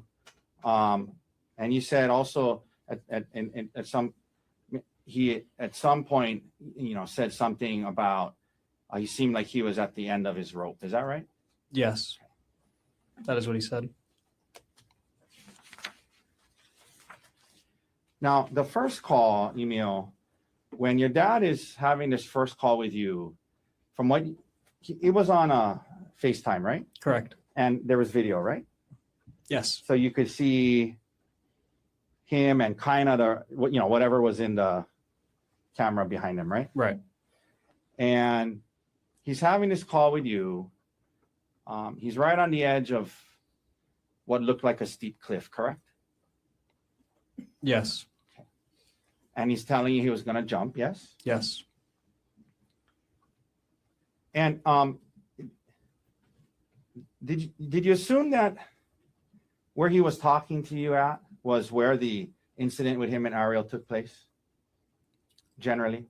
I wasn't aware. I wasn't thinking about that. Okay. But it looked like he was in a steep place that kind of was high, like he had to scale on rocks to get to it, correct? Correct. You see blood on your dad's shirt, yes? Correct. And he tells you that this was Ariel's blood, yes? Yes. And he told you that he was explaining to you about how Ariel had been cheating on him for a couple of months, yes? Yes. And he told you that the blood was from her head, correct? Correct. And half an hour earlier, everything seemed fine to you, right? Yes. Now you're hearing this. You see the blood. You see the steep cliff. He's telling you he's going to jump. And I'm sure it was a pretty emotional, upsetting call. Yes. Yes.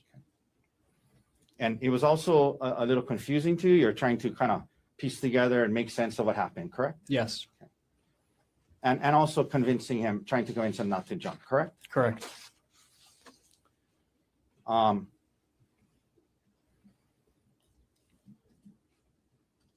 This was on FaceTime and so it was on speakerphone, correct? Correct. Correct.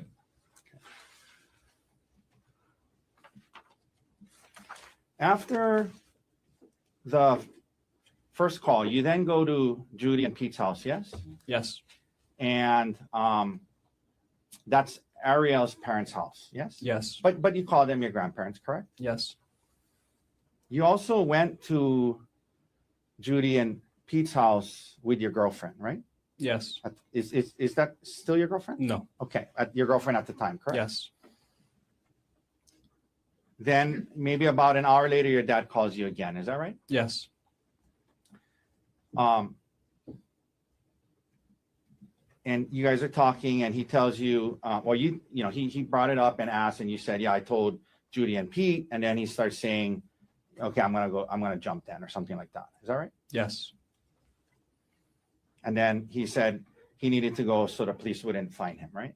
Yes. Okay, so he was telling you he wanted to jump and kill himself, and he wanted to go so the police wouldn't find him. That's what he was saying, yeah? Yes. Okay. And, after these understandably, these called an emotional calls, later that day, the detectives from Maui contact you, correct? Yes. And at least according to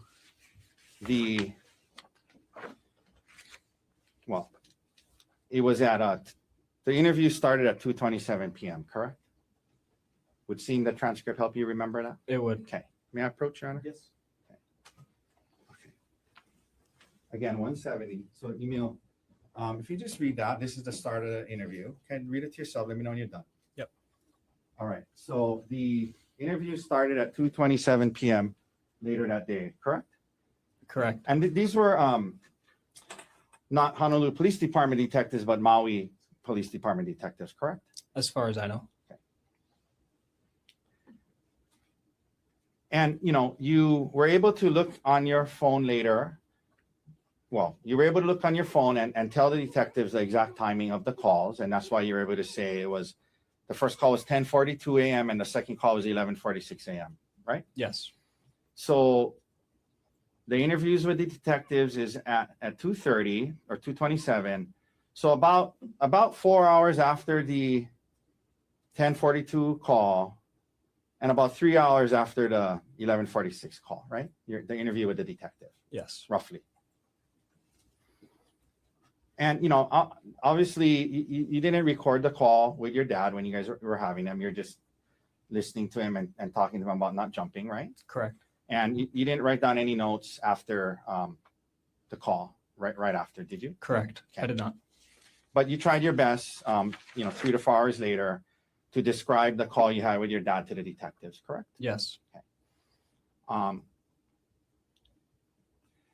And, you know, like today, for example, you were asked by Mr. Gardner, after he was talking to you about jumping, you were asked, what did you say back to him? And I think you said, I don't remember what I said right after that. You remember saying that just a little while ago? Yes. Okay. So as you see there today, there's parts of the exact wording and timing of what was said that you don't quite remember exactly verbatim word for word, correct? Yes. And for example, you were asked by Mr. Gardner about, what he said after a certain point. And there are things that you don't recall exactly what your dad said after certain parts of the conversation, right? Yeah. Okay.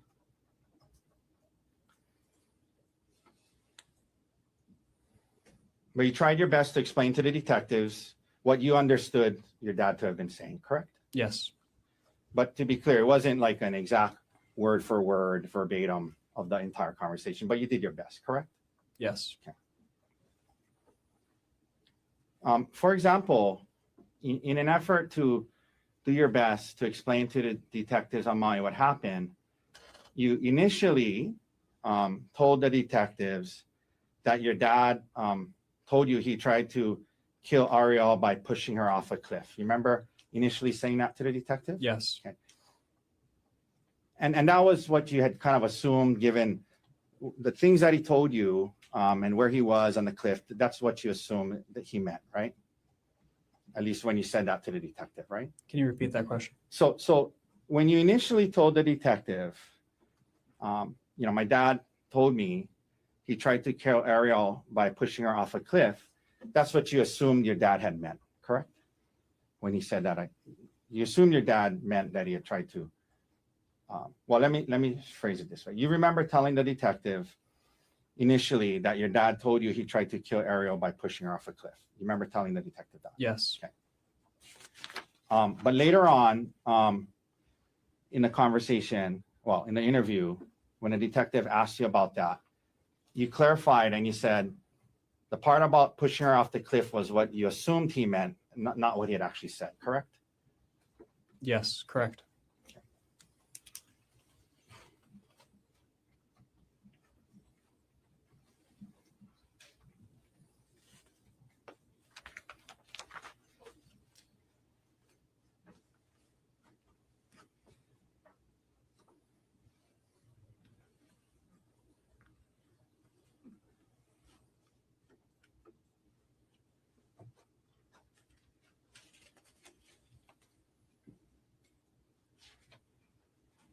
And then when the prosecutor asked you questions about it, you said at some point he said something about she got away, right? Something like that? Yes. Okay.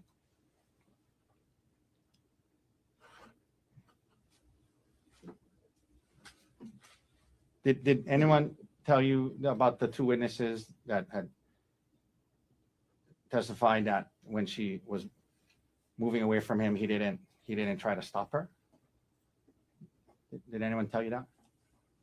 Can you repeat that? Did anyone tell you that about how the witnesses that were there testified when she was moving away from him, he didn't try to stop her? At what point? No. Over. Did anybody share that information with you? I don't understand the question. Okay.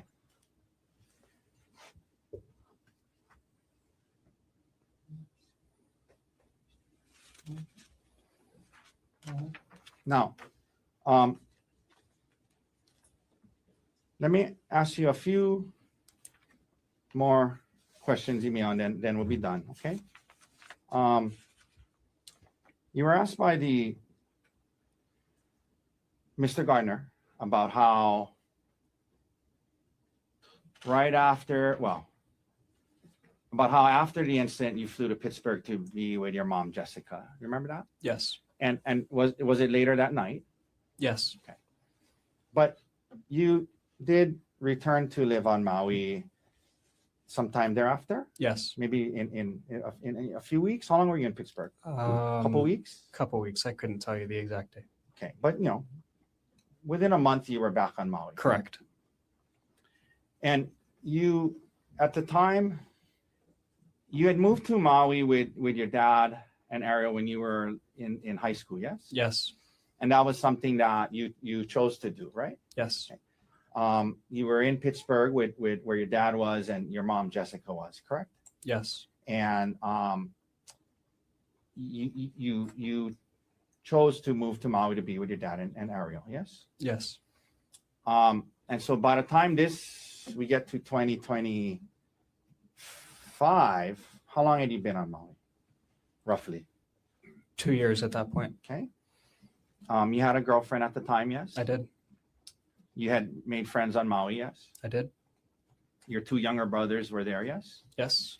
You had a job on Maui in March of 2025? I did. What kind of job? I worked at Chick-fil-A at the time. Were you going to school? I was not. Okay. And you liked it on Maui, right? Yes. So your options were to stay in Pittsburgh with your mom. You could have done that, right? Yes. Jessica, right? If you you could have stayed in Pittsburgh with her if you chose to, right? Correct. Or you could come back to Maui, where your friends were and your girlfriend was, but to do that you would have to live with Ariel, right? To come back to Maui, you could come back to Maui and live with Ariel, right? It was an option. Yes. Yeah, it was an option. And over the last year, since this incident, you have continued to live with Ariel, correct? Yes.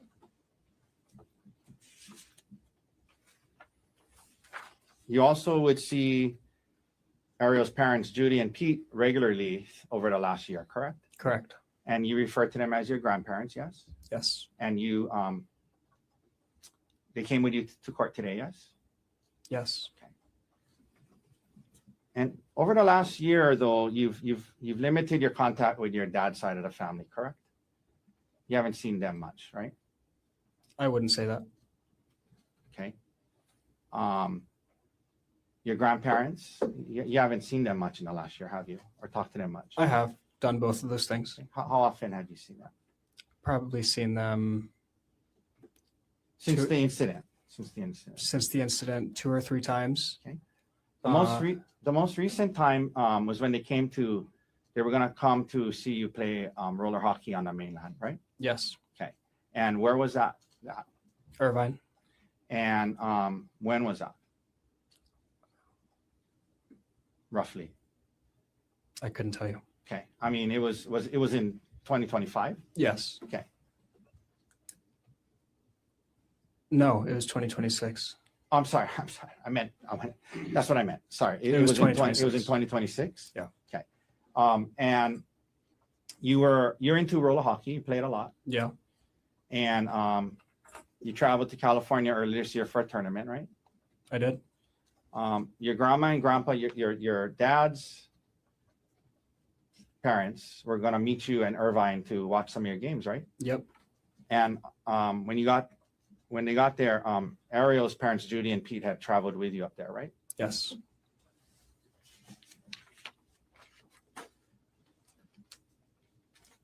Okay.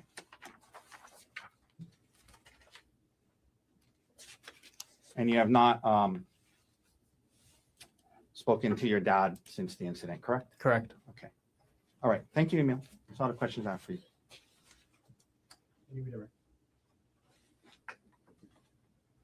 Yes.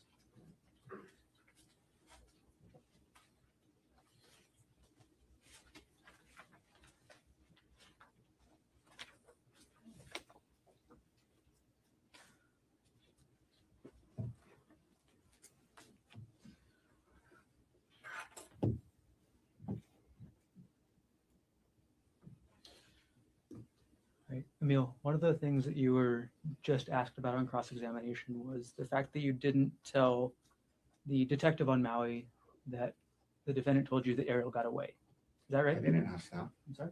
I didn't ask that. Is my memory wrong? Ask the questions. Well, can we approach?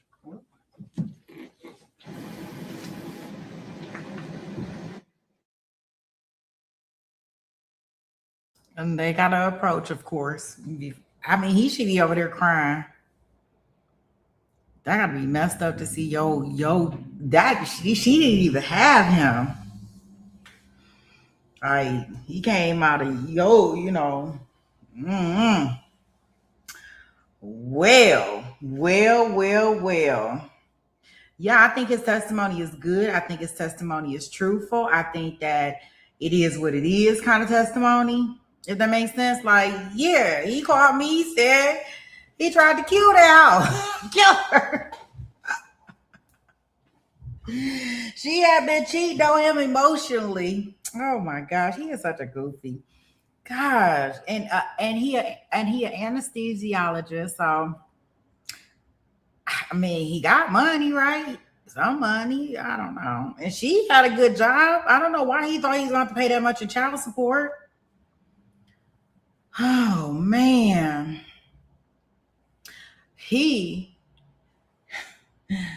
oh gosh, he couldn't do nothing right.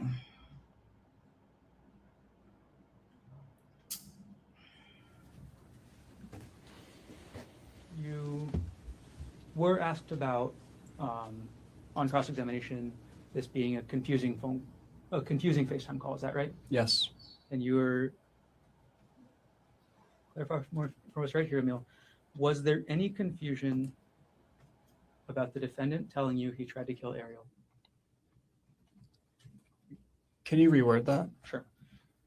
Did you have any confusion about that statement by the defendant?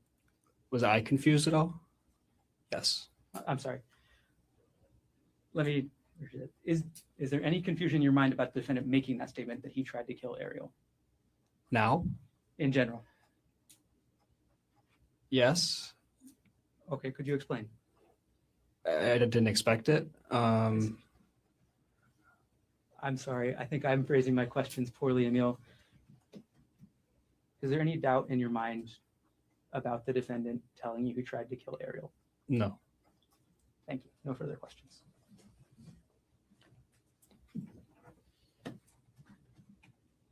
Any recross based on what was asked on your direct? No, thank you, Emil. All right, so ladies and gentlemen, let's take our afternoon recess. Have you come back at 3 o'clock? Leave your notebooks on your chair. All right. I don't know what the judge just said. Did y'all hear what the judge said? I ain't hear nothing that he said.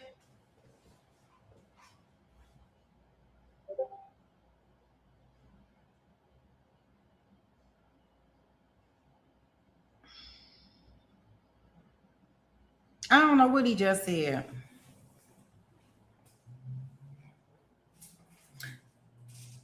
So it is. Oh, here we go. Maybe he's gonna say something now. I want to put his mouth on the mic. Like, I don't know what the judge doing. That gotta be messed up. He's so silly.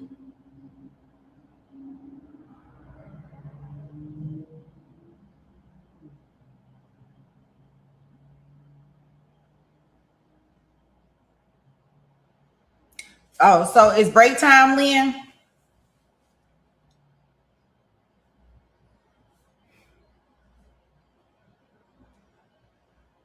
And this is all for nothing. Like, this way all for nothing. Like, he didn't even get the end result. Like, not to say that I'm glad that she survived.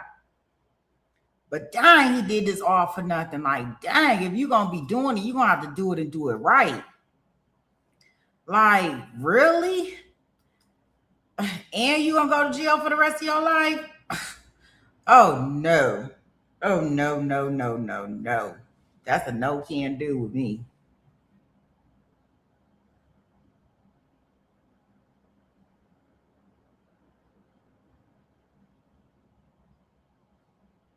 Oh, that's a no can do. I don't know how he ended up doing that. Like, that don't even make sense. Yeah, and he knows what happened. Like, and I know they believe him because I believe him. He don't have no reason to come out there and lie against his daddy.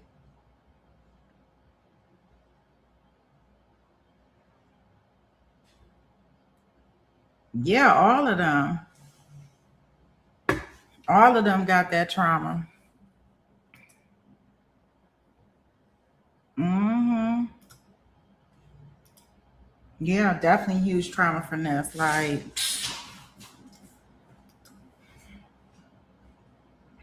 he's like, no, I don't want you to use them now. I'm gonna tell you when you should use them. Right now is not the time, son. So I'm assuming when they get back, the state must gonna rest. I will still say I am really surprised that they called the son. I didn't think they were gonna call him. You know, since the detective was on the stand, I didn't think they were gonna call him.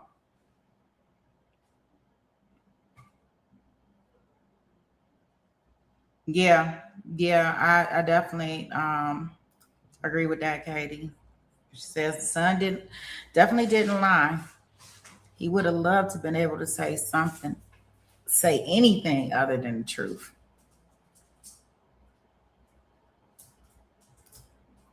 And his evil demeanor, SD. Yeah, yeah. Such a sad situation. God, he a goofy. I bet you he wish he could take that shit back. Oh, I bet you. Oh, you know, some people don't be wanting to take what they did back. I bet you he want to take what he did back. If he don't do nothing else, he want to do that. He wants to take that back right away. God, if you can just go back in time. Oh, thank you, Susie.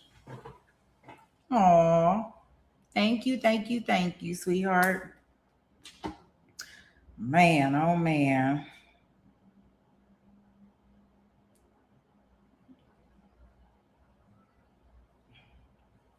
I don't know what they call themselves. I don't even know why they went on and the judge don't have his mouth on the mic, so I don't even know what to do with that. Okay, well, we got a little intermission here. I'm about to y'all know how we do it.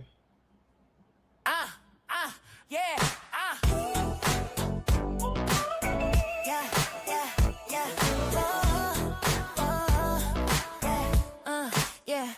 Junkie on the freeway, white claw in the brakes. 2 hours there, 2 back, still typing with ease. LA lanes locked, but she don't slow down. Show up every time, yeah, she runs this town. Sitting in the traffic, but she locked in check. If Sweet Pea goes live, yeah, she's right on that. From the 405 to wherever we at. Junkie pulling up like y'all good, I'm back. Different time zones, same front row seats. No matter where we are, we all meet in the free. We the California's rolling deep on line. 4 corners, 1 crew, yeah, the vibes align. From the coast to the chat, yeah, we show up right. If you lost downstream, we gon' guide you like Californians. Yeah, we stay in the mix. 4 names, 1 flame, you can't remix this. Yeah.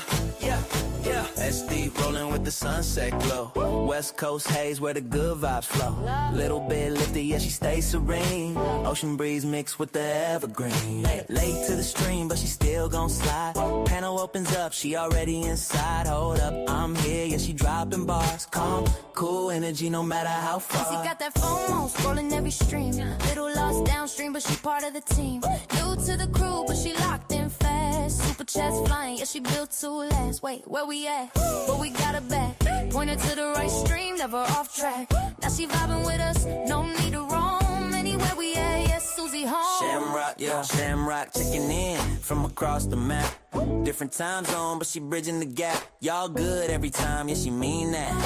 Heart so big, you can't teach that. Algorithm running, she keep it alive. Dropping love in the chat, keep the whole thing thrive. Quiet power, steady hand in the dark. Every stream glowing, got a Shamrock spark. Yeah.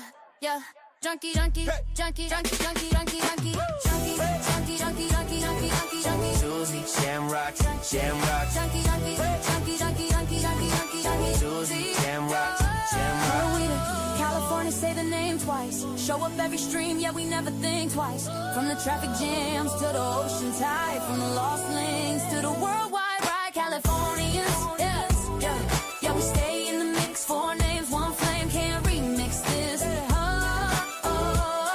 Yeah, yeah. Oh.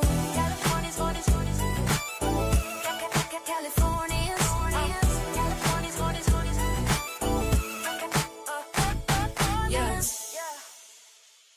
yeah, yeah. Lights on, shadow wake. What's the move tonight? Sweet pea in the room, yeah, you know the vibe, right? Quick, quick, sharp mind cutting through the noise. Got the whole room laughing when she drops her voice. Eyes on the screen and she reads the whole room. One jokes to fact, she's ahead of the boom. Not just talk, yeah, she bringing receipts. When Sweet Pea speaks, everybody hits repeat. She don't just show up, she sets the tone. One laugh from her in the chat's blown. Smart, funny feelings, yeah, that's the code. Main character energy fully in mode. Whoa. Sweet Pea, Sweet Pea. Say it louder when she enters the scene. Sweet Pea, got the jokes, got the facts, got the mean. Hey, hey. When she talks, everybody leans in. Sweet Pea, yeah, you know she always wins. One line of queen, and she never miss. Turn a quiet room into a viral clip. Brains and humor in a perfect blend. When Sweet Pea starts talking, that's the trend. Say it again, who runs the chat? Sweet Pea, yeah, that's that. Sweet Pea, yeah, you know she always wins.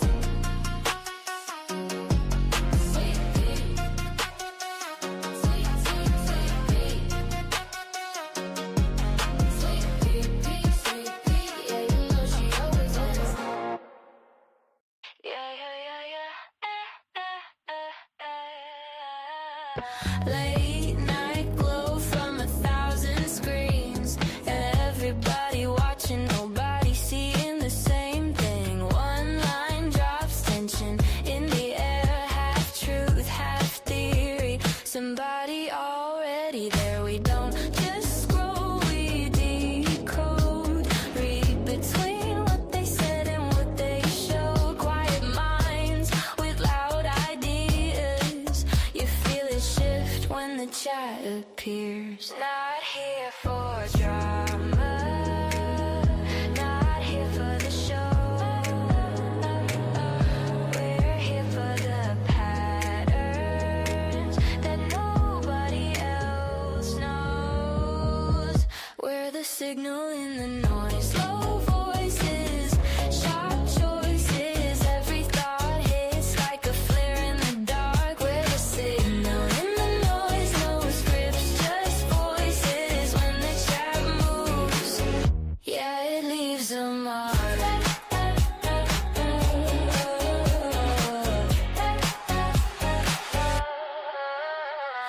Someone jokes, someone pulls the facts. Someone notices what they tried to hide in the gaps. No spotlight, but the room feels tight. Truth doesn't shout, it arrives quiet. Different minds, same frequency. Not followers, we're a community. They think it's random, they think it's luck, but patterns don't lie when you look long enough. Say it soft, say it slow. Who really runs the flow? Not the screen, not the host, it's the chat. Yeah, you know. You know.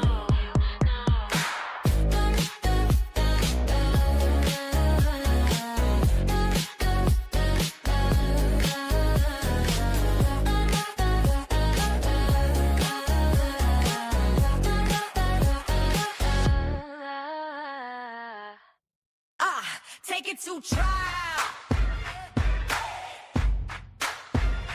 Take it to trial.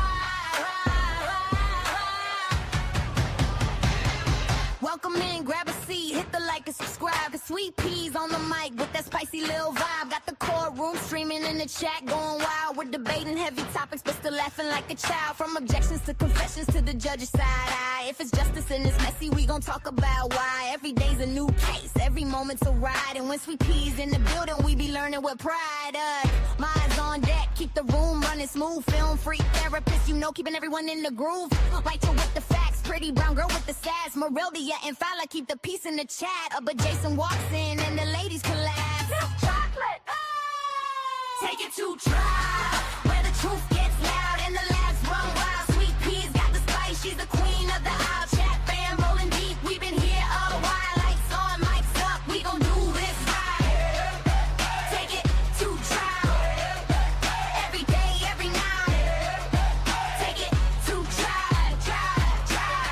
Morning shows are sharp, afternoon is on fire. And we catch every moment that the court might inspire. From witnesses whispering, the lawyers trying to hard. You know Sweet Pea breaks it down like a legal tarot card. Chats cracking jokes, dropping theories on the fly. We're serious when it counts, but we still testify.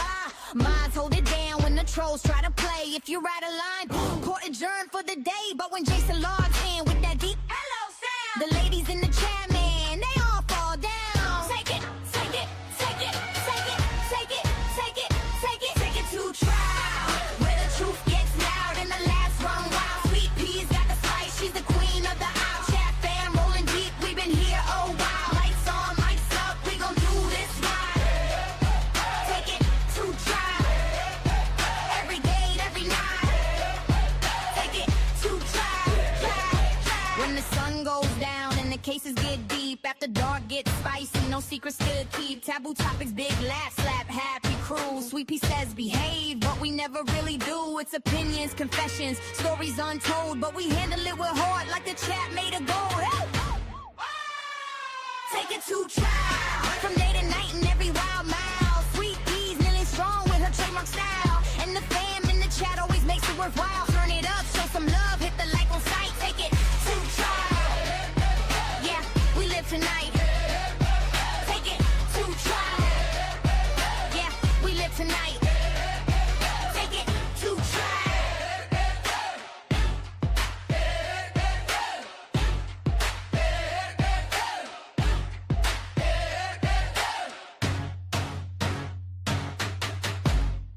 It's after dark, where the filters fall, where we talk about the things you don't say at all. Sweet Pea's in the chair saying, tell it how it is. We unpack real life, not just courtroom biz. It's opinions, confessions, messy and true. Real talk, real laughs, and a grown-up view. Not gossip, not drama, it's truth with style. You can plead the fifth. Dr. Konig is present in court with all four counsel of record.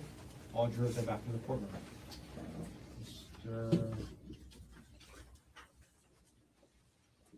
Mr. Garner, state's next witness.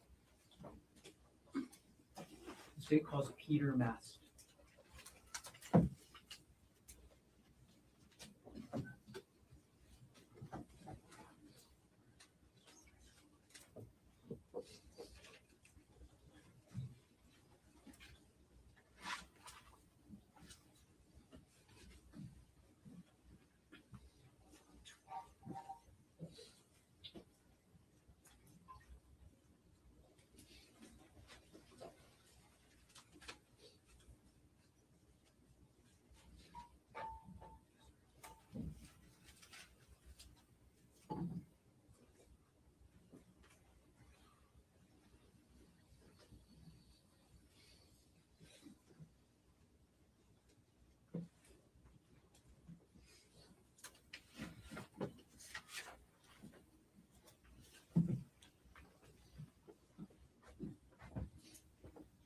Can you please raise your right hand?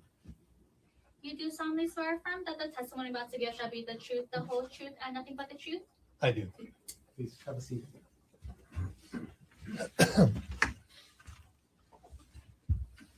Okay, good afternoon. Good afternoon. All right, as you testify today, could you please speak into the microphone as much as possible? I will do that. And first things first, could you please state your name?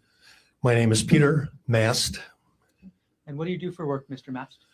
I'm a engineer. I work part-time for a company providing business consultation on a quarter time. And where do you live? I live in Maui at 263 Kambalai Circle in Kalalui. Who do you live with? My wife Judith. Mr. Mast, are you related to any person involved in this case? The The victim in this, So Mr. Maston used the word complainant. I apologize. Ariel Worthington is my stepdaughter. Okay. As of March 24, 2025, who was Ariel married to? She was married to Gerhard Konig. Will you understand if I refer to Gerhard Konig as the defendant for the rest of my questions? Yes, And if you were to see him again, would you recognize him?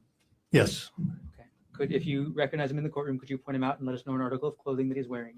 yes, he's sitting at the table there in front of the monitor, second from the left. Could you let us know the color of shirt he's wearing? Black,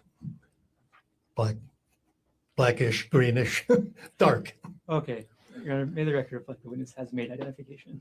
Record reflect identification was made. Okay. Mr. Mass, between yourself and your wife, who would Ariel talk to more about her relationship? Definitely my wife. Okay. So where did most of your knowledge about Ariel's relationship come from? Secondhand through my wife. Okay. So I want to stay away from what your wife told you. Understand? Did you have any direct observations, meaning from yourself, about the relationship between Ariel and the defendant between December 2024 to March 2025? Yes, to a certain degree. We interacted with them relatively frequently.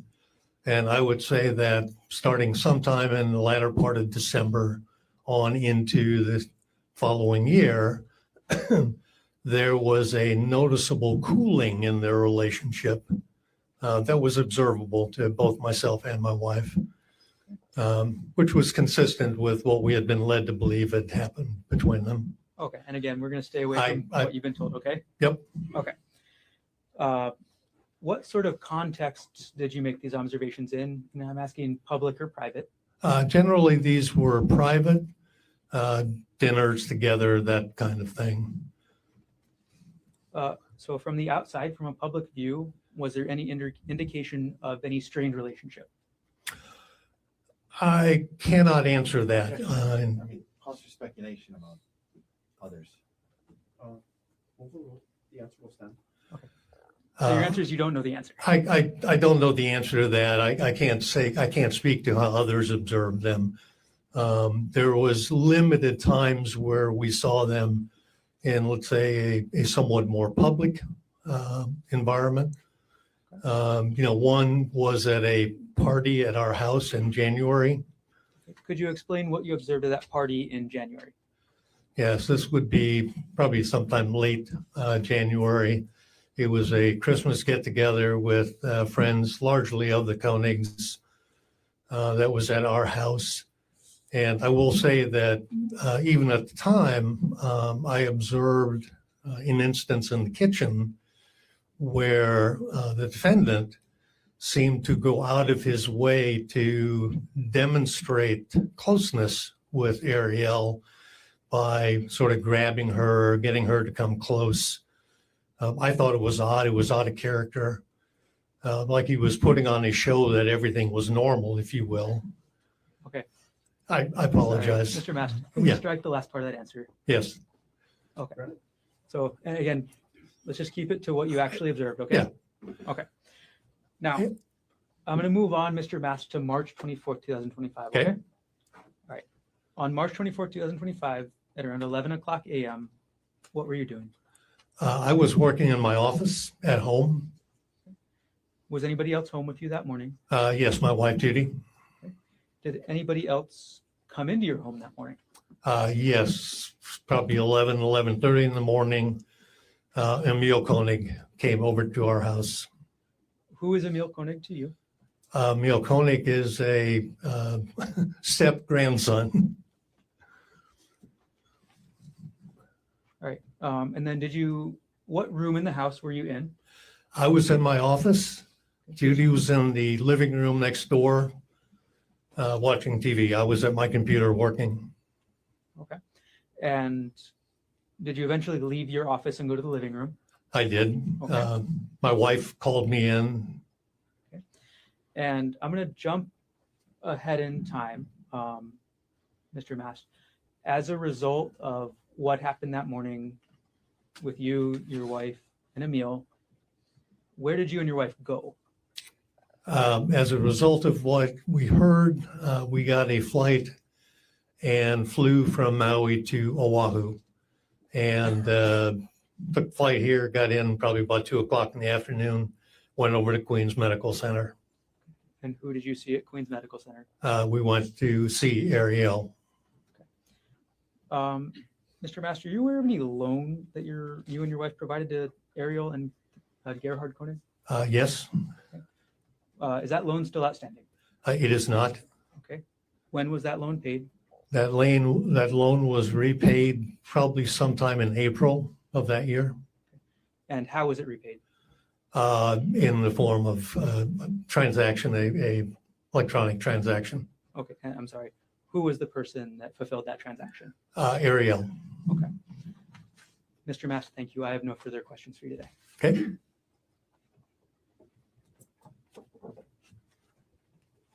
Cross-examination.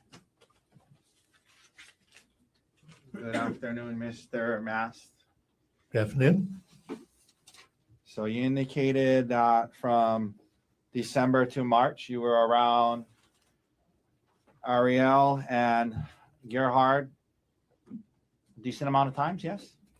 Once or twice a week, Once or twice a week, and you got to see them interact with one another, right? correct? And when asked about anything odd, there was a party and you were in the kitchen and he pulled her close and seemed to go out of his way to demonstrate closeness. That's what you said, yes? Correct. All right. No further questions. Thank you, sir. Any redirect. Thank you. Mr. Mass, thank you. You can step down. All right. That first step. Thank you.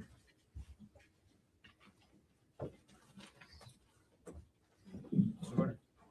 The state's next witness, the state calls Judith Mass.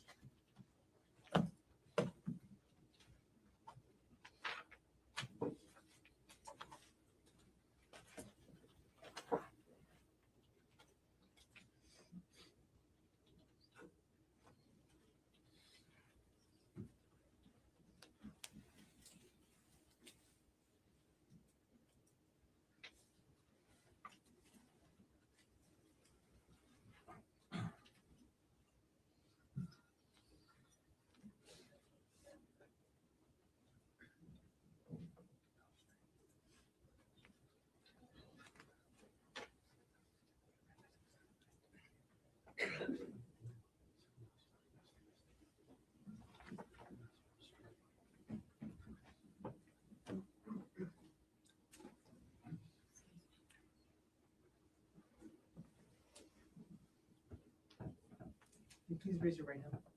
You do solemnly swear affirm that the testimony about to give shall be the truth, the whole truth, and nothing but the truth? I do so swear. Please have a seat.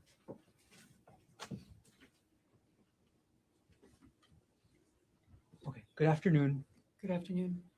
First thing I'm going to ask you to do is if you can pull the microphone as close to you as possible and speak directly into the microphone for the rest of this afternoon, okay? Okay.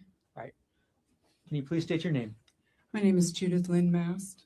Is it okay if I call you Judy for the rest of my questions? Please do. Judy, what do you do for work? I am retired.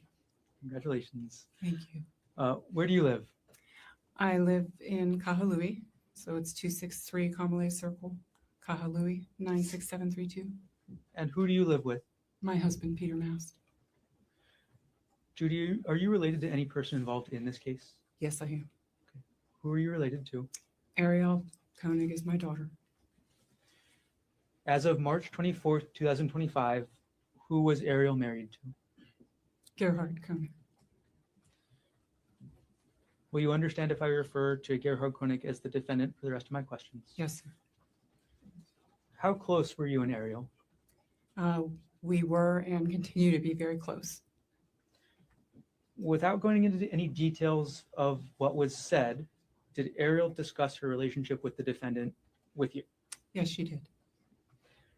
Aside again from what Ariel may have told you or may have said, did you have any direct observations of the relationship between Ariel and the defendant between December 2024 to March 2025? Yes, I did. Can you explain what, and again, speaking from your own observations, what you observed? There was tension. coldness a little bit. And then it started to change. They were going to counseling, and it seemed to ease up a little bit. But initially there was tension. Judy, I'm going to ask you about the weeks leading up to March 24th, 2025. So the couple weeks leading up to that date, did you notice any changes in the relationship? And again, from your observation. Yes. What did you observe? It seemed like they were getting along a little better. We were getting Snapchats and things that they were very happy. They looked like happy Snapchats, social media. So it did seem to us at that time that perhaps things were improving. Okay.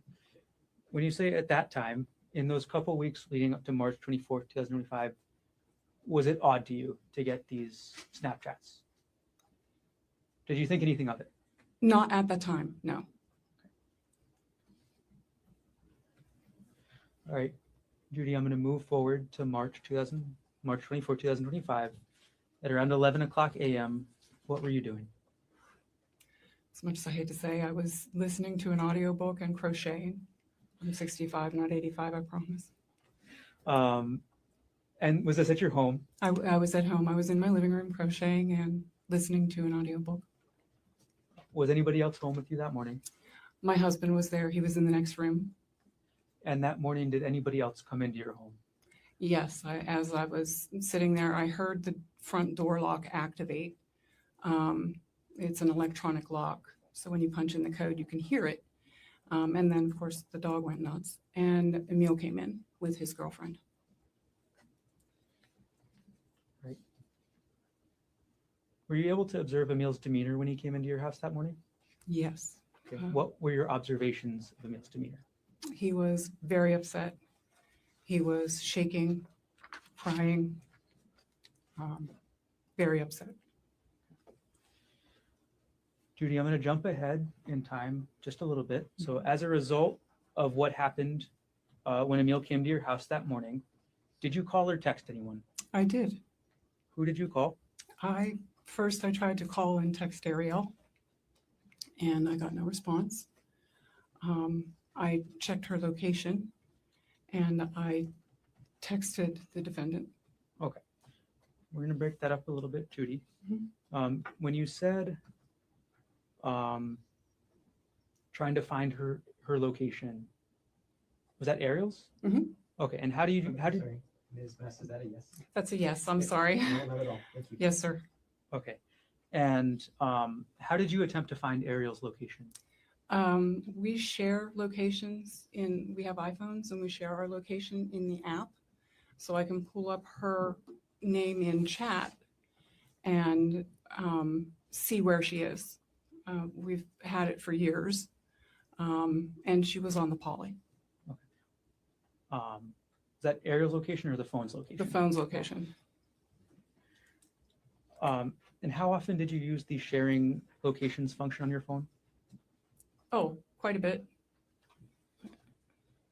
In terms of timing, when did you try and look up Ariel's location on your phone?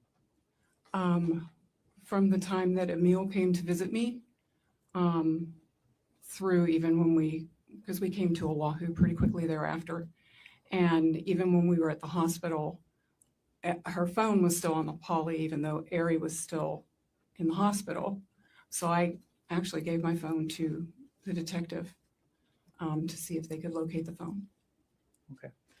I'm going to backtrack just a little bit, Judy. You mentioned that you texted the defendant. Do you remember what time you texted him? It was 11:33. 11:33 a.m.? Yes. Okay. And what did you text the defendant? Is Ari okay? When you texted the defendant, is Ari okay? Did he respond saying that Ariel attacked him? No, sir, he did not. Did the defendant respond to your text saying Ariel went crazy? No, he did not. Ms. Bast, when you asked the defendant through text if your daughter was okay, did the defendant respond at all? No, he did not. I have no further questions. Thank you. Cross-examination. Very briefly, good afternoon, Ms. Mass. When Emil got to your house, he was very upset, visibly shaking, correct? When he came in, yes, he was very upset. He was visibly shaking. Yes. Yes. Very upset, visibly shaking, crying, emotional, distressed. Yes? He didn't start crying and being very emotional until he started to talk to me. But then, yes, he did cry and he was emotional. Yes. At your house Mhm. while he was there. Mhm. So there were times he was very upset, he was shaking, there were times he was crying, he was emotional and distressed while he was at your house. Yes? Yes. All right. Thank you, ma'am. No further questions. Any redirect? No, thank you. Thank you very much for being here. You can step down. Thank Watch you. that first step. Thank you very much.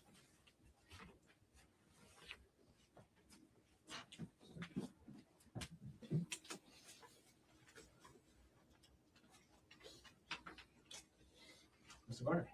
May we approach? Yes. They do more approaching than anybody know. You ain't gotta approach, just rest, dude. I'm about done with him too. I don't even think he know it.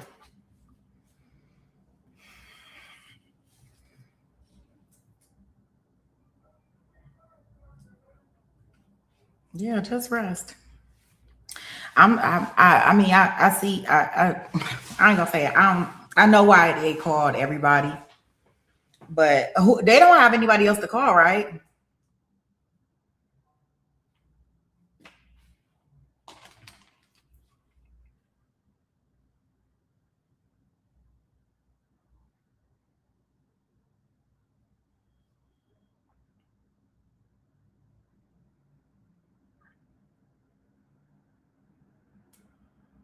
Yeah, I think that yeah, and I think the only person that the defense can really put up there is him. That's gonna be a good look. You ready to get up there, sir? Are you ready to approach the bench? Take the stand. Nope, he ain't ready. He is innocent. Ooh, Bruce come in with that fire.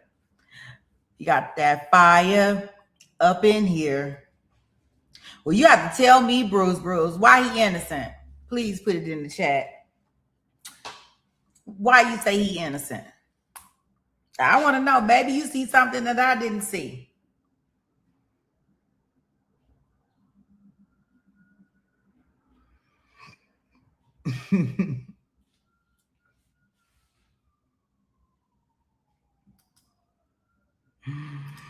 You said, I hope that his client don't call nobody else. But knowing them, he probably gonna call the trash man and the mailman. Yeah, they calling them all. Let me see. Because really? Well, that ain't gonna work over here. Nice try. They about to throw him up under the jail. He can still be all of those things, and they gonna throw him right up under the jail because he was an insecure little man. He was an insecure little man, and his wife was having an emotional affair. Not even a sexual, like she wasn't even having a sex affair. He said emotional. Oh gosh, oh my gosh. They're talking on the phone. Oh gosh. I don't know. That seemed like different for a man, but I don't know. I'm telling you, it's like a jungle sometimes. He said, don't.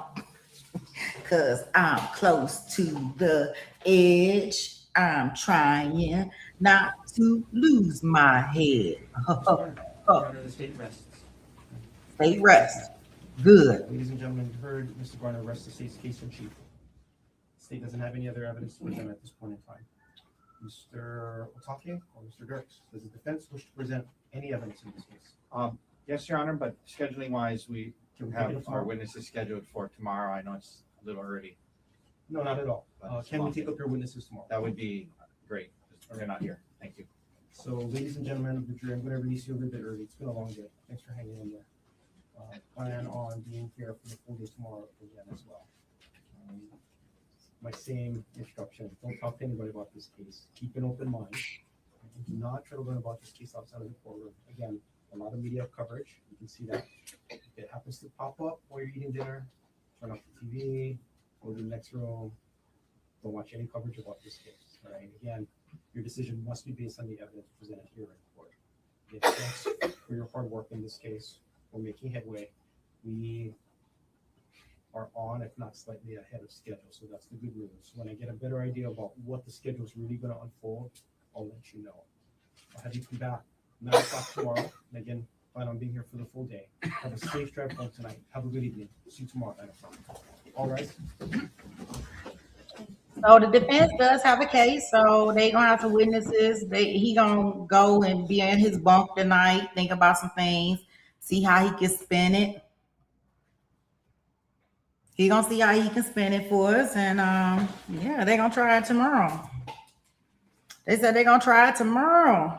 Hey, Christine, this closing August yet?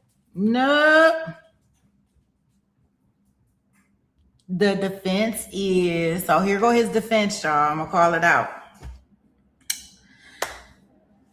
I just wanted to take my wife out on a trip. We have been, rekindling our flame, and we both picked out this place to go hike. Wait a minute, I'm gonna give it to y'all. Your Honor, we'll just make. Okay, they cut the cameras off. They didn't want us to see. What do you do for work? I'm an adult. I guess they didn't want us to see it. Wait a minute.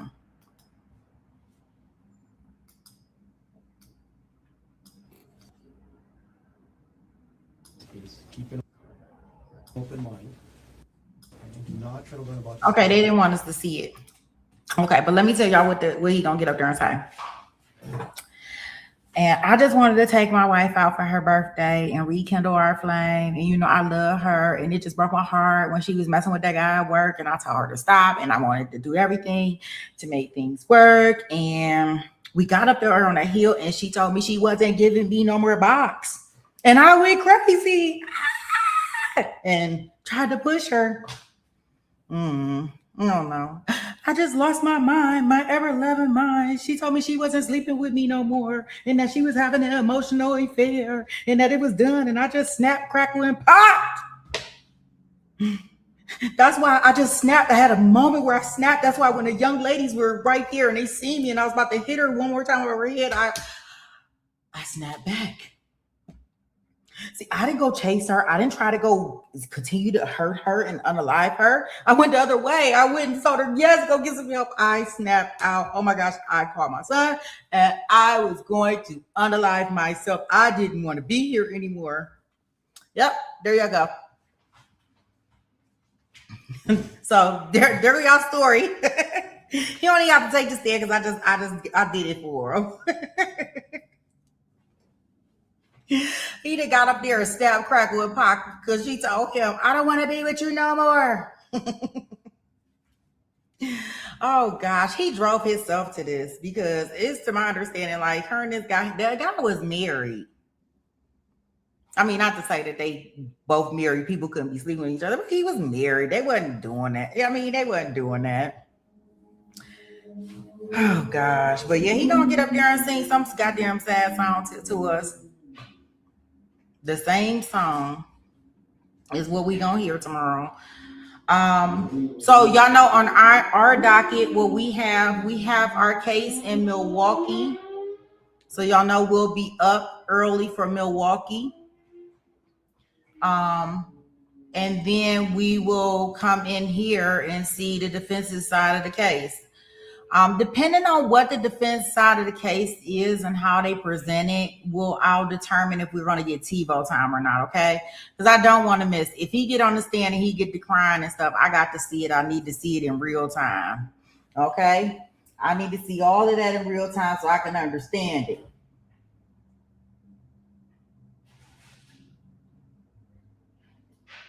So that way I can see it.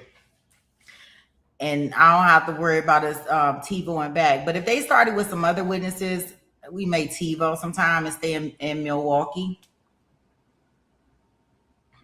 I'm waiting for the officer who, I'm waiting on the officer who, the partner. I'm hoping he gonna testify soon. So, in the Milwaukee case. So hopefully we'll see that.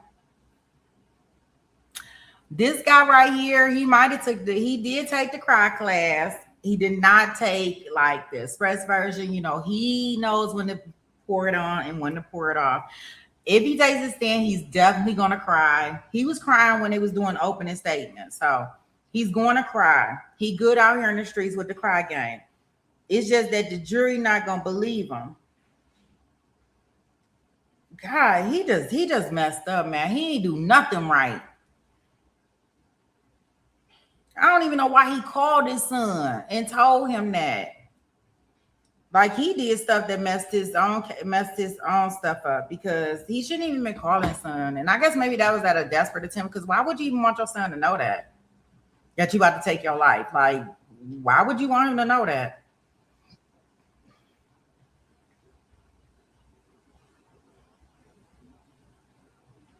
Y'all just got a random shower.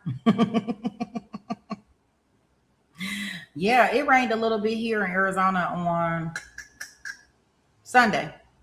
It was like weird too. It was the stupidest stuff because it don't really never rain here, but it is. Witnesses. Yeah, I think they're gonna have witnesses. He gonna have somebody come up there and they gonna testify to how much he loved his wife and how much he wanted to make it work and how he wouldn't unalive her. No, he wouldn't push her off the cliff. No, he wouldn't hit her with a rock. They got 2 little boys together and he adored her and worshiped the ground that she walked on. So that's going to be one of his witnesses. And then he going to get up there on the stand and he going to tell y'all exactly what I just told y'all.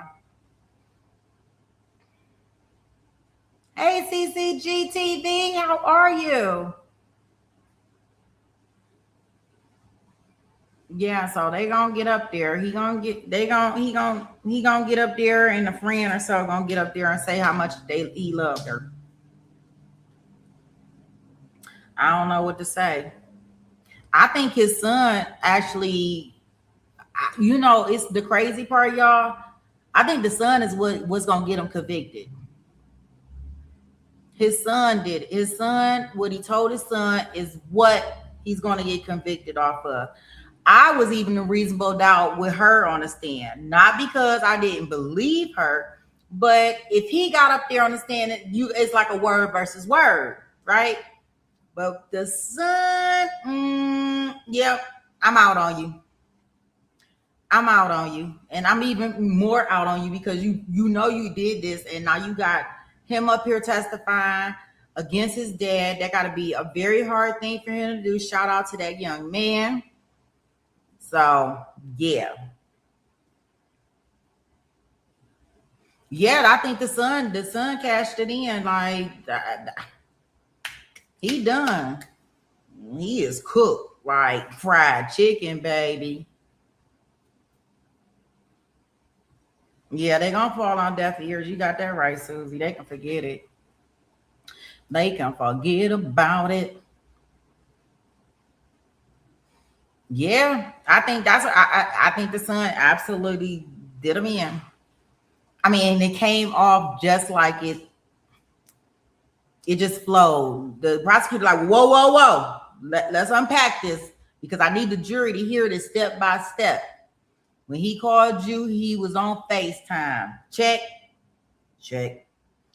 He told you what happened. He told me that Ariel had been cheating on him. Check.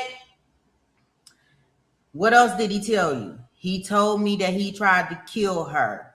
Check. Done. Next. What else happened? He told me he was going to jump off the bridge, but he a chicken shit. Check. All that was check. Boom. Done. Signed, sealed, delivered. I'm yours. Oh gosh. Yeah, so I guess we'll figure out. I think, like I said, I think he'll get his stand tomorrow. They'll have a couple witnesses, and then we should be in closing arguments, I say, by Thursday. And that just depends on, I don't know, in Hawaii, they've been playing these games with we gonna go to court, we're not gonna go to court. We gonna go to court, we're not gonna go to court. Like, they've been playing these goddamn hokey pokey games, and I don't know. So he said they'll hit his schedule, but I beg to differ. That's what I could tell you. Yeah, so they're gonna call some witnesses and stuff tomorrow. So guys, make sure you have on your alerts, your notification bells. We will be starting early because we're gonna be in Milwaukee. So we will be starting early. I probably won't gain no TiVo time in there because we gotta be in all the courtrooms tomorrow. And eyes has to be nosy, and y'all nosy too.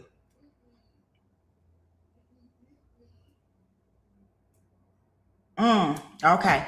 All right, guys. I want to say thank you to the mods, the chat. Y'all know this don't work without y'all, and all the new members, the new subs. Shout out to you. If you on a replay crew, drop a heart, drop something in there. I love to respond when I see people in there. Love. Oh, I forgot you on no can do list, Susie. I'm sorry. You say anything sound good to you. All right, y'all. I am putting on our outro song, guys, and I will see you in the AM. Oh, he ain't getting no new trial, Oh, no. He not getting no new trial. He can try all he want. Oh, DB. Grounds.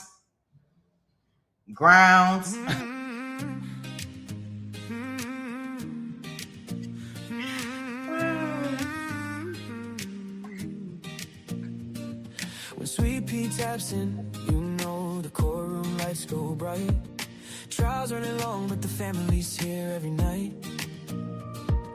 Mars on patrol, chat is showing out. This little YouTube corner's what community's about. Therapist steady holding down the floor. Behind the scenes magician, keeping peace like never before. A banner king, a rule keeper too. Every channel dreams of a mind like you. Jason walks in and the ladies lose control. Down to earth king with the warmest soul. Film freaks, kindness, man, it's always on display. Fair and sweet and cheering folks along the way. And Maria from SA keeps the laughter rolling free. Joking, shining, keeping spirits where they need to be. We're a family in the chat, side by side through every trial. Sweet Pea leads the way with that fire and that smile. We debate, we laugh, we lift each other higher. This Courtroom crew is everything we admire. Yeah, no matter what the case or file, we're forever taking to trial.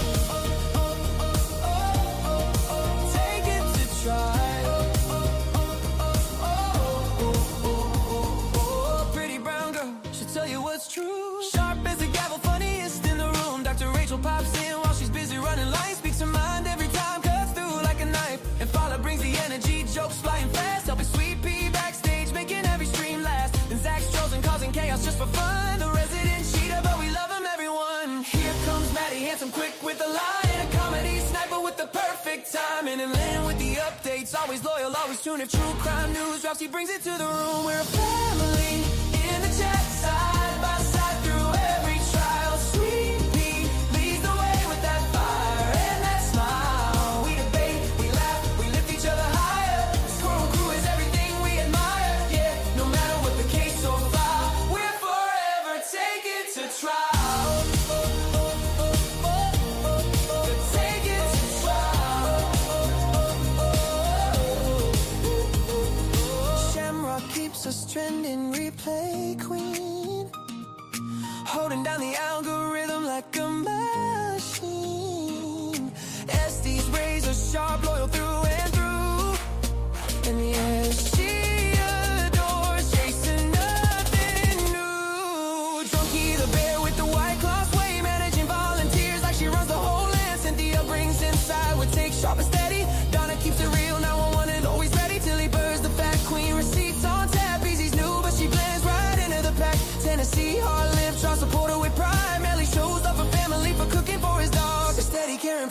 the courtroom fog. In Brooklyn in the house, always bringing that spark. Lighting up the chat like a shout in the dark. Barker loves her grand, speaks truth when it's time. Micrograms with metaphors straight up sublime. Barbara biggest supporter, heart kind and vast. Looking for missing kids, hope to truly last. Only fan from Singapore, flag name but sweet.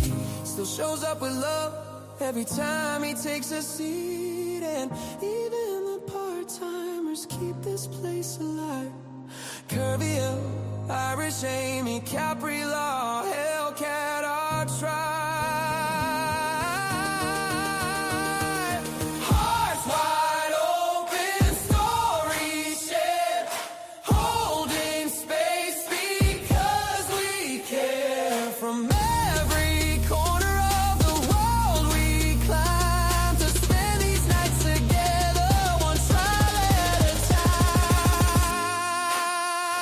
We're a family in the chat, side by side through every trial. Sweet Pea leads the way with that fire and that smile. Mods and chatters, yeah, this love is something rare. A courtroom crew with hearts beyond compare. No matter what the case or file, we're for